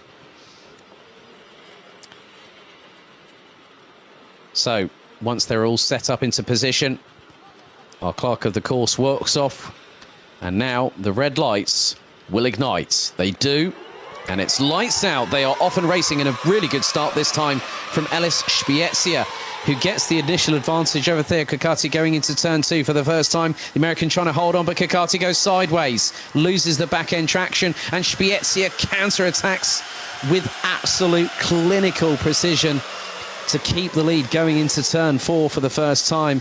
And Kakati was scrabbling for traction. Seyfried making it 3 abreast with the 755 of Mats Johan Overhoff and the 704 of Nadim Kneiser, who has dropped towards the back part of the field as positions are changing. Kakati's got his way past Spiezia for the lead. 7 minutes, 18 seconds plus an additional lap as the 757. As Jan Mataš from the Czech Republic trying to get past, I think that was the one of the 7-0 carts. So at the moment, it is Kakati. There's a bit of dramas here going through the penultimate corner as Seyfried scrabbling for traction, amongst others, as they come out of the final corner. Who's leading the way after the first lap? Kakati leads, Spiezia second. Matas Jakobsen from Denmark rounds out the top 3 and looks up the inside of Spiezia and gets that position. So the American demoted to 3rd. However, he did a brilliant start to keep Kakati at bay over the first few corners of the lap, as the scrabble for 4th between Argun, Neuenhuizen and Mataš is definitely kicking off, and it's Neuenhuizen that gets ahead, but he's had more dramas. He's come a bit wide out of the chicane, so has Mataš, and that has dropped them all and sundry down the order. And Munaretto is there to capitalise. So that is great work by Luca Munaretto, again starting from 10th on the grid. And you can just see the amount of wrestling with these carts. The torque delivery is absolutely obscene in comparison with, say, an internal combustion engine. With an electric cart, you've got to approach it differently. You've got to make sure that you do your level best and try and put through. There was the 730. That was Mete Argun trying to go up the inside, I think, of Jakobsen there. So Kekati leads. Jakobsen in second. Spiezia third. Munaretto closing in. Spiezia of Italian origin as well. So quite funny that we've got an American that has Italian heritage. We've got an Italian with South African heritage, both within striking distance of each other. Is now Munaretto getting hounded by Nikita Genzer. And here comes Lawrence Seyfried. And the two Germans get past. And that is for position. That is for fourth and fifth, respectively. But Elis Spiezia doing a great job of trying to hang on at the moment. But he's having to be a little bit cautious as he goes off onto the mucky grass, brings the mud into the chassis. And there is Munaretto up the inside of Spiezia, who tries to get back past the 749 from Italy. And as a matter of fact, Luca Munaretto actually speaks pretty good English, because when you hear him speak Italian, he speaks like a native. When you hear him speak English, the South African accent comes through. 4 minutes and 40 still to go. Kekati leads heat number 2. Jakobsen, Genzer, Seyfried, Munaretto, Spiezia, Neuenhuizen from the Netherlands, Matasch, Mina Pedersen up into 9th ahead of Mats-Johan Overhoff, Yannick Nielsen, Nadim Kneisser, Mete Argun and Leo Elisa Firaliev rounds out the 14 strong. There's another change for position. And this time it's Neuenhuizen past Spiezia, and Matasch looking to get past the American. Spiezia having now based himself out of Düsseldorf in the other side of the country. As bit sideways there from the Dutchman as Matasch tries to get through, gets up the inside of Neuenhuizen and then sides his way up the inside of Spiezia. As does Neuenhuizen, and Spiezia just trying to keep that cart going. That's the biggest thing here. Sometimes you've got to have a bit of mechanical sympathy, but you've also got to read the conditions correctly. And Spiezia, who was running last weekend in the DEKM, along with Neuenhuizen, Kekati and Mats-Johan Overhoff, had some dramas, and he doesn't want to make the same mistake twice. He's going to go a bit wider, look at the run he could get. He tries to get through, but all of a sudden the door is blocked by Neuenhuizen from the Netherlands.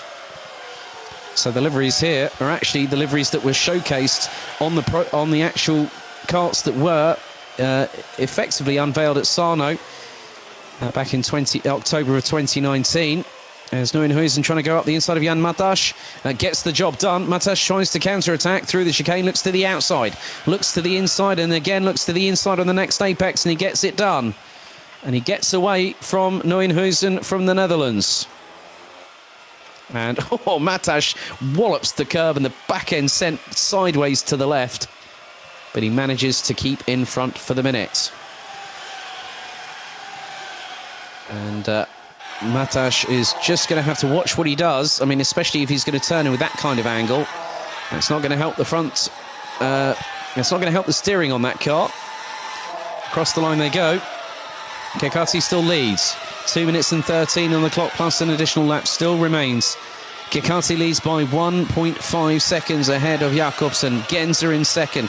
Seyfried looking to get into the top 3 as Kekati sets the fastest lap of the race. Then it's Munaretto, Matasch, Neuenhuizen, Spiezia, Nielsen, Overhoff, Kneisser, Argun, Pedersen and Leo Elise in the 705 rounds out the order, as there is a position lost by Jan Matasch, and that is the 713 of Denmark's Yannick Nielsen, and that is a bit of a wayward 711, obviously paying tribute to the the convenience stores in the United States. 7-Eleven, I'm going to have to nickname him that as well, Elis Spiezia. But there goes the 713 up the inside. Oh, that was spinning around like a whirling top. Yannick Nielsen gets it all wrong through the penultimate right-hander. And that will bring out double-waved yellows. These weather conditions are not abating. And that just goes to show how quickly you can get it wrong. And that was spinning around personified by Yannick Nielsen. And that gave an opportunity for Spiezia to have a lifeline there, and that keeps him in 7th.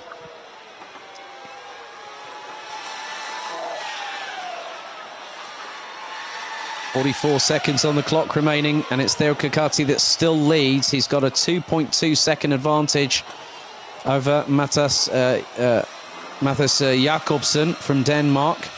Genza is still running in P3, and there he is, just going up the hill in towards the penultimate right-hander. There's Laurent Seyfried trying to close him down, and I'm really impressed to see that someone, whether it be from Senior Rotax or DD2, actually decide to get behind the wheel. A little bit of sideways action there, coming out of the final right-hander towards the left-hand side for Nikita Genza.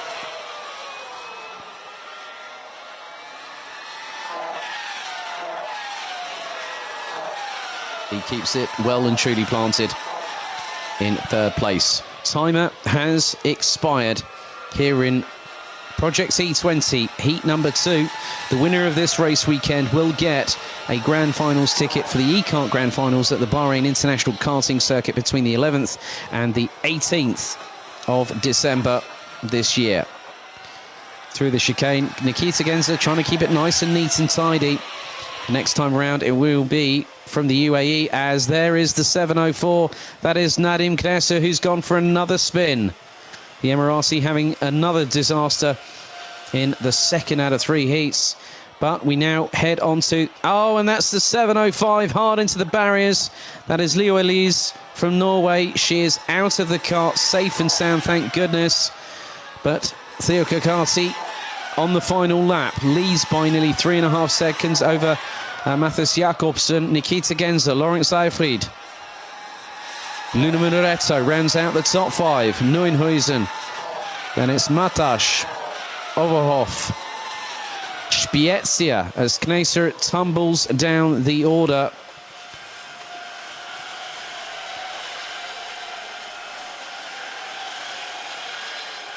And Kakati making his way through, just having to counteract some power sliding from the back end of that all-electric drivetrain. The permanent magnetic synchronous motor on the back end. It looks very different to what you would see on a traditional Rotax racing kart. You would see the radiator on the right-hand side, but then on these karts, it's a bit of a different configuration. But out of the final corner from the United Arab Emirates, Theo Kakati braves the conditions and is bravest of all, wins the race. Second is going to be Mathis Jakobsen. Nikita Genza rounds out the top 3. Laurent Seyfried 4th. Luca Muneretto comes out of the final corner. The Italian who won Heat 1 places 5th ahead of Neuenhuizen from the Netherlands. Jan Matash, Mats Johan Overhoff and Ellis Spiezia ran out the top 9. Spiezia not placing outside of the top 10 so far this weekend, but took his maiden pole position earlier on yesterday afternoon. So Nilio Elise from Norway, unfortunately out of the race. Mete Argun rounds out the top 10. Nadim Knesser from the UAE 11th. Mina Pedersen in 12th. And Yannick Nielsen rounds out the 13 strong.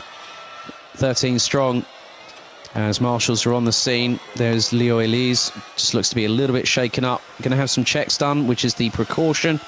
So there will be a little bit of a delay. But Theo Kakati wins Project E20. Heat 2 here in Mülsen.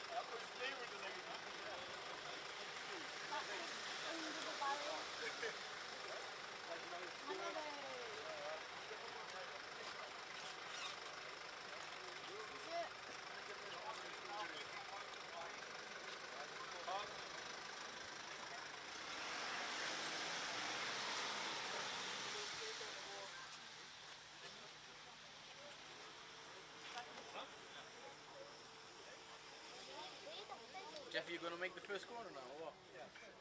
Mooi. Good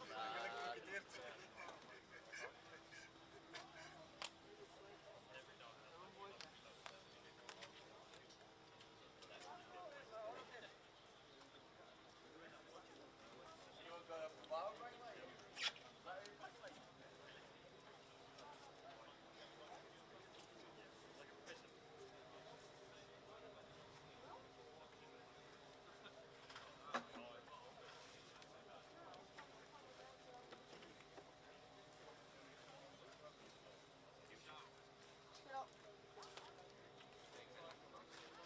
geprofiteerd. Shut up. Shut up.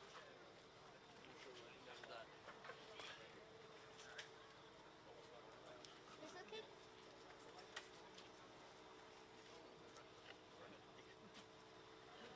You know, straight up to the bar, like. The door is a fucking wagon, like.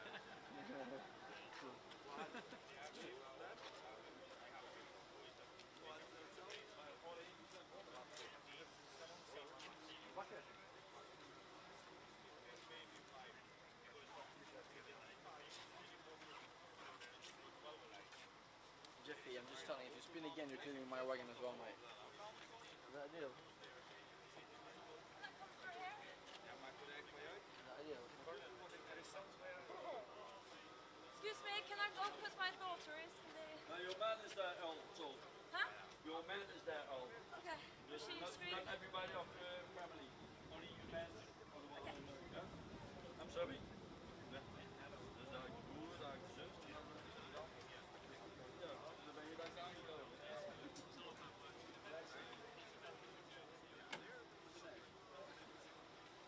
Go flat out into the wall. You don't like? Did not try to turn. Just went straight on.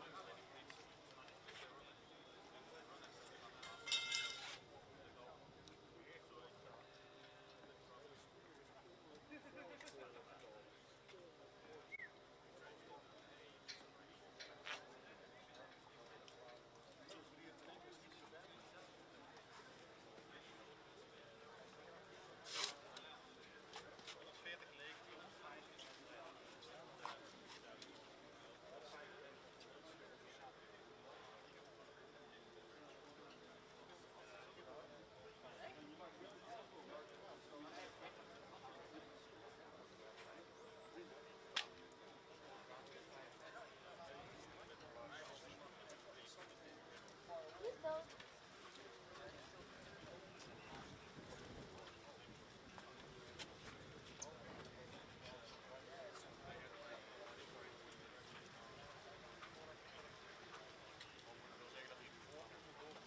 Wat?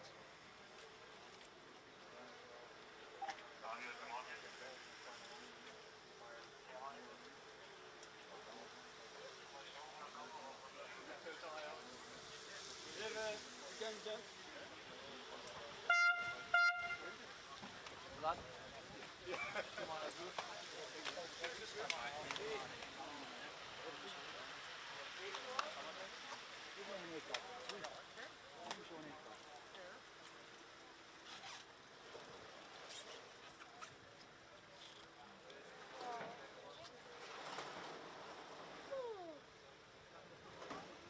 Ja, die staat hier, hè? Ja, misschien had het alles meegevallen is. Nee, ze ligt er nog in. Er zit er nog één achterop. Ja, dan zal het waarschijnlijk ook wel meevallen.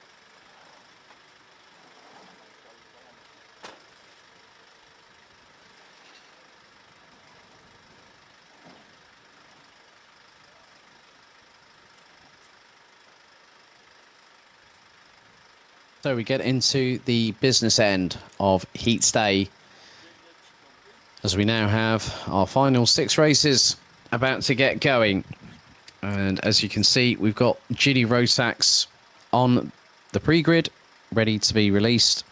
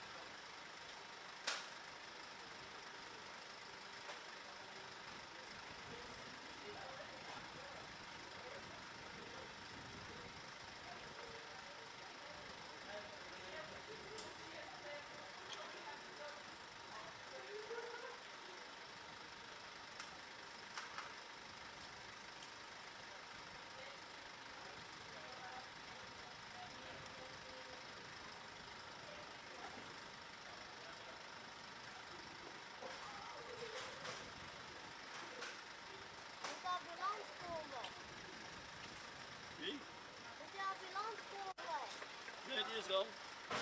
Ja, maar moet je op de bank gaan? Nee, die is er al. Ze ligt hier al binnen. Maar het hek is kapot. Kijk, ja, hek. Nou, die wil erin niet gaan. En die moet weer fixen.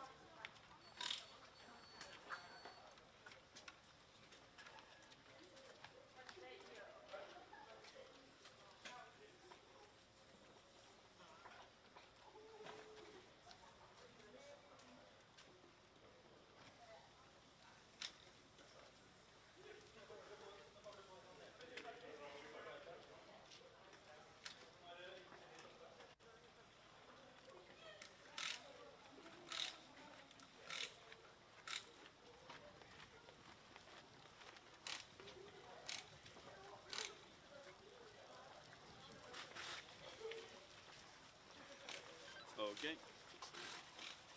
Ja?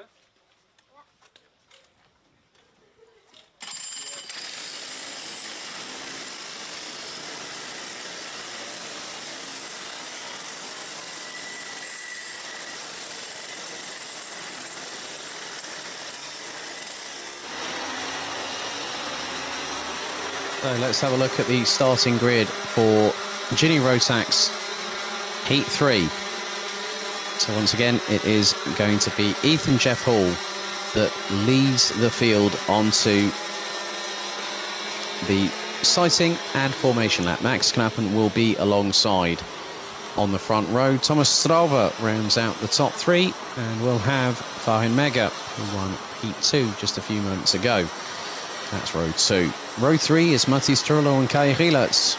Janis Diak and Bruno Molders complete the top 8, and we've also got Mikkel Pedersen and Alberto Kiko Fracassi, who complete the top 10. Magnus Pedersen, Rafael Renhofer, Kasper Schulmans, Austin Lee, Daniel Sugar, Danny Shields, Nick Gerhardt, Chloe Chong, Guy Albag, Vic Stevens, Richard Thomas, and Jochen Schultz round out the 22 that will go into this 7-minute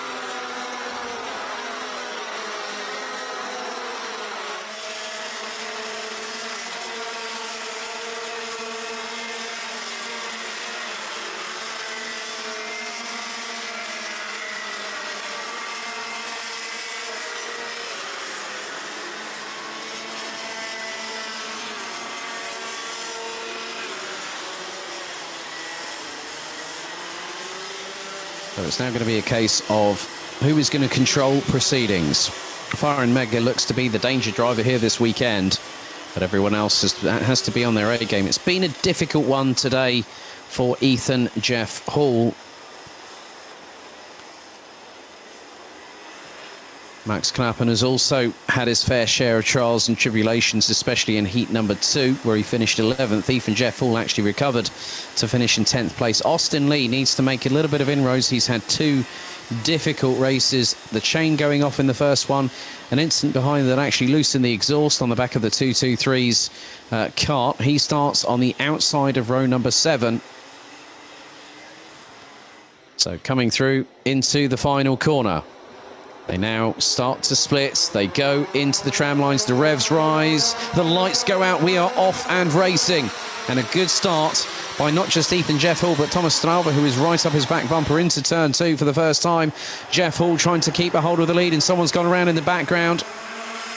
But Jeff Hall keeps the lead. Max Knappen still in second. Thomas Strauver rounds out. Well, I'm not too sure what's happened to Thomas Strauver. I think he's probably a little bit further down the order. He's actually along with Kai Rielers, and Strauven gets ahead as more drivers. Austin Lee looks to have a better time at this time around. He's trying to battle away with Kasper Schurmans a little bit further down the order as they all go through into this chicane complex. And that is Mathis Turlo that's just dropped a handful of positions. He's dropped a couple of positions because now Ethan Jeffel stays in the lead at the moment, ahead of ahead of Max Knappen. Mathis Turlo completes the top three, but for how much longer? Because Farhan Mega goes up the inside, but then Turlo capitalises on a slight unforced error from Farhan Mega to retake third position. Ethan Jeff Hall now has exactly what he wanted in the first two heats, and he didn't quite get that in his pocket, but now he's got a lead, and the lead is 8.5 tenths of a second between him and Max Knappen. Mathis Turlo battling away with Farhan Mega for P3. And a little bit further back, Kai Rielers is being attacked from all sides, with the likes of Thomas Strauver. Mikkel Pedersen has got ahead of the 274 from Belgium. And in that mix, you've probably got the likes of Rafael Henhofer, Bruno Mulders, Nick Gerhards. Alberto Kiko Fracassi having a weekend to forget as the Italian at the moment, down in 16th, just ahead of Chloe Chong and Danny Shields, as there goes Farhan Mega up the inside of Turlo, who uses the inside line, punches the throttle down hard and slingshots his way past the German through that right-hand complex into the final chicane on the circuit.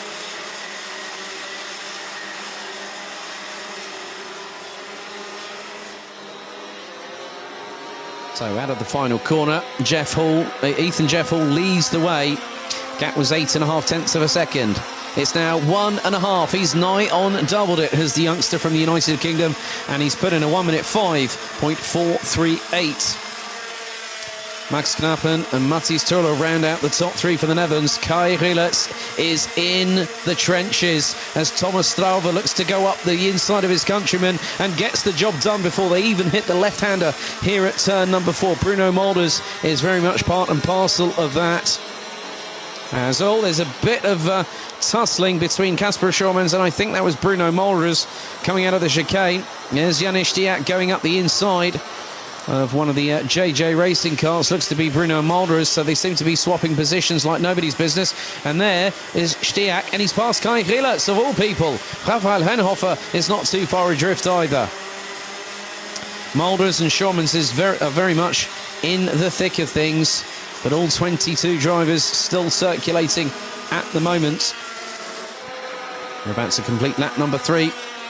As Ethan Jeff Hall continues to lead. Max Knappen is being chased down. Farhan Mega is closing to within half a second. Mathis Turlo and Mikkel Pedersen were now on side by side going through across the start-finish line. And there's more dramas here. Kasper Schurmans getting a bit of elbows out there, and Bruno Mulders hangs on and keeps it pinned. Kai Rielers is trying to go toe-to-toe and nearly goes into the back end. Was trying to overtake Kasper Schurmans. Now this circuit here is one that a lot of the drivers have yet to race at before. So this is a new experience for them. And so are these wet weather conditions here at this circuit. But Rielers is doing his level best to try and get past. He finished P3 in Heat 2. It's going to be a difficult one for him. And don't tell me, more dramas for Austin Lee in the 223 from Germany. There is a kart that I've just spotted. Double waved yellows coming out of the penultimate right-hander before the right-hander before the chicane. But Ethan Jeff Hall is leading the way. Guy Albach out of the race, and Austin Lee. It has been a third successive retirement for the youngster based out of Wiesendorf. So a real shame for him. It has not gone right for Austin Lee at all this weekend. I know for a fact there'll be plenty of fight in that young man come tomorrow. As Farhan Mega closing in on Max Knappen, trying to go through and get second. That's the 217 of Guy Albag's kart there. As Max Knappen has opened the door and Farhan Mega gets through, gets a little bit of an assist there from Max Knappen. as they both punch the throttle coming out of the right-hander.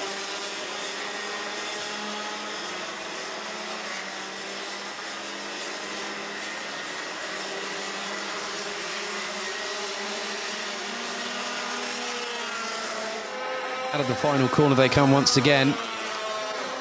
And Magnus Pedersen looks to be the next casualty. The Dane in the 2:47 was running 20th. Looks to be out of this race as this battle here for P3 really heating up. Mikkel Pedersen just behind Max Knappen. And Pedersen in 4th place. This is actually the battle for 2nd on the road as we head into the last 60 seconds of this race.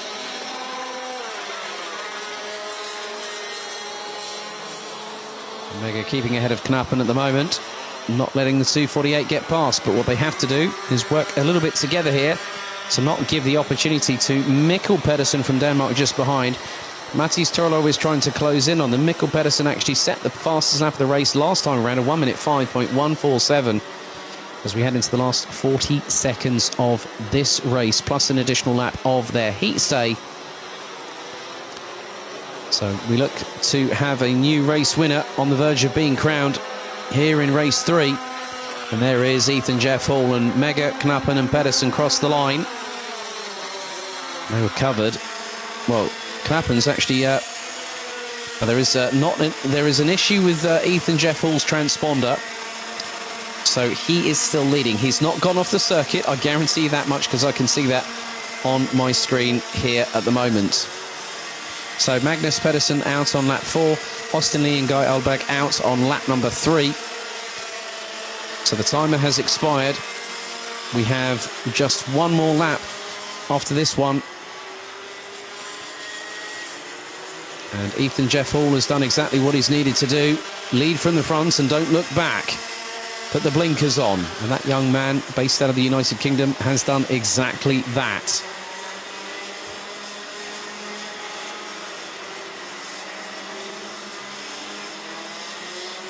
So, one more lap to go, 1.315 kilometres.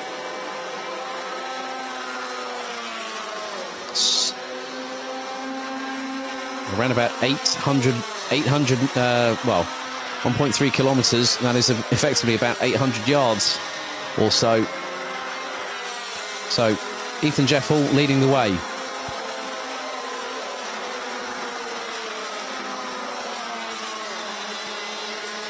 And Fine Mega still showing in 2nd position. Max Knappen in 3rd, Mikkel Pedersen in 4th. There have been a couple of penalties issued. The 2:72, Alberto Kiko Fracassi gets a 3-second time penalty for breaking formation, as does Richard Thomas in the 222. But it has been a sterling performance by Great Britain's Ethan Jeff Hall, who is literally just a couple of corners away from taking the checkered and will win the race by a little bit of a comfortable margin. He comes out of the final corner. Ethan Jeff Hall wins the race. Fine Mega will take 2nd ahead of Max Knappen. And Mikkel Pedersen rounds out the top 4. Apologies for the slight issue there with the timing. Not too sure what happened, but there's a slight issue, I think, when Jeff Hall's transponder started dropping down the order, but he was still out on track. But Ethan Jeff Hall takes the victory. 3 retirements in this race.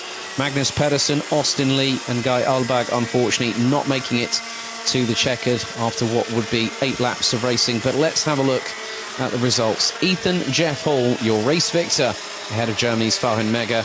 Max Knappen rounds out the top 3 ahead of Mikkel Pedersen from Denmark, with the Netherlands' Mathias Turlo completing the top 5. Janis Diak in 6th ahead of Rafael Renhofer, with Kasper Schormans, Vic Stevens and Nick Gerhards rounding out the top 10. Bruno Mulders, Daniel Sugar, Kai Rille sending up in 13th. That's uncharacteristic for him. So he will look to get back onto top form for tomorrow. Alberto Kiko Fracassi will get a penalty post-race, as will Richard Thomas. So that will drop them out of the top 15. On the road, they were followed by Thomas Strauven, Chloe Chong, Johan Schultz and Danny Shields.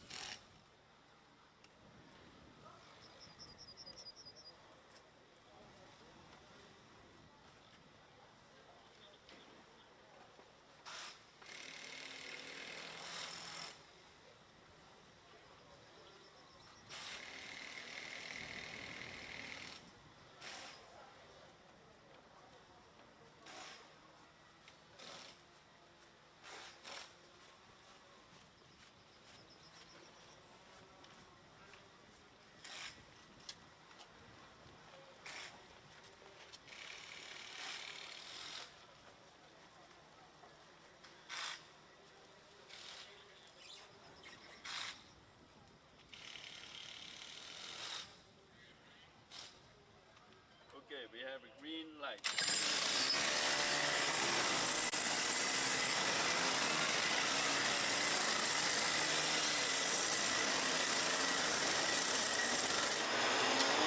So now we go into our our penultimate senior Rotax Heat.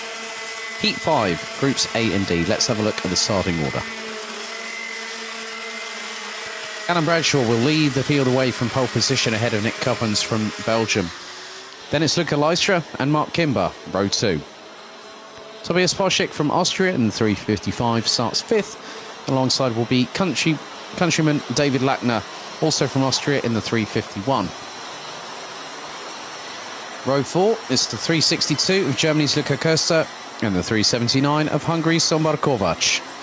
Erhard Turker from Turkey in the 347 and Christian de Klein in the 399 representing the Netherlands. They complete the top 10. Rounding out the 15-strong starting grid will be Flint Schuring in the 316 from the Netherlands, Sweden's Felix Jansson in the 385, Lukas Hartmann in the 306 from Germany, Switzerland's Sascha Klavedetscher in the 307, and Denmark's Christopher Zaxer in the 367 at the back end of the field.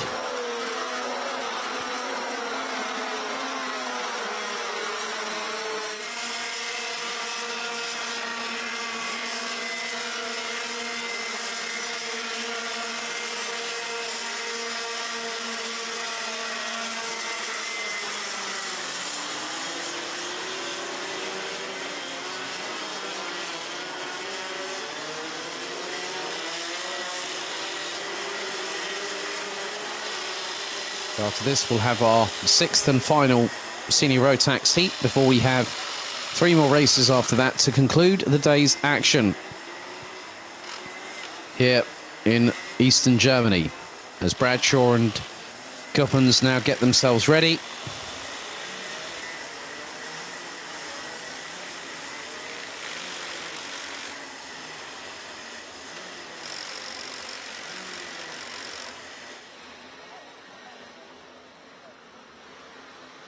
So the 2 on the front row will have to control the pace.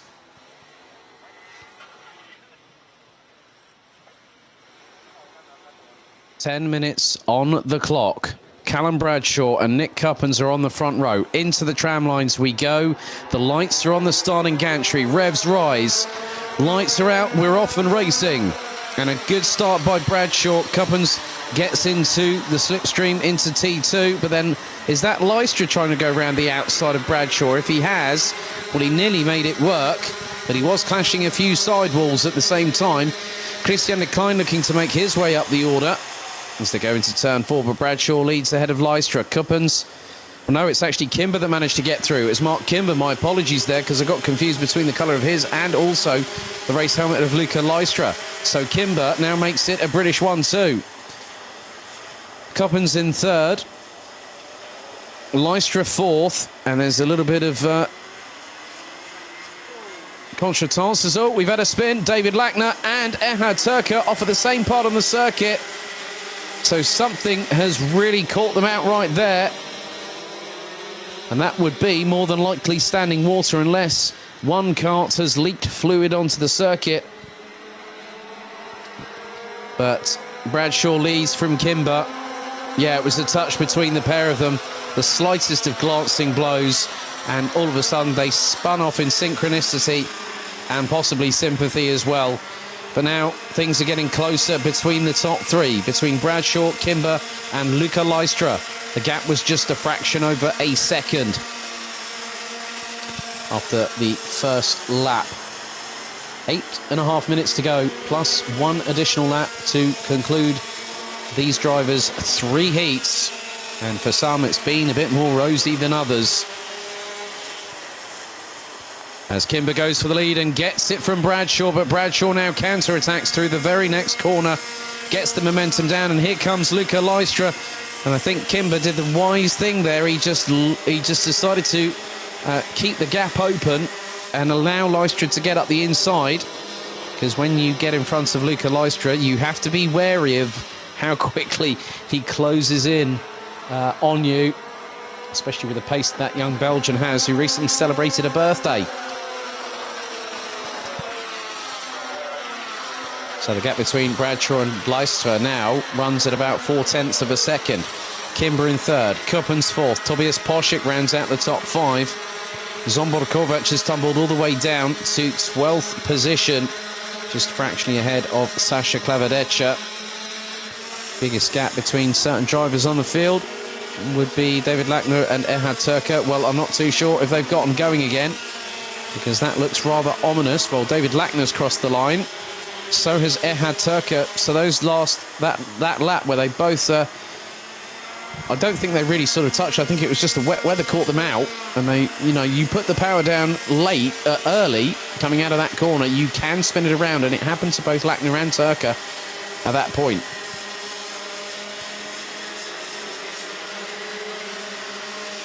Bradshaw looking to secure a heat win here today.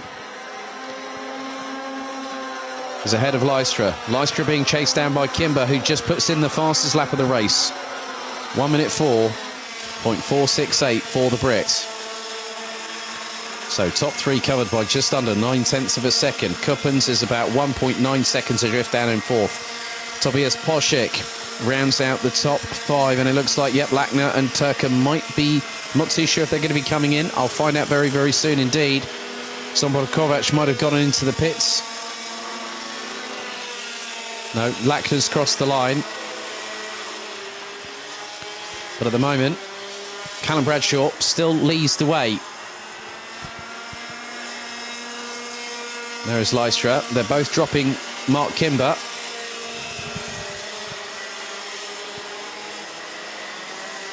Into the final couple of corners we go. 5 minutes and 50 seconds, plus an additional lap to go. Bradshaw leads them on to complete lap number 4, and on to lap 5 we go. Luca Leicester was 0.55 behind. He's now 0.6 behind Bradshaw. Kimber in third. Kuppens fourth. Poschek ahead of Decline going into turns 1 and 2.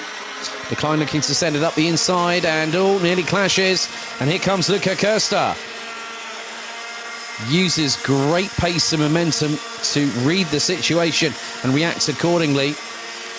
So Luca Köster was looking up the inside of Christian Decline into the left-hander at turn 4. But the young Dutch driver not able to let him, not giving him room to get past, but he does. On that particular occasion, up the inside goes Luca Köster.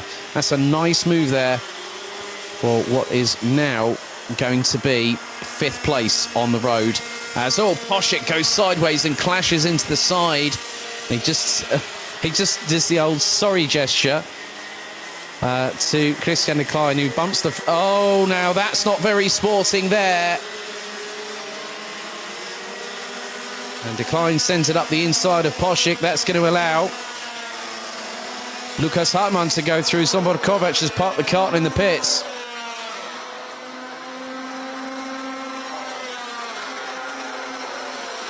Things do get heated when the adrenaline is flowing full bore, like we saw just then. Flint Schuring looking to close in on Lukas Hartmann, but can't get through on the inside of turn number 2. 4 minutes and 10 seconds still remaining, plus an additional lap. And if I'm completely honest here, ladies and gentlemen, the unpredictability of what's happened in this race so far could further be exacerbated. It could further be intensified. As there is Flint Schuring. That's off the track for Lukas Hartmann. And he just gathers it together, and he's now going to lose out another position. That's to Felix Jansson from Sweden. Hartmann gets back up the inside through into the chicane. But Flint Schuring had an opportunity and a manoeuvre there, and he took full advantage of it. Christian Decline and Tobias Poschek currently still at loggerheads as they come out of the final corner. Luca Köster has dropped them considerably, to the tune now of 2.6 seconds. Because between, Decline on lap number 4 did a 1 minute 7.8. Poschek 1 minute 8.0 second lap time. And Luca Köster did a 1 minute 5.5 and then a 1 minute 5.2. Leicester is the fastest one out there, 1 minute 4.244 from the Belgian. As there is the 3.55 of Tobias Poschek now, who's coming into, he's being closed in on by Flint Schuring. Callum Bradshaw still doing what he needs to do at the front of the field, leading the way. Ahead of Luka Lystra. Zsombor Kovac, unfortunately, retiring on lap number 4. As with 2.5 minutes to go, Bradshaw brings them on to lap number 8 of this race and continues pushing forwards with just simple purpose. Keep your head down, keep the blinkers on, and just keep pushing forward. Don't get crossed up at all. It's probably one of the many things that he'll be thinking in that behind that race visor of his. He's just got to keep it nice, calm and collected. Don't go sideways like Lystra did just there. Going through the turn 5, 6 chicane into 7, 8, into 9, and into the right, the double right here at 10 and 11. Bradshaw's just picking his spots because he knows that he hasn't got anyone to contend with up front, apart from Lystra, who was 1.2 seconds behind him on the completion of lap number 7. We're on lap number 8 at the minute.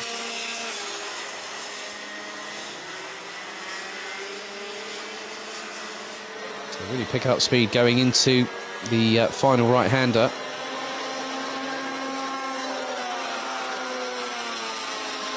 Bradshaw has a lead of 1.235 seconds, so Lystra pretty much the same on pace.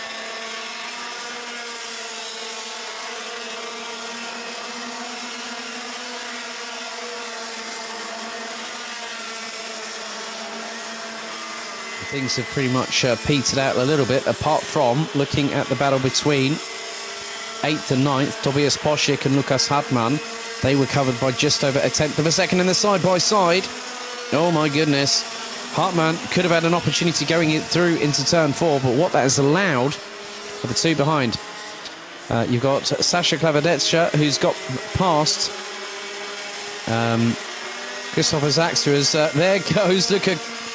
There goes Lukas Hartmann up the inside of Tobias Poschek to take the position away, and has got the job done. And then here comes the 367. That's Christopher Zaxter. Gets in. There's a little bit of an assist from behind there, courtesy of Tobias Poschek. And now here comes Felix Jansson. Jansson's right in the ringside seat. Doesn't want to be too close for comfort there. And nearly has a moment coming through as Poschek was trying to go round towards the outside of the corner. But Christopher Zaxter keeps ahead. And now we are on to the penultimate lap of the race. Lap number 10 out of 11. And at the minute, Callum Bradshaw still leads. He's extended the gap to Luka Lystra by just over a fraction of 1/10 of a second. Mark Kimber rounds out the top 3. As we await for the last couple of drivers to come across the line. David Lackner followed by Ehad Turka. So 14 out of 15 drivers still racing. And unfortunately, Zsombor Kovac's day has come to an abrupt end, as there goes Tobias Poschek up the inside of Christopher Zaxter. He had to wrestle with that car. I'm not too sure if there might be a few marks on the side pod, as there goes Felix Jansson. Here comes Sasha Klavedetscha. This is going to get tight between these three. And that is for what is effectively right at the bottom end of the field. That's how competitive these drivers are. You can't put it past them. 2 from Dan Holland Racing, 1 from Dams Racing. But we're on to the final lap of this race. And effectively, Callum Bradshaw has left no stone unturned. He has stayed ahead of everybody else. There's David Lackner in the 351 and Ehad Turka in the 347. But there is Callum Bradshaw. He's kept ahead of Luka Lystra all the way through this race, and even had to fend off the advances of one Mark Kimber. But it's going to be a good way to have a bit of respite this evening, as Bradshaw, out of the final corner, takes the checkered flag, wins Heat 5. Luka Lystra in second, and Mark Kimber rounds out the top 3. Bradshaw's winning margin 1.458 seconds at the end of it. Nick Coupland's a steady 4th place. Good work by Luca Costa to take 5th in the 362. Christian de Klein in 6th place after that one. Also, the 347 at Ehud Turka actually got a penalty for pushing, so that would be the incident earlier. But there is your race winner, Callum Bradshaw from Great Britain. Let's have a look at the rest of the results. So Bradshaw wins it by just under 1.5 seconds ahead of Luca Lystra. Mark Kimber takes P3 ahead of Nick Coppens. Luca Costa, Christian Lecline, Flint Shearing rounds out the top 7. Lukas Hartmann, Tobias Poschek and Christopher Zaxa embroiled in their own battles, with Sasha Klaverdetscher and Felix Jansson also getting themselves well and truly stuck in. David Lackner and Ehud Turka rounded out the 14 that finished all 11 laps, with Zombor Kovac retiring on lap number 4.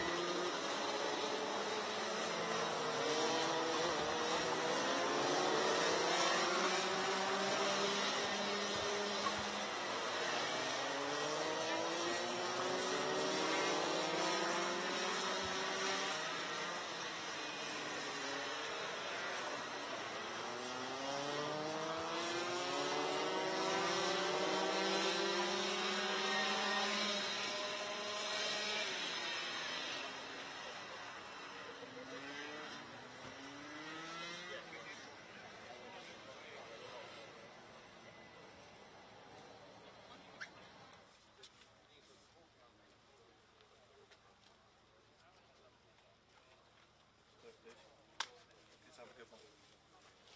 We got this one in the back. Let's do it.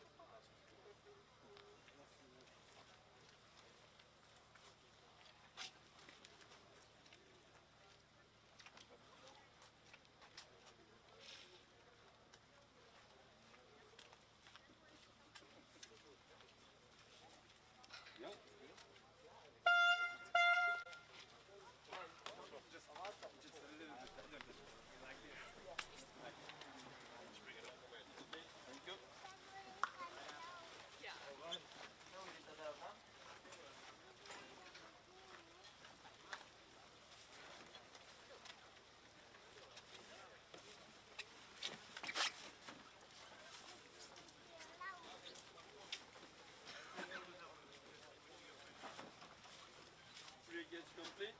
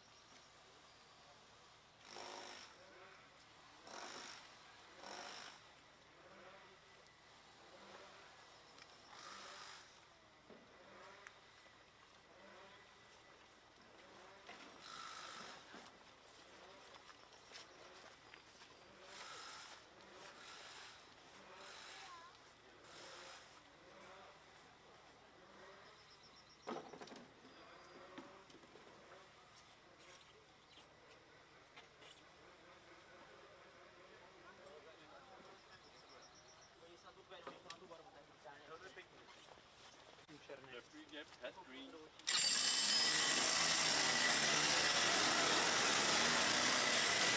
Our sixth and final senior Rotax heat now getting underway.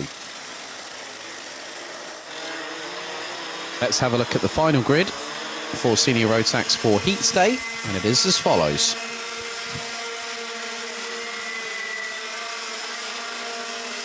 Lachlan Robinson will start on pole position, and will have KR Sport teammate Sean Butcher alongside. Elia Galvanen in the 371 and Hungary's Zino Kovac in the 368. That is the top two rows completed.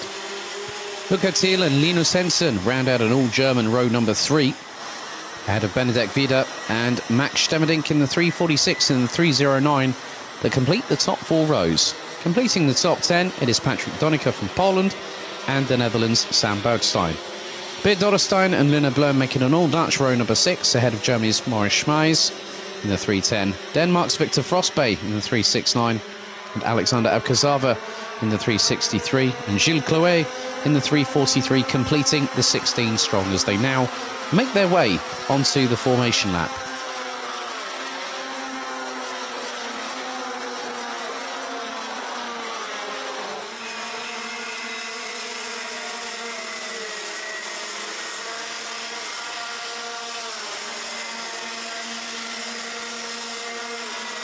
So we could very more than likely have a new race winner here today.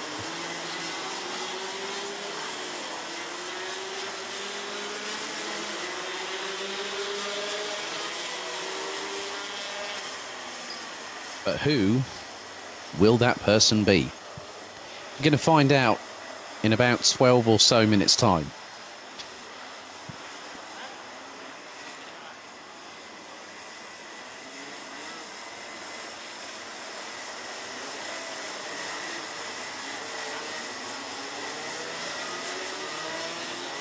Now drivers are getting themselves ready and primed for one final time to go racing. So it's Robinson and Butcher on the front row. Galvanen, Kovac, Thiel, Hensen, Vida, Stemmerdink, Donica and Bergstein. That's your top 10.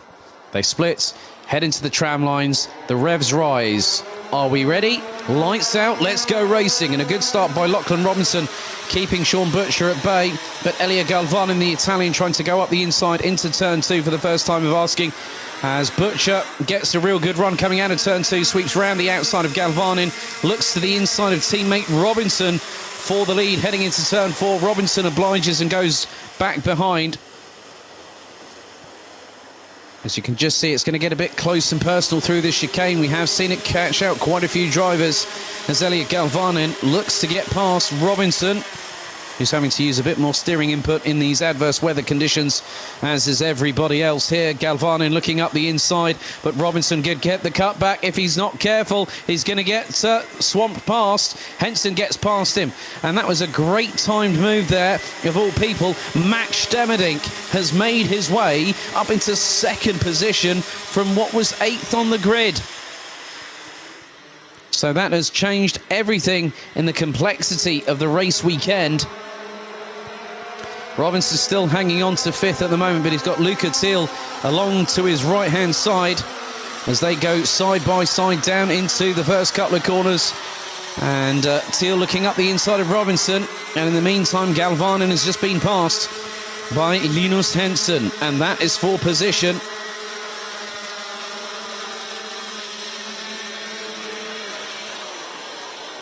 Wet weather is definitely throwing the cat amongst the proverbial pigeons. And behind Lachlan Robinson, I think I spotted Beert Dorrestein, if memory serves me correctly, who was having a bit of a curb fest through that chicane after the left hand, the 90 left at turn number 4.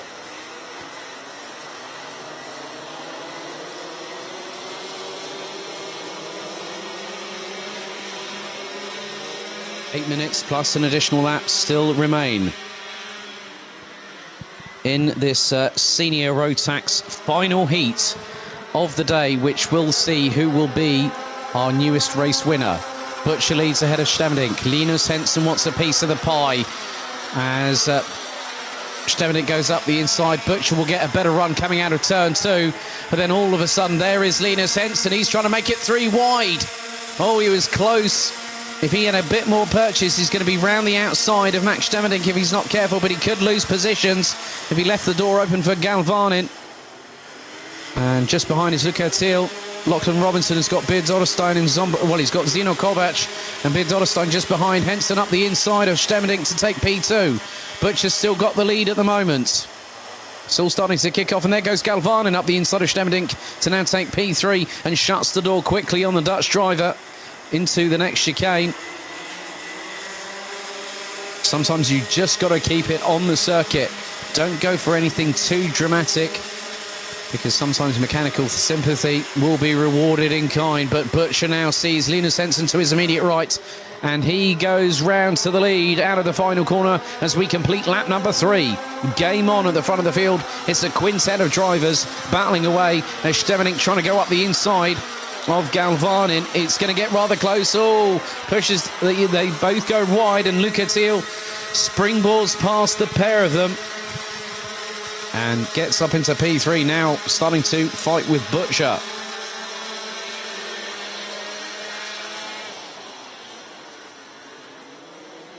As a little bit further back, Zeno Kovac has now got past Lachlan Robinson for what is now P6 on the road. There's still just over 6 minutes remaining in this race, and it's anyone's guess what could transpire in the next few moments as we head towards the end of heat stay for these drivers. As now Luca Thiel trying to get past Sean Butcher. Look to the left now, looks to the right hand side, up the inside he goes, but will he lose traction? Butcher looks towards his inside and is doing exactly what Henson did to him, but then all of a sudden it's switcheroos aplenty here as Butcher now back up into second. A little bit of a dice there between Luca Thiel and Elia Galvanin, and the Italian is muscled out of the way. And this is going to get a bit too close for comfort. Galvanin back up into P3 as all Stevenik and Luca Thiel clash wheels coming out of turn 2.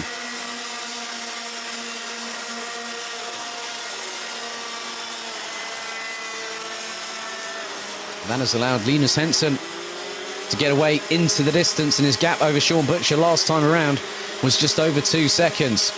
Luca Thiel and Max Stevenik now get past Elia Galvanin into that chicane. A little bit further down, Maurice Schmeis going toe-to-toe with the likes of the 304 of Beard Dotterstein. Lachlan Robinson finds himself towards the bottom part of the top 10 and in a little bit of danger here.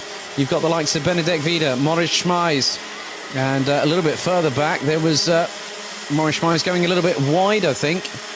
No, that wasn't. That was Luna Blum in the 319 battling away with one of the other drivers, but it has been quite a difficult race for some, and some have decided to shine at the sharp end of the field.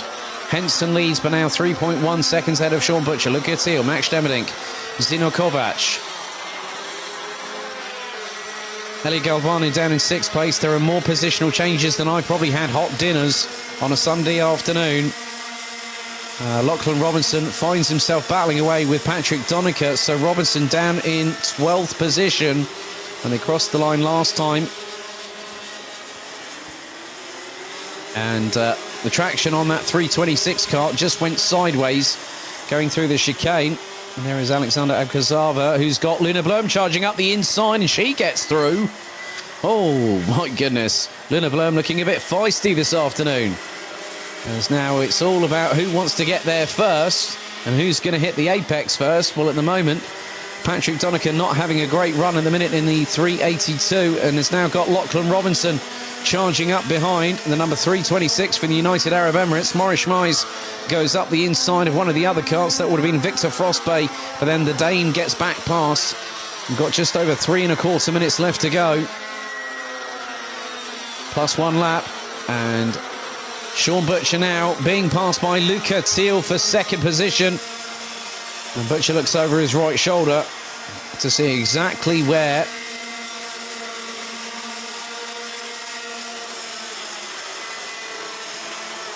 the rest of the drivers are. So Luca Thiel still in what is now going to be 2nd place. Zeno Kovac up into 4th. Max Stemmerdink looks, well, I don't know where Max Stemmerdink is. Well, there is Max Stemmerdink. He's got past Sean Butcher. So Sean Butcher actually finds himself in 4th place.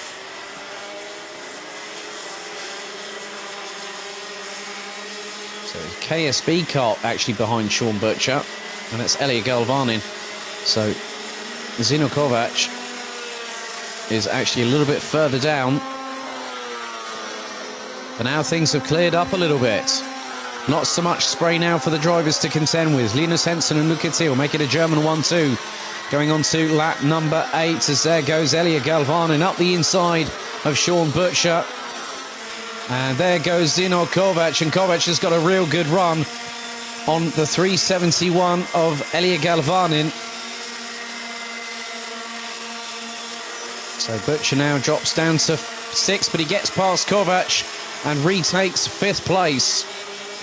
So good work by the Aussie based out of London.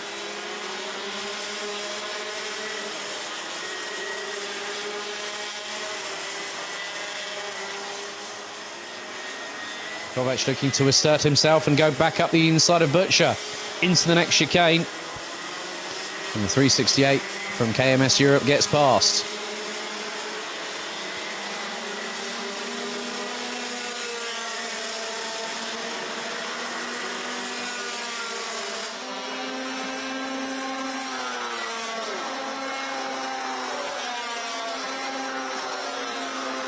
So we're into the last minute or so, plus an additional lap. Hensen leads from Thiel by just over 3.9 seconds. Stemmerdink in 3rd. Galvanin and Kovac, they are in 4th and 5th respectively. Butcher 6th, Vida 7th, Dorrestein, Frostbay, Schmeis, Donica, Blum, Robinson down in 13th, Alexander Abkazava in 14th, Gilles Chloé and Sam Bergstein round out the 16 that are still racing around this circuit. But the visibility has started to improve in comparison with what we had earlier. We had low-lying fog and mist.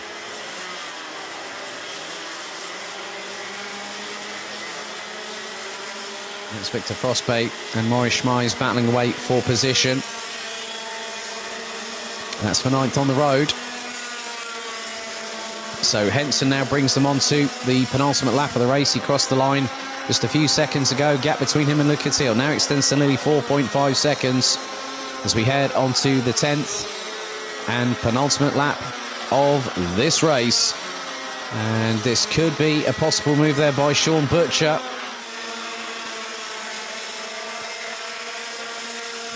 And that would have been on Galvanin, as it looks like Kovac has managed to get slightly away. We'll just keep an eye on this.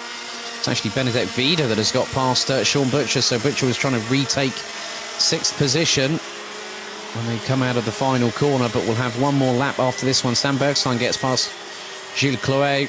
It's been a difficult final heat for Lachlan Robinson, who started on pole position.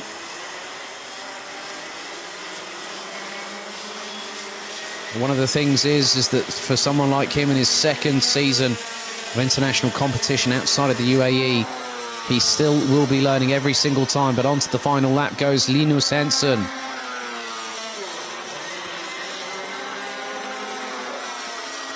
As soon as he hit the front, Hensen has not looked back.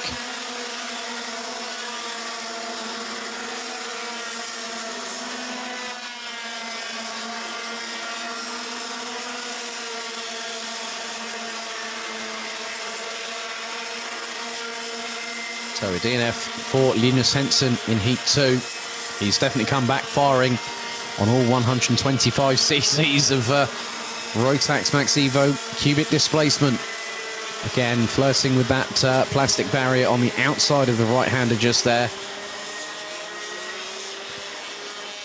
But he's done exactly what he needed to do to go into tomorrow with the win under his belt. That will give him confidence and motivation to compete at the sharp end, as Germany's Linus Hensen exits the final corner and he takes the checkered flag, winning by a comfortable margin. Luca Thiel makes it a German 1-2 here on home soil. 6 seconds adrift. Max Stemmerdink makes it a Dutch driver in the top 3. Zino Kovac 4th. Elia Galvanin in 5th, Benedek Vida, Sean Butcher ends up 7th. Beard Dodderstein will be 8th. Victor Frostbay and Morris Schmeis separated by 47 thousandths of a second. Patrick Donaker in 11th. Luna Blum and Alexander Abkazava round out the top 13. Lachlan Robinson. It has been a difficult race for the Dubai-based driver. Finishes P14 at the end of that one, ahead of Sam Bergstein and Gilles Chloé. But Linus Henson wins the race by just a fraction over 0.6 of a second.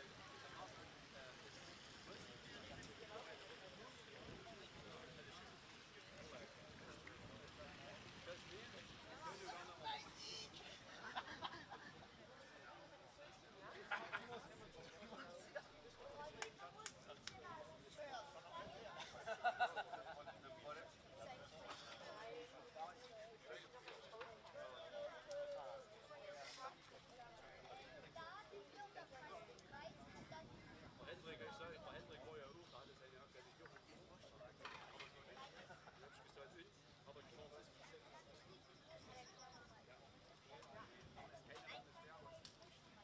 Nein. Nein. Das wäre so gut, da hat man nur Nein.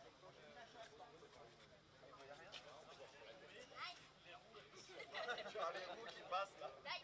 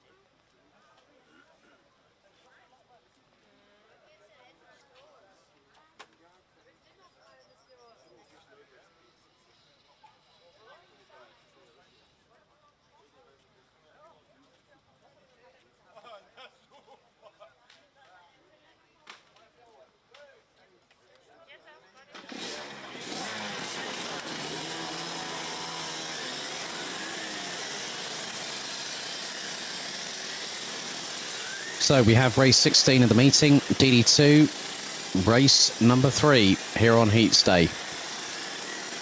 So, as they now make their way out of the pre-grid, let's have a look at the starting order for their third and final heat here.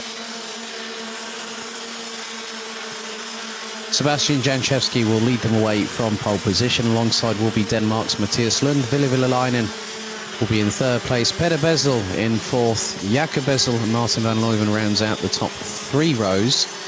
Ahead of France's Paulo Bassoncenet. Fabian Bock in 8th, ahead of Leo Kirschenbauer, with Zander Schriblak running out the top 10, who's placed nowhere outside of the top 2 in the past 2 heats. Can he make it 3 for 3? We'll find out in a few moments' time. Florian Breitenbach and Laurent Seyfried ran out the top 12 ahead of Leon Arndt. Maxime de Riche in 14th, ahead of Tim Mikametz. Robert Schopian in 16th, ahead of Ragnar Virus. Hannes Broder, Max Fleischmann, Rasmus Vendelbo, Mikkel Tigerson, Johan Veen and Mark Bartels, rounding out the 23 strong. They now go on to their formation lap. And again, it will be 10 minutes plus an additional lap of racing to curtail their heat here today. Well, their heats here today on Heats Day.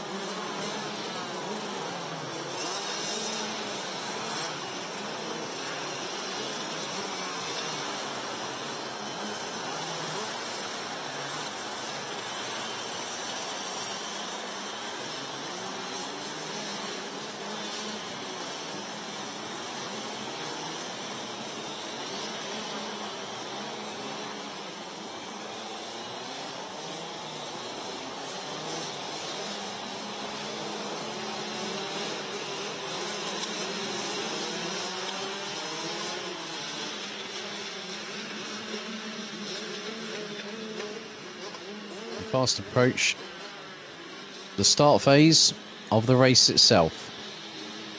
1,315 meters is the circuit's length here in eastern Germany as they go into the tram lines. The revs start to increase. Are we ready? Lights out, we are off and racing, and Jankowski and Villelainen get a very good start indeed. Mathias Lund finds himself towards, well, he does exactly the same thing as he did in race number 2. There's Van Leuven battling away with one of the Bezels. That will be Jakob Bezel, I believe. No, actually, it's Peter Bezel in the 402. Van Leuven's already got himself up into what is effectively a net 4th place, as here goes the move. Oh, no, that's drama for Mathias Lund. That's not exactly what he wanted, and he's come into the path of other drivers. Oh, Mathias Lund was trying to go for the move for the lead, and it did not pay off. He threw caution to the wind and dropped a massive clanger right there, and then he got a good run on Jankowski, and the pair touched wheels, and Mathias Lund went skywards. That's allowed, and I don't think that cart's going to be 100% right for Mathias Lund. He's going to have to run with it, though. Martin van Leuven, in the meantime, has got himself up into a net 2nd position. It's going to be a bit of a nasty set of bruises that Mathias Lund will have. Probably maybe on his arms or probably upper torso, because that is not exactly how you want things to happen in a race. You go for a move and then all of a sudden Jankowski just put the squeeze on, and Mathias Lund found himself on the grass, nearly spinning around as a result of it. Now he's coming into the clutches of the likes of Fabian Bock and Peter Bezel.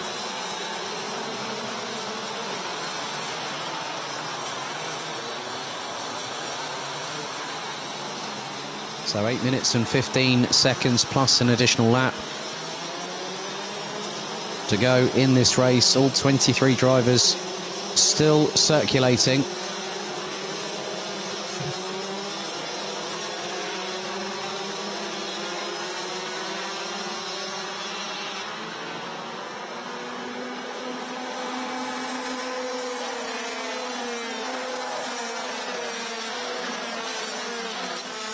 Mathias Lund looking rather menacing up the inside of Peter Bezel, and the Dane tries to get past, looks towards the outside coming out of turn 2, can't get through on that particular occasion. And Fabian Bock has closed in on them, as has Zander Schriblak in 8th, Jakob Bezel in 7th, Max Fleischmann in the top 9 ahead of Robert Chopian. It's been a bit of a difficult one for Paolo Besancone, who finds himself down in 12th position.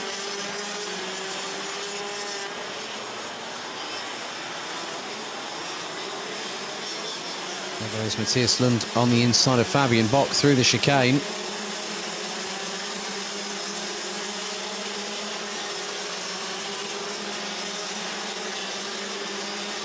There goes on Schriblak up the inside of Jakob Bezel in the 411 to take 7th position. But now it's Martin van Leuven who continues to lead. He's led for a lap or two now, and he's got a gap of half a second ahead of Sebastian Janchevski. Billy Villalainen rounds out the top 3. 4th place is Peter Bezel. 5th it's Matthias Lund. Fabian Bock rounds out the top 6 ahead of Zander Schriblak in 7th position. Jakob Bezel in 8th. Max Fleischmann in 9th. Robert Chopian in 10th. Paolo Besancone completes the top 11. With Florian Breitenbach, Rasmus Wendelboe, Mika Metz, Lawrence Seifried completing the top 15.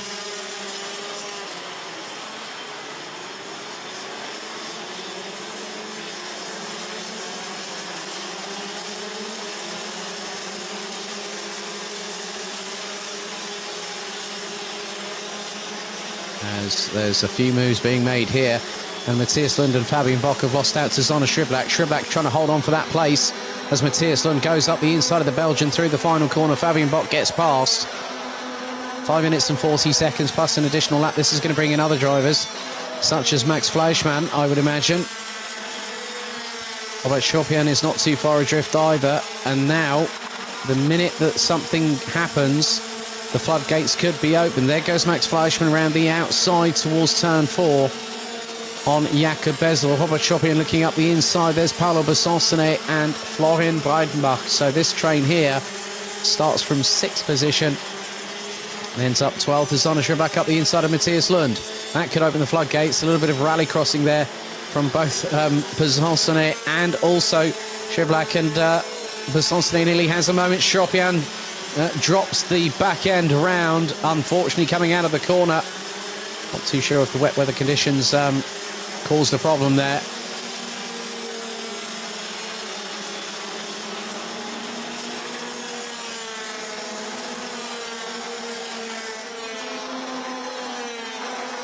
Janchevski being passed there by Peter Bezel in the 4.02, but then Janchevski goes towards the outside to get the cut back. This time here, it doesn't help. Janchevski gets a real good run coming out of the corner. He looks to the outside going through into turn number 4.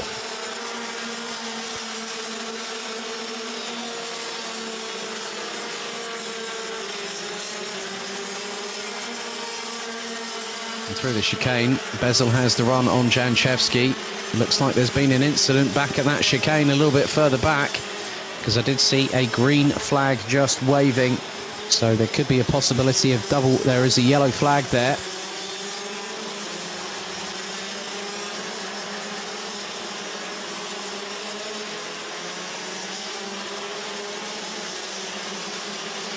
Three minutes and 44 seconds plus an additional lap still to go.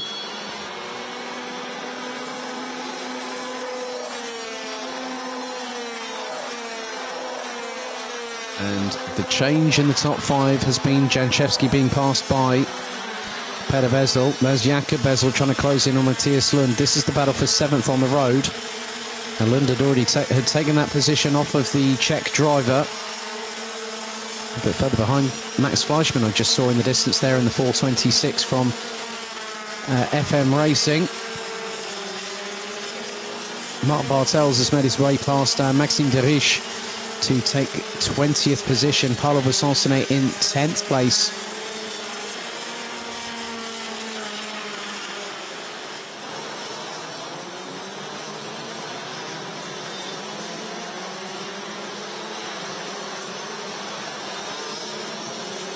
Rasmus Wendelboe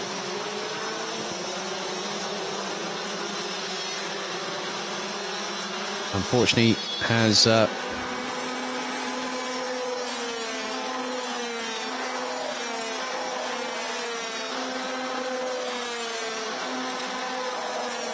he's out of the race on lap number 5.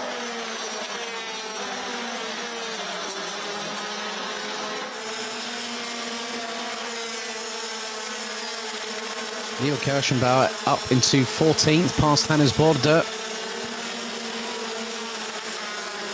There's a change of position there. That was Mika Metz being passed by Florian Breidenbach, but the pair are nearly side by side going through the chicane. There's Laurent Seyfried in the 4.39.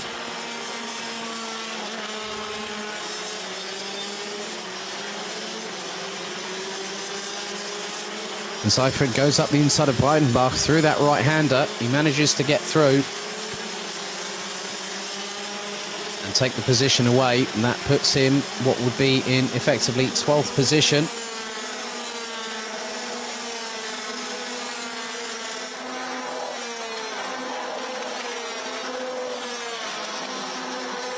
Martin van Leuven still leading the way, but Ville Villelainen is closing the gap. He's got it down to just under 9/10 of a second. And went over 3/10 of a second quicker than the Dutchman in the previous lap.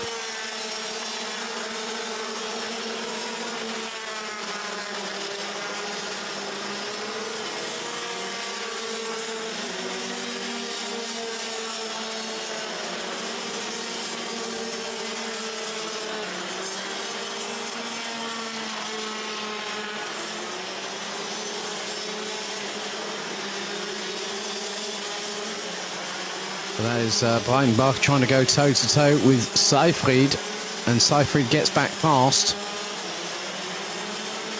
And there is Hannes Borde, so this becomes the battle for 12th position between these three drivers here, with Mika Metz escaping into the distance. Breidenbach looking to get the inside run going into the final corner on Seyfried, but Seyfried keeps the door closed. The weather conditions have improved once again, and there's hardly any rainfall. The low-lying fog has faded into obscurity.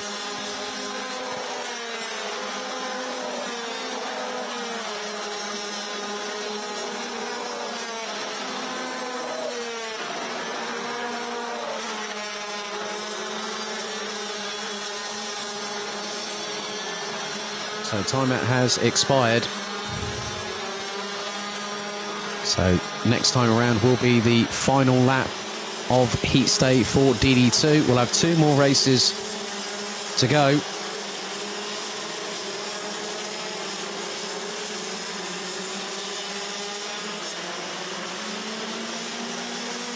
And Martin van Leuven firing the warning shot across the bows of everybody else.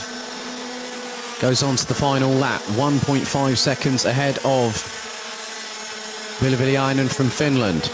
Peter Bezel, Fabian Bock, Zana Schublak's made his way up into 5th place.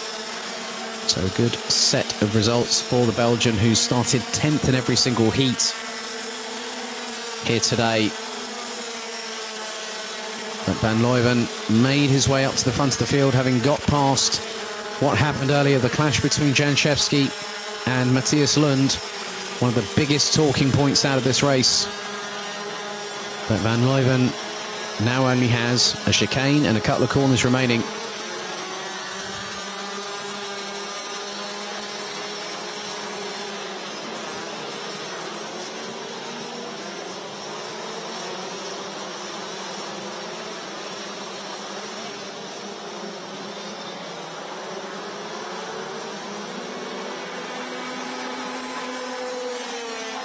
And that's it.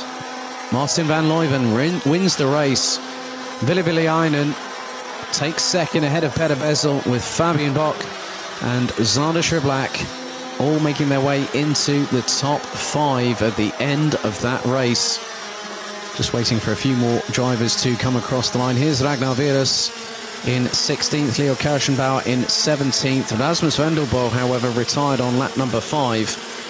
But Martin van Leuven wins by a slightly comfortable margin of just over 1 second ahead of Ville Villelainen. Peter Bezel takes 3rd ahead of Fabian Bock and Zana Schublak, completing the top 5 with Sebastian Janczewski, Matthias Lund, Jakob Bezel, Max Fleischmann, Paulo Besancene completing the top 10. Let's have a look at the results from 11th downwards. So 11th, well actually it was a quintet of Germans. 11th to 15th, representing Germany, it was Mika Metz, Lawrence Seyfried, Florian Breitenbach, Hannes Border and Robert Schorpion. Ragnar Virus from Estonia in 16th, ahead of Leo Kirschenbauer in 17th, Mikkel Tiggerson in 18th, Mark Bartels, Johan Veen, Leon Arndt and Maxime de Riche rounding out the 22 strong that completed the race, and a retirement for Rasmus Vendelbo on lap number 4.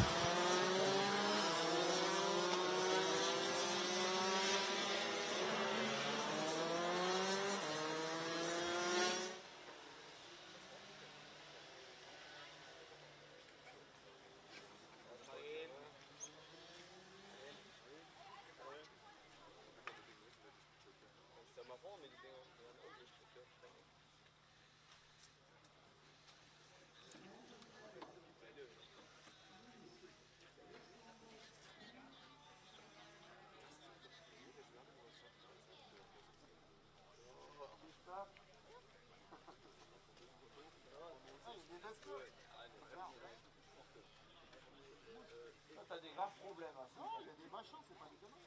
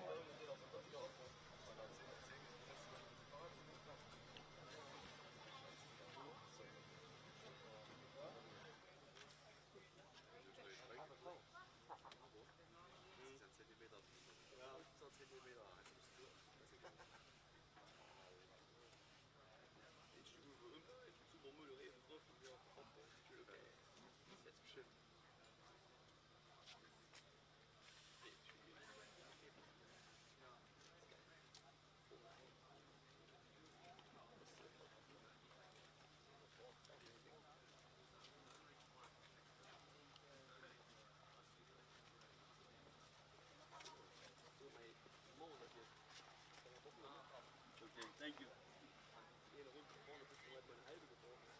Okay.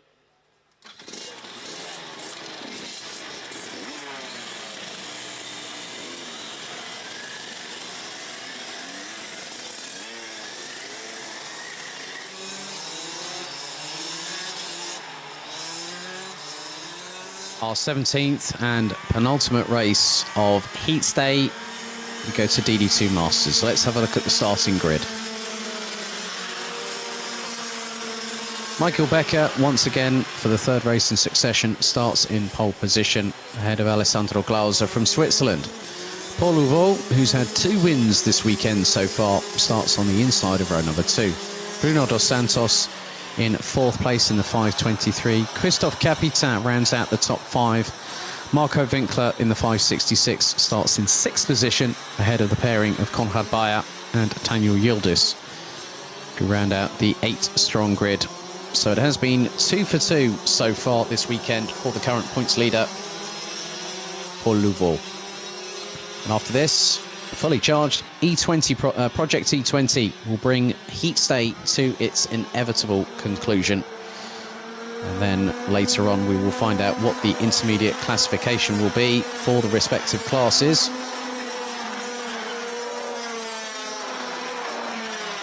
As they go on to their formation lap here in Mülsen.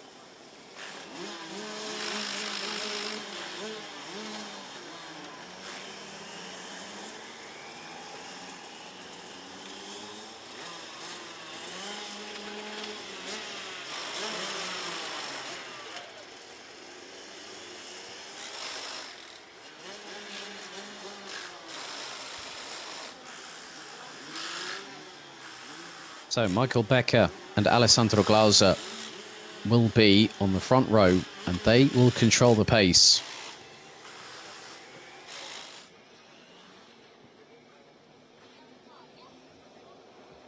So the field makes its way out of the final corner. Into the tram lines we go. The revs start to increase. Are we ready? Lights are out. Let's go racing. And a good start from Michael Becker as he keeps the lead going into the first couple of corners on the first time of asking. But Paul Louveau again, like we saw in the first couple of races. Oh, there's been a spin around for Christophe Capitan. Oh, and that is Conrad Bayer off the circuit and hard into the barriers off of turn 3. Oh, Conrad Bayer has a massive drama there. Gets out of the kart. So his race has already been slowed before it's even gotten started.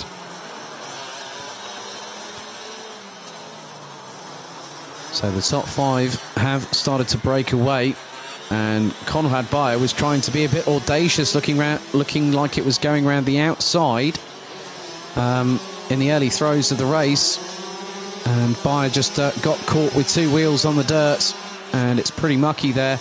And all of a sudden, as soon as you go onto there, it's straight away. Well, it literally just put the throttle down, just trying to power out of it, and the kart snapped left. And there is the change for third position. It's the battle between Alessandro Glauser, Marco Winkler, and Bruno Dos Santos. Glauser is piggy in the middle. Well, not for much longer, unless Marco Winkler is going to plant it round the outside. Glauser goes sideways, and he gets through. Great anticipation there by Marco Winkler as he gets through, but then Alessandro Glauser gets through as well. So Glauser gets through on Winkler, but Conrad Bayer is still circulating. He's got that kart back on the circuit, unassisted.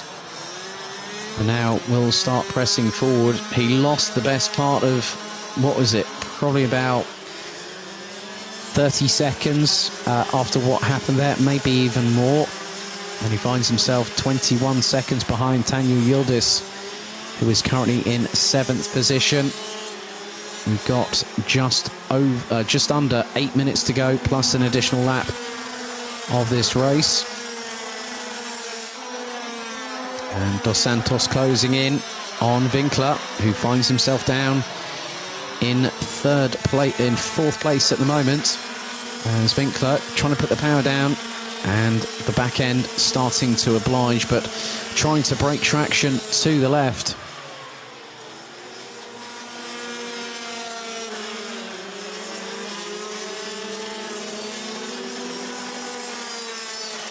A bit of a moment there for Bruno Dos Santos going through that chicane just after the left-hander at turn 4. But Paul Louveau is not getting into the distance as we have seen earlier on in previous races. He just wants to make sure that he gets that kart home in one piece and have it ready and waiting to go into battle tomorrow for their first final.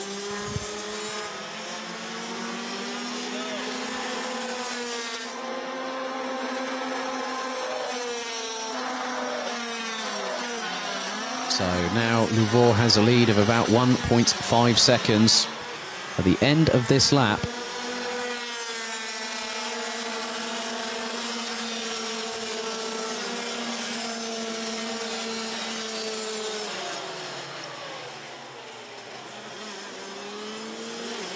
He's doing exactly what he needs to do, does Louveau. He's just keeping things out in front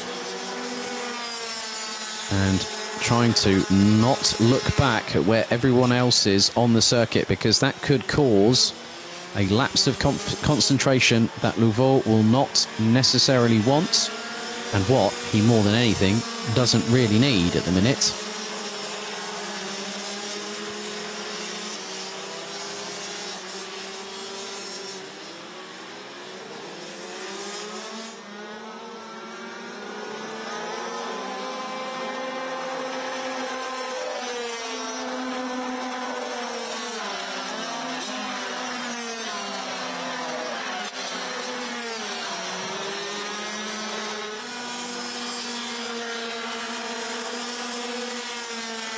Michael Becker Still keeping ahead for the moment of Alessandro Glauser, but the Swiss driver from FM Racing looking to close up the gap.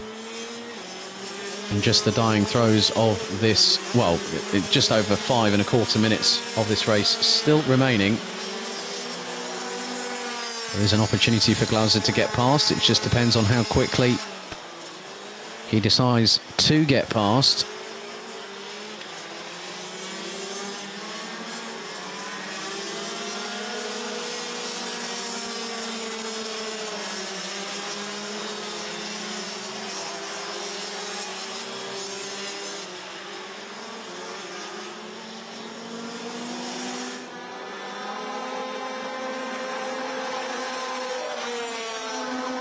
So just over 4.5 minutes to go, and the gap between Louveau and Becker is now just over 2.4 seconds.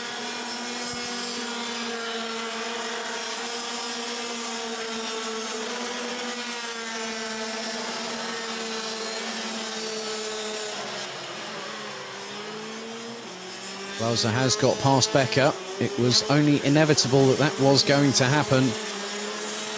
However, there's always an opportunity for Michael Becker to strike back at the Swiss driver from FM Racing. Marco Winkler still rounds out the top 4. He's kept ahead of Bruno Dos Santos to the tune of just over 1.7 seconds. Christophe Capitain in the 5:02 rounds out the top 6. Daniel Yildiz is about 11.9 seconds adrift down in 7th, but Konrad Bayer has been racking up the laps and is closing in 1 minute 5.784 for the 580.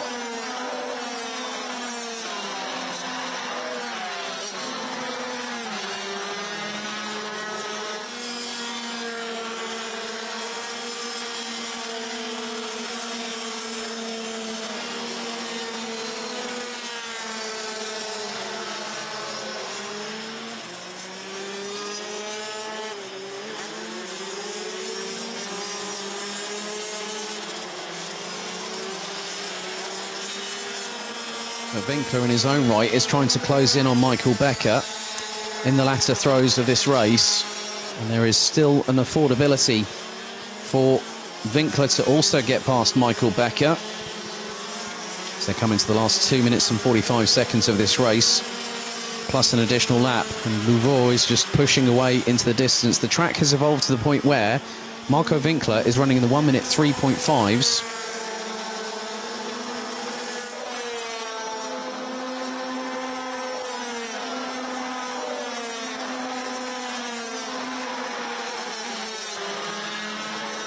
Then Christophe Capitain in his own right has just put in a 1 minute 3.344.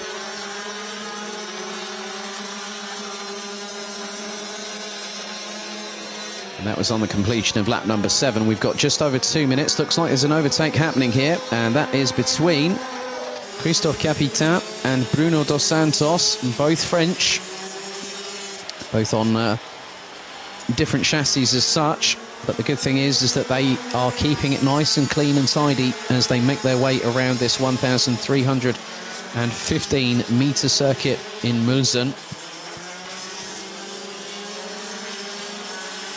So Capitain puts himself up into P5. Fast running out of time here in DD2 Masters, but Paul Louveau looking to make it 3 from 3 at the moment. As Capitain gets very close to the wall there, coming out of the final corner. Through into 5th. Bruno Dos Santos rounds out the top 6, with Daniel Yildiz about to cross the line to complete another lap in 7th position ahead of Konrad Bayer.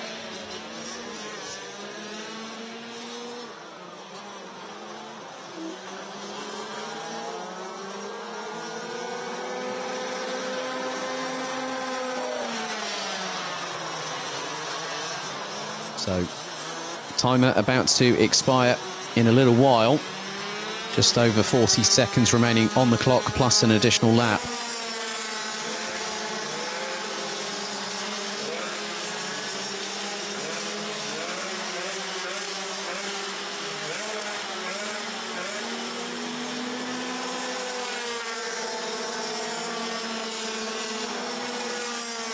The lead now will extend, and extends to just over 4 seconds, as we are going to be now on the penultimate lap of this race. In 10 seconds, the timer will elapse. The next time around on the start of lap number 11, Paul Louveau will get the last lap board, which is something that he has definitely wanted to see. And there is the French driver himself, currently leading the points by 11 coming into this round, and he will be very, very happy indeed. Not getting pole position in qualifying. It hasn't deterred him, though, because he's won both initial heats, and he's on course to doing a clean sweep today.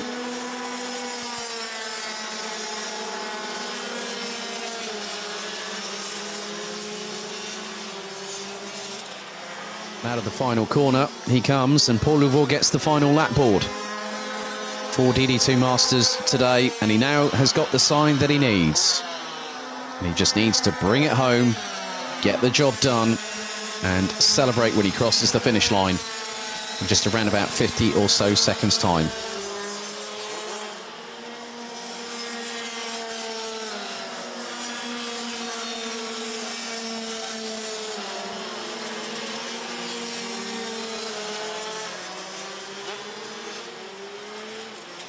So Glauser still in second, but the gap has extended to 4.75 seconds at the end of 10 laps of racing. It's just one more chicane, 2 more right-handers, and then that is it. It's in the bag for Paul Louveau from France.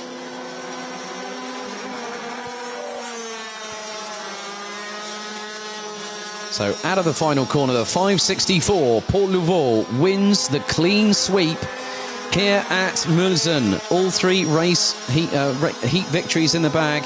Alessandro Glauser takes second, Michael Becker third, Marco Winkler fourth, Christophe Capitain takes 5th place, ahead of Bruno dos Santos by a considerable margin of about 3.6 seconds. Tanja Yildiz and Konrad Bayer will be around very, very shortly. But there we are. Paul Louveau does the treble here on Heat State, putting himself into prime position, pole position for tomorrow's pre-final here in Eastern Germany for the 3rd and penultimate round of the 2021 season. So Louveau wins ahead of Glauser, Becker, Winkler, Capitain, Dos Santos. We're just waiting for Yildiz and Bayer, I think, who are about to cross the line very, very shortly.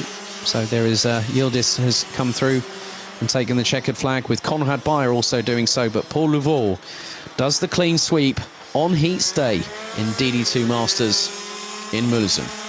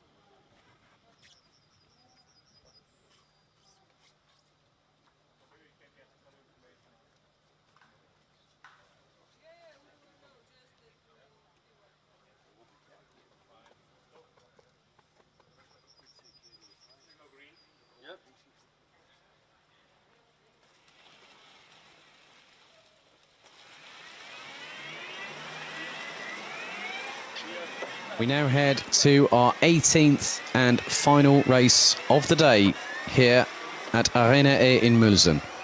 Project E20 out for its 3rd and final heat. Let's have a look at the starting grid.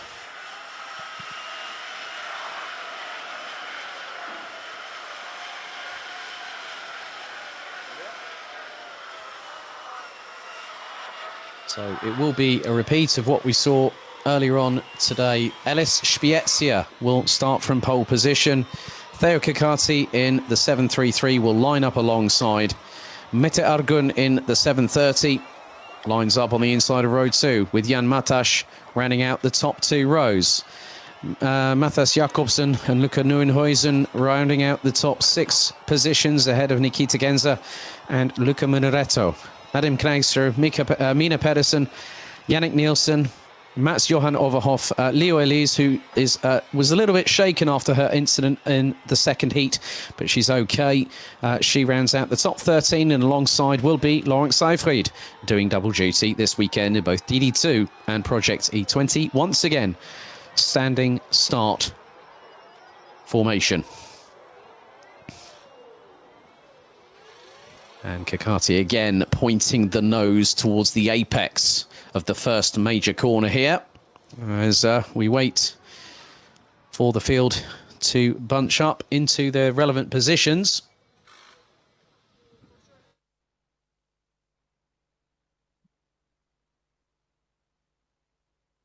So we wait with bated breath as to what is going to happen here. So they've gotten away and it's lights out. Spiezia leads the way, but he's got to be very careful because Kakati could be going through, and there's been a bit of dramas. Oh, and there is problems for the 721 and the 757. Matas Jakobsen and the 757. That was Jan Matas. So everyone was trying to get through. There are yellow flags out on the circuit. And there's a spinner at the back of the field. Could be Yannick Nielsen, I think. However, the drivers now are moving at a pace. And with these weather conditions the way they are at the moment, they are starting to get better. So visibility is no longer at a premium. Visibility is very much front and centre. And I saw one of the yellow carts actually going down the order. I think that might have been possibly Yannick Nielsen was at the bottom of the order. Not too sure who else was there, but leading the way, coming out of the final corner and completing lap number 1. Theo Kakati rounds out the top, is leading the way. Elis Spiezia has also suffered dramas in the meantime. He's right down at the bottom of the order. Leo Elise has actually opted to not start. There's still a lot of mud on the exit of turn number 2. Courtesy of dramas that we've just suffered in the DD2 Masters race, but also here in Project E20. That's the 713 of Yannick Nielsen that's gotten up the inside of the 730 of Austria's Mete Argun. But Argun now reasserting, going back up the inside into the next chicane. And it has been rather testing, and there is, I've just seen Matthias Jakobsen's Project E20 in the bright yellow. Actually parked at the side of the circuit coming out of turn 2. So the Dane not taking any further participation in this race. But Theo Kakati from the United Arab Emirates comes out of the final corner, completes lap number 2 and leads ahead of Germany's Nikita Genza, Luca Muneretto, Laurent Seyfried, Luca Nieuwenhuizen. Then we've also got Yannick Nielsen, Mete Argun, Jan Matas, and then we've also got Mats Johan Overhoff and Nadim Kneiser rounding out the top 10. And with Mina Pedersen and Elis Spiezia rounding out the 12 strong, as there's another chance of an overtake. That could be from Matas on Argun, and Argun responds in kind and retakes the position back. Right behind them, they've got Germany's Mats Johan Overhoff, who is closing in on them.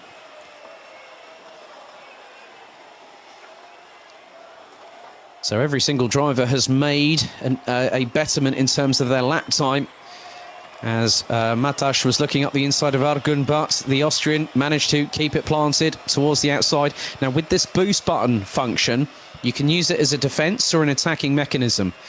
So if someone tries to close up to you, someone can also use that button to defend the attack that is coming. And now Laurent Seyfried is being closed in on by Luca Nieuwenhuizen, who's just basically said, let's just get after those in front. And any racing driver worth their salt will not want to do that, because Nieuwenhuizen looks up the inside of Seyfried coming out of turn number 2 and does not get an opportunity to get past. So Seyfried shuts the door and retains 4th position at this particular juncture. So Jakobsen definitely a confirmed retiree. Leo Elise from Norway not starting the race after what happened in race 2. However, just over 4 minutes to go. And Theo Kokati is trying to stretch an initial advantage, but Nikita Genza is not dropping the ball here at all. And the 7:26 from Germany has put in the fastest lap of the race, so 1 minute 4.464.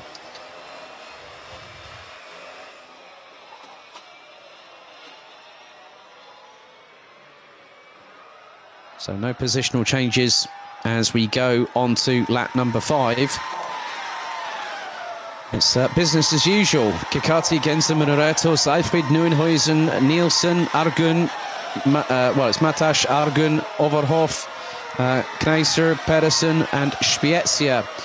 The whole field covered by just over 12.7 seconds at the end of 4 laps of racing. We've got just 3 1/4 to go.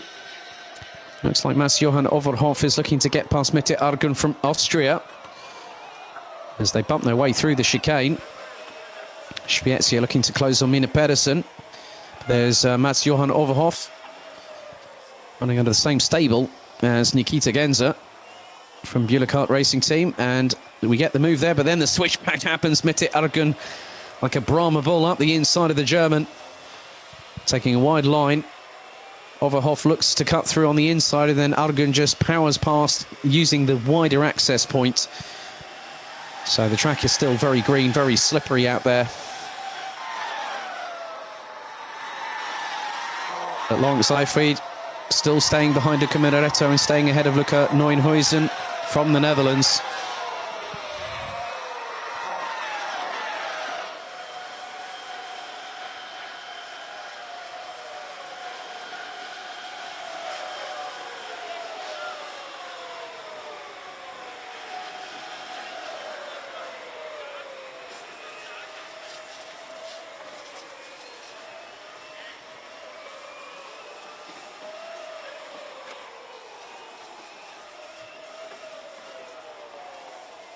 Battle still, and this is over what is 8th on the road, because Theo Kokati still pushing like crazy. Nikita Genza still has the fastest lap at the moment as things stand, but we're going into the last minute and 40.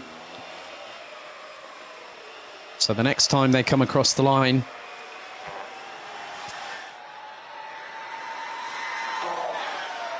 it will be this plus 2 additional laps remaining. We're on to lap number 7. And that was Seyfried going up the inside of Minaretto. Minaretto gets the switchback, nice and neatly done from the Italian, who won a race earlier on today, which puts him into good contention. But then Laurens Seyfried up the inside to take P3 from the Italian. Nieuwenhuizen closing in as well. It's all about stability. It's all about just negotiating this circuit in the correct vein possible. And Seyfried started stone dead last, 13th in this race, and he's now 3rd. There goes Nieuwenhuizen up the inside of Minaretto, but Minaretto uses that nice switchback, cuts back through, up the inside, and gets past the Dutch driver. So this time around, Theo Kokati will bring us on to lap number 8 out of 9, as Minaretto keeps ahead of Nieuwenhuizen, but the Dutch driver looking to close in on the Italian, coming out of the final corner. So the 8th lap out of 9 as Nieuwenhuizen slingshots his way past with great momentum. Probably a use of that boost button as well to get past Minaretto, and that will drop him down, the 749 from Italy, down into 5th position. As the timer is about to expire, a little bit of a side-by-side altercation between Jan Matash, who gets past Yannick Nielsen for position. That's for P6. The timer has expired. That is the 18th and final race of the day, having just one more lap to complete after this. So around about 1.6 kilometres still remain of racing action here in Eastern Germany. And Theo Kokati will have a lot of confidence going into tomorrow, and that's where points make prizes. It's been a good run for the Emirati driver. And the 733, who's crossed the line and now takes the final lap board. Nikita Genza is less than half a second adrift. You can sense there's a bit of anticipation, some nerves in the air, and there are the top two. Nikita Genza, very experienced in his own right in karting, but now he's trying to go for the lead, and up the inside he goes. Kikati responds through turn 4, retakes the lead. Oh, Genza was looking rather hot to trot there, and now Kikati got caught a little bit unawares, I think. He just went a bit wide, didn't realise that maybe that Genza was that close to him.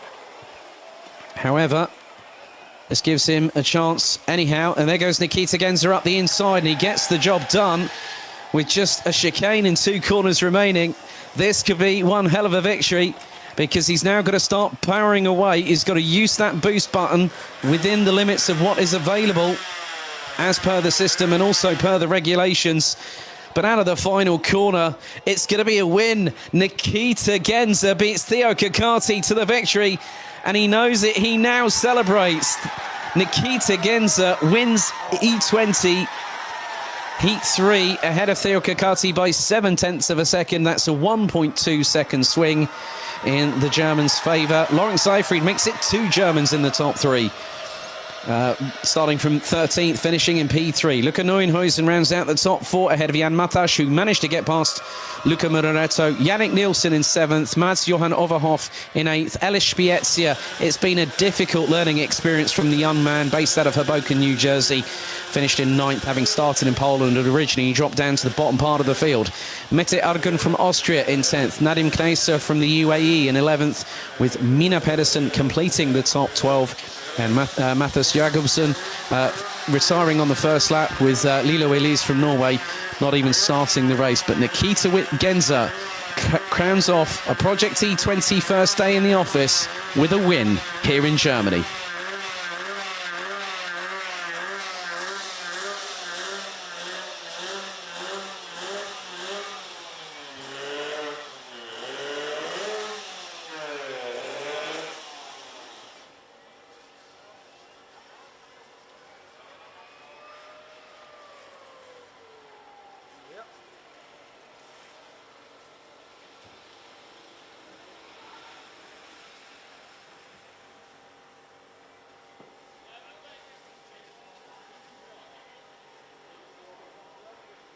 Well, that concludes Heat Day here in Germany for round 3 of the Euro Trophy season here in Mülsen.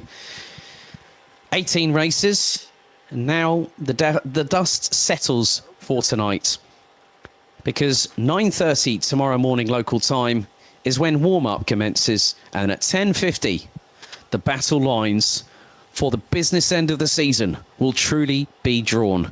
Join us for all the racing action here live on the Camp Company GmbH YouTube channel. Stay tuned on our social medias to find out who was where after intermediate classification. And we'll see you tomorrow morning just before 10:50 local time here in Germany as we kickstart finals day, as the business end on the race to Bahrain truly begins now.